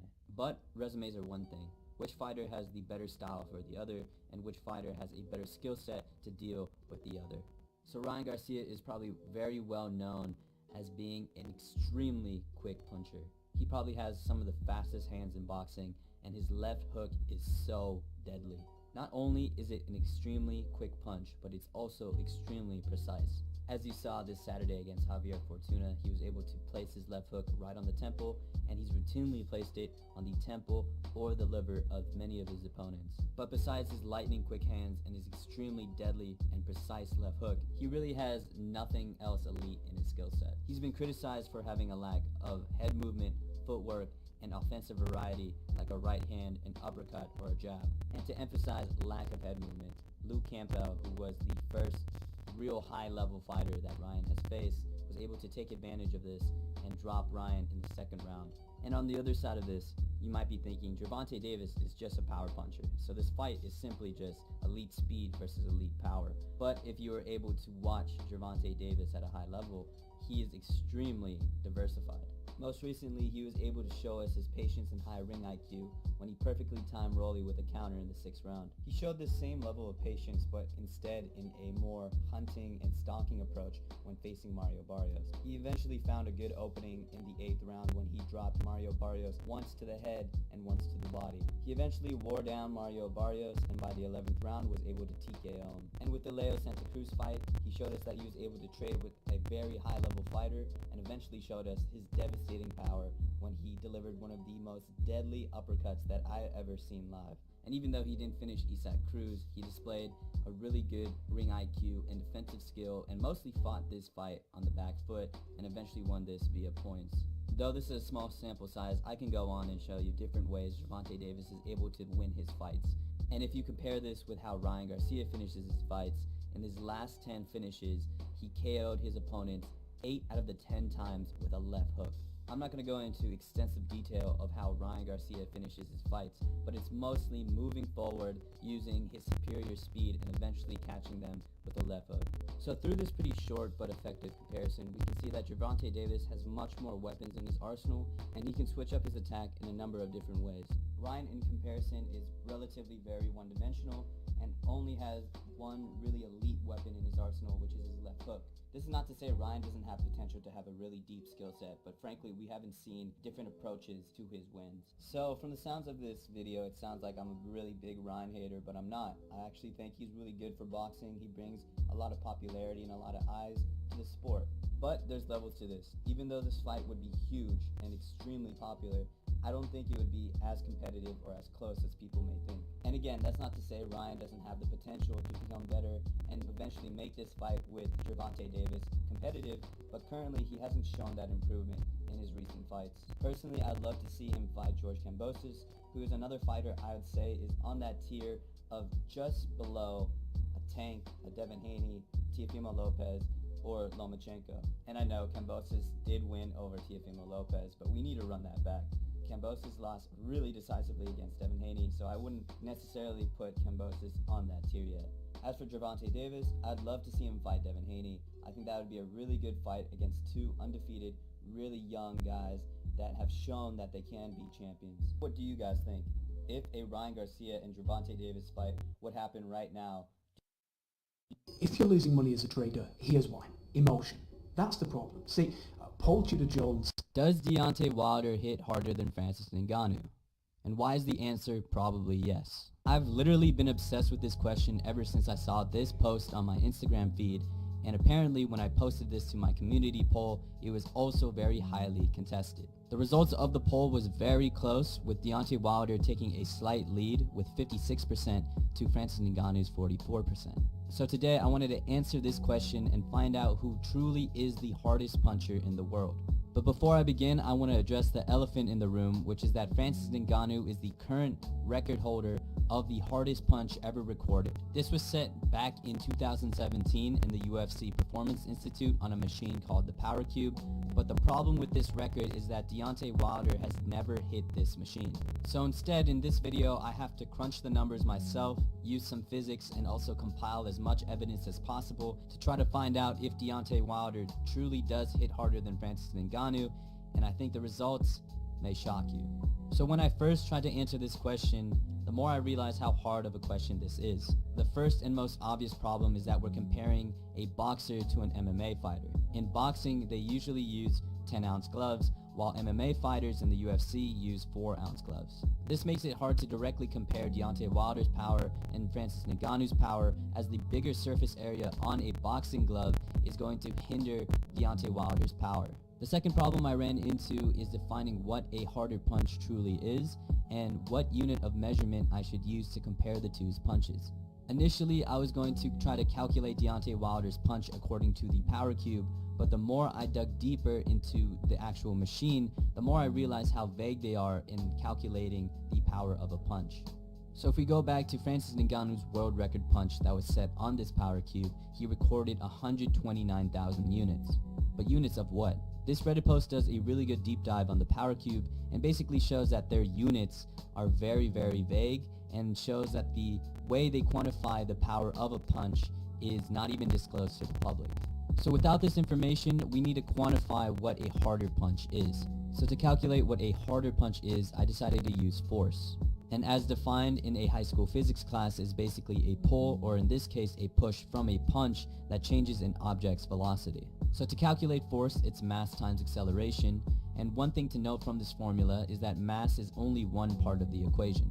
So as it pertains to boxing, a bigger person has the potential to punch harder, but that doesn't necessarily mean the bigger person will punch harder. So take for instance Eddie Hall, who is a famous strongman and recently turned boxer. In a video on his YouTube channel, he punched the same power cube, and despite being around 360 pounds, much heavier than Francis Ngannou, he only got 113,999 units. I know I said earlier we shouldn't be using the units of a power cube because of its vagueness, but the company does claim that they account for force, and I think it's pretty safe to assume that Eddie Hall does not have more force in his punch than Francis Ngannou. But this also means that Deontay Wilder has the potential to punch harder than Francis Ngannou despite him being much lighter. So this brings us to the second part of the equation. Why couldn't Eddie Hall punch harder than Francis Ngannou despite him being around 80 pounds heavier? Well, it was because he was unable to accelerate his punch as fast as Francis Ngannou. Acceleration is the rate of change of a velocity over time, which in this case is how fast a punch can reach a top speed in a short period of time. So to increase the acceleration of a punch, you have to improve your technique and form, and also make good use of body mechanics. This roughly includes turning your hips correctly, extending your arm correctly, and twisting your fist all at the same time to maximize the acceleration of your punch. So now that we have the formula down for force and we understand mass and acceleration, how can we calculate the force of Deontay Wilder and the force of Francis Ngannou? So I found this really cool calculator online which calculates human punch force through inputting the body weight, punch speed, delivery time, and surface area of a puncher. So for body weight, I decided to input the highest weight they've ever weighed in at. For Francis Ngannou, this is 263 pounds. For Deontay Wilder, this is 238 pounds. We'll come back to punch speed and delivery time, but for surface area, I kept it constant as we want to find the force of their punch regardless of whether or not their hand is covered by a boxing glove or an MMA glove, in which a boxing glove has more surface area than an MMA glove. For delivery time, which is how long it takes a punch to reach its target, I averaged the delivery time of the 5 most devastating KOs of each fighter and averaged how long it took to deliver their punch. For Deontay Wilder, it took about 0.2 seconds to deliver his most devastating punch, and for Francis Ngannou, it takes about 0.25 seconds to deliver his punch. For punch speed, which is how fast the punch is going, I couldn't find a good way to find the velocity of a punch accurately, so I set it constant for now. And for my Deontay Wilder fans, I know you're probably screaming he has a higher punch speed, but I'll show you why in a second why setting the punch speed constant for both fighters is actually extremely impressive for Deontay Wilder. So here are the results. Despite Deontay Wilder being around 30 pounds lighter, only 0.05 seconds faster in terms of delivery time,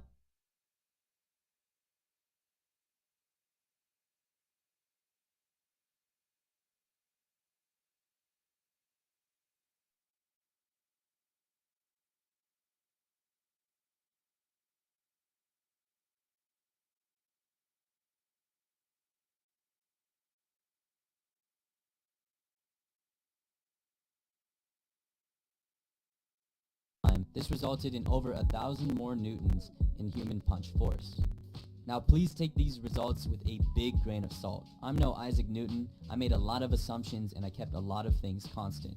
There's also a lot of potential problems when it comes to how I reach this calculation. For instance, when I calculated delivery time, I just went frame by frame to see how long it took for one of these fighters to deliver their punch, and I could be wrong there.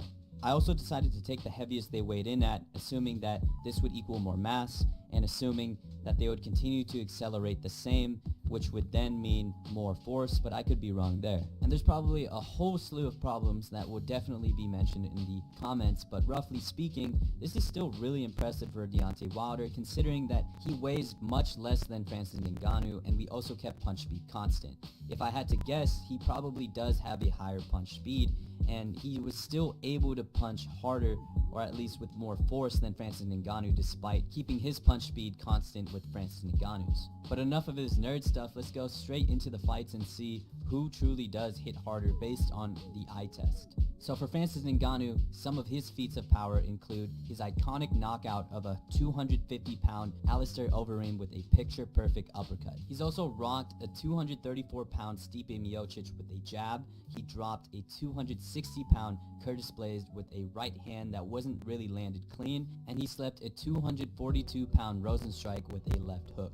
Now this sounds really impressive, but when we look at Deontay Wilder's feats of power, it's a different story. He knocked down a 269-pound Tyson Fury multiple times throughout their trilogy. He also slept a 250-pound Helenius on the back foot, and he also slept a 230-pound Artur Szpilka with a laser right hand. You also have to consider that Deontay Wilder did all of this in a 10-ounce glove, which is absolutely insane. So even though my calculations are far from perfect, and also the examples I just gave are probably very subjective in terms of how you want to see them, I think I'm pretty confident in saying that Deontay Wilder probably hits harder than Francis Ngannou. And even when you strip away all of the evidence I tried to show and all of the math I tried to do, if you think about it for a second, it should make sense that Deontay Wilder hits harder than Francis Ngannou. Deontay Wilder is the professional boxer here. He's probably trained and sharpened his punches to an absolute T to deliver the most possible force he can achieve. Meanwhile, Francis Ngannou isn't training boxing all day. He has to work on his wrestling, his jiu-jitsu, his clinch work, his Muay Thai, so obviously he doesn't have the time to perfect a punch like Deontay Wilder does. So if you couple this logic with the rough math I did earlier and also the quick eye tests we did comparing their knockouts, this makes for a solid argument for why Deontay Wilder should be able to punch harder than Francis Ngannou. But I think the cruel joke about this question is that this can easily be solved with Deontay Wilder going to the UFC, Performance Institute, or anywhere with a power cube. If you're losing money as a trader, here's why. Emotion. That's the problem. See, Paul Tudor Jones is one... Anthony Joshua has had one of the biggest falls from grace in recent memory. So how did he get here? So I apologize, this video is probably long overdue, but I wanted to explore how Anthony Joshua went from this... Stay hungry, stay humble. I'm hungry, I'm humble in defeat. ...to this. Good boxing has to win. You show your high. Fuck that shit.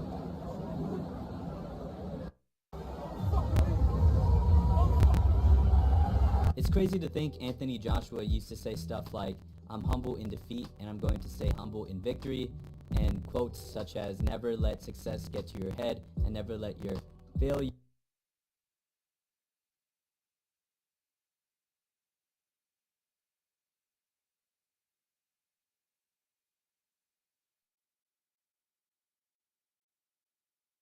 get to your heart.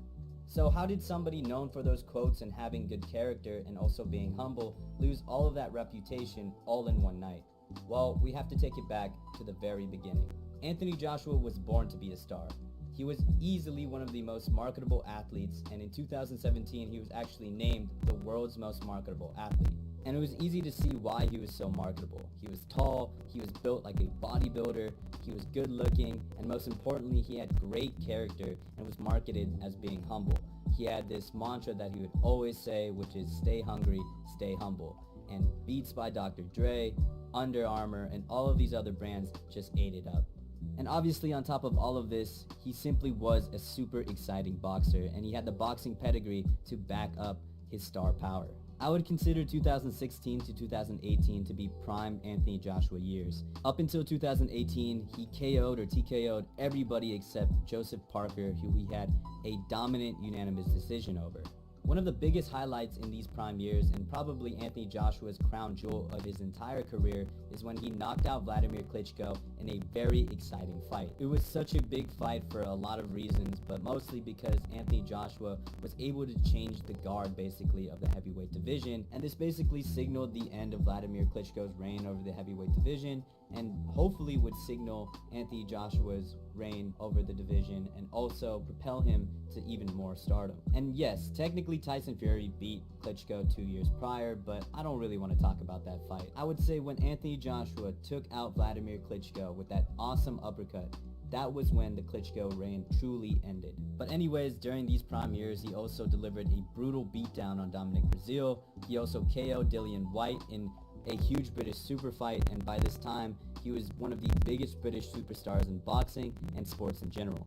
And he was also one of the highest paid athletes, and usually was the second highest paid boxer just behind Canelo. But all of a sudden in 2019, these prime years would end when he would have a minor, maybe to some people major setback against Andy Ruiz when he made his US debut. I'm not going to go into detail with the Andy Ruiz fight, as many of you know the story already, but Andy Ruiz would basically finish Anthony Joshua in one of the greatest upsets in boxing history.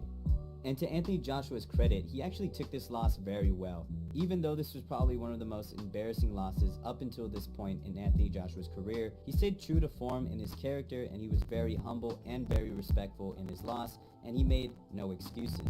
In the immediate rematch against Andy Ruiz, he would easily win over him in a very dominant fashion. He stayed behind his jab and used great boxing skill, and by the end of it, he was also humble in victory as well. He would go on to fight Kubrat Pulev and KO him easily, and by this point, it seemed like everything was back on track. Despite a kind of major setback, he was able to right his wrongs in the rematch and continue moving forward and becoming a very big star in boxing. But again, this would be derailed when he would fight Alexander Usyk for the first time in 2021. Going into this fight, Anthony Joshua was actually a solid favorite against Alexander Usyk, coming at around a -270 favorite. For Anthony Joshua, he was the champ at the heavyweight division, and he was simply just a bigger, stronger fighter. For Alexander Usyk, he had dominated the cruiserweight division, but this was only his second fight at the heavyweight division, and his first fight against Derek Chisora wasn't all too promising for Usyk despite him winning. So by most accounts, Anthony Joshua was going to get this win over a smaller man like Alexander Usyk and add another notable name to his resume. But as many of you know already, Anthony Joshua simply just got outclassed by Alexander Usyk's superior speed, footwork, and in general, superior movement. And he almost got finished in the last round when Alexander Usyk started pushing the pace and barraging him with punches to the head. Post-fight, he would have a brief break in character when he, in an interview, said, "Fuck being humble, I'm done with fucking losing." Now, this didn't break a lot of headlines because it was a minor break in character, and he was obviously just frustrated in his second loss. But maybe looking back now, this may have been a foreshadow for what was to come. In his rematch against Alexander Usyk, he actually put up, in my opinion, a better performance and had a great 9th round where he repeatedly landed on Usyk with really hard shots. But this performance would still fall short, as Alexander Usyk would still be much too fast for Anthony Joshua and landed so well and so precise. And by the end of the fight, Alexander Usyk would get his split decision over Anthony Joshua, and this is where tragedy would strike. So right after the decision, Anthony Joshua, in typical fashion, would congratulate Alexander Usyk, but for some reason would take his belts. He would take these belts to the front of the ring, lift them up, and start shouting at the crowd, and out of nowhere, threw these belts on the ground, and I think at this point, this is where Anthony Joshua lost his mind. He started cussing out people in the Usyk corner and also some of the people in his own corner, and he was about to walk away out of the whole arena entirely towards his locker room, but then he started getting into it with people in the crowd and other people trying to go up to him, and all of a sudden he got really angry and walked right back to the ring. He met up with Usyk again, who tried to console him, telling him he was a very strong man, but Anthony Joshua didn't want to hear any of it. He immediately asked for a mic and would start one of the weirdest and lowest moments in his career. He started off with the beginning of his career for some reason, and he talked about how he almost got in prison but found boxing, and through boxing he was able to achieve a lot of success in his life. He also tried to talk about the war in Ukraine but admitted that he didn't know anything about Ukraine. Halfway through, he kind of reminds the crowd that Usyk got a really good win over him and tries to do this weird hip hip hooray for him. I don't know, the whole thing was really painful to watch. But besides this moment being very cringy and painful to watch, this took away a great moment from Alexander Usyk, and he basically made the fight about himself instead of congratulating Usyk and letting him shine in his win. I think this comment perfectly describes what happened. I've never seen somebody in a loss take the mic and start a whole monologue and basically make the post-fight about himself. As you may imagine, the reaction to this meltdown was not great for Anthony Joshua. The aura of him having great character and being humble in victory and defeat was immediately stripped away in about less than 6 minutes. So what happened? How did somebody who was known for having great character and being very humble basically switch up his persona all of a sudden? Now, I'm no expert on behavior or anything, but I have a couple reasons as to why Anthony Joshua had this meltdown and this character shift. I think the main one was that at his best, he still couldn't beat Alexander Usyk, and this caused great mental strain on Anthony Joshua. I think he was going into this rematch thinking it would be very similar to the Andy Ruiz rematch, in which he would be able to bounce back from that loss. But unfortunately, it wouldn't work out for Anthony Joshua in this rematch, and you just have to imagine getting beat by a guy that already beat you in a fight that you were supposed to beat him, and trying your absolute hardest and still getting beat by the same guy. I also think this stay hungry, stay humble thing is very easy to say when you're winning, and it's very hard to follow up when you're losing. I think up until this point, even after the Andy Ruiz fight, he was built up to be a star. He really only knew winning. I think for Anthony Joshua, he kind of justified the Andy Ruiz loss as a fluke, as he was able to get that back in the rematch, but it was definitely different with Usyk, as he was not able to do it in the first fight, and even when he tried his hardest, he couldn't get it done in the second fight.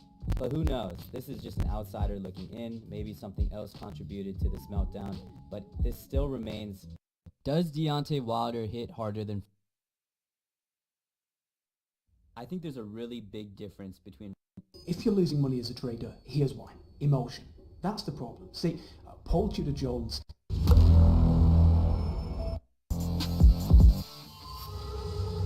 Un meci între John Băiat Bun și OG Eastbull, doi oameni care adună zeci de milioane de vizualizări cu videoclipurile pe care le au pe YouTube, pentru că amândoi sunt cântăreți. Ca să facem așa un pic o trecere prin lumea muzicală, John Băiat Bun, numele pe care l-a primit de la un alt cântăreț, Don Baxter, cântă cu Alex Velea sau cu Zani, de partea cealaltă OG Eastbull cu cei de la Mafia în principal, cam acolo se ajung să se întreacă până și formațiile de muzică în pușca RTX, ceea ce este foarte bine. Din arbitru este un arbitru care pentru lumea MMA-ului nu mai are nevoie de nicio prezentare.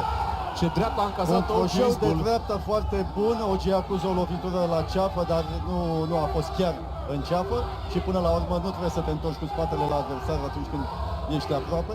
Da. Nu este o metodă de a scăpa de lovituri. Numele de Eastbull i-a fost dat lui OG de antrenorul său din Italia, pentru că el a stat foarte mult timp la Roma, de la 7 ani stă la Roma.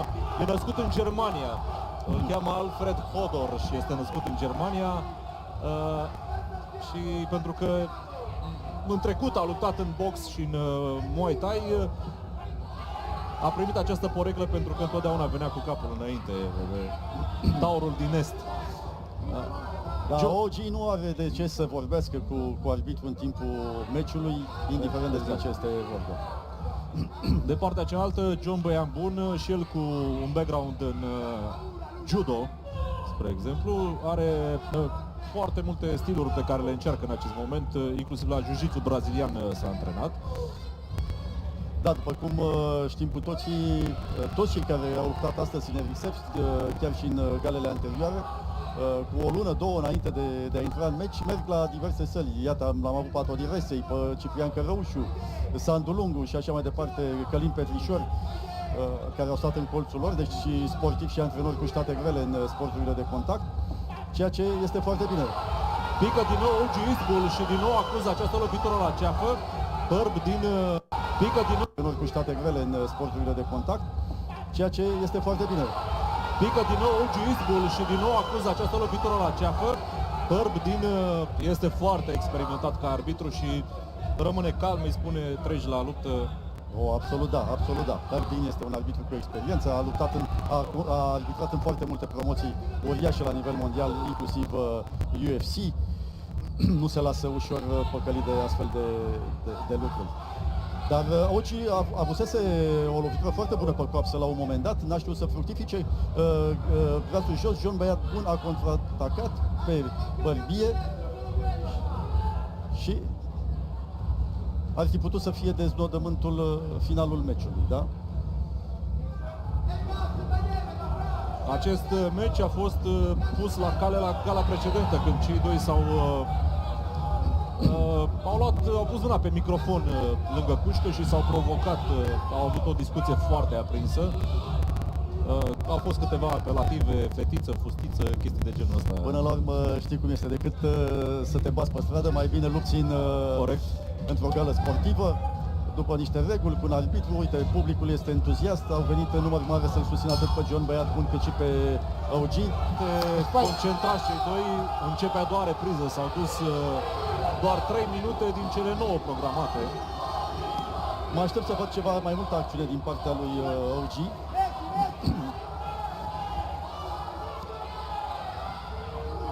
Bun, această lovitură, dar vine contra lui OG Izbul, lovituri puternice trimise de românul care stă la Roma. Am văzut aceste lovituri foarte puternice trimise de el. Le-au văzut și cei de la Roma, exact. Au fost de telefonate, dar una peste alta, faptul că amândoi vor să lupte, amândoi au stat la bătaie, este un lucru bun. Loviturile sunt de tipul avioane, elicoptere, cum spunem noi, dar au forță și un astfel de avion, dacă prinde bine vârful bărbiei în mod special, poate să facă ravagii. A profitat foarte bine de alungea sa superioară până acum Joe Băiabun și cu aceste lovituri de picior a reușit să-l țină la distanță pe adversar, chiar dacă nu și-a atins ținta și a făcut treaba.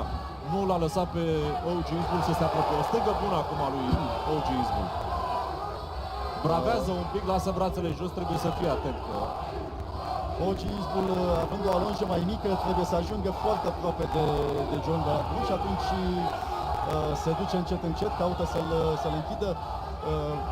Pușca este pe rotund, pe cer, nu are colț cum are ringul de box.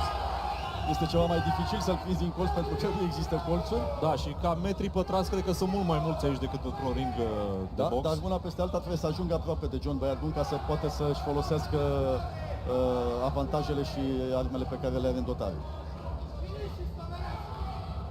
John Băiat Bun a lăsat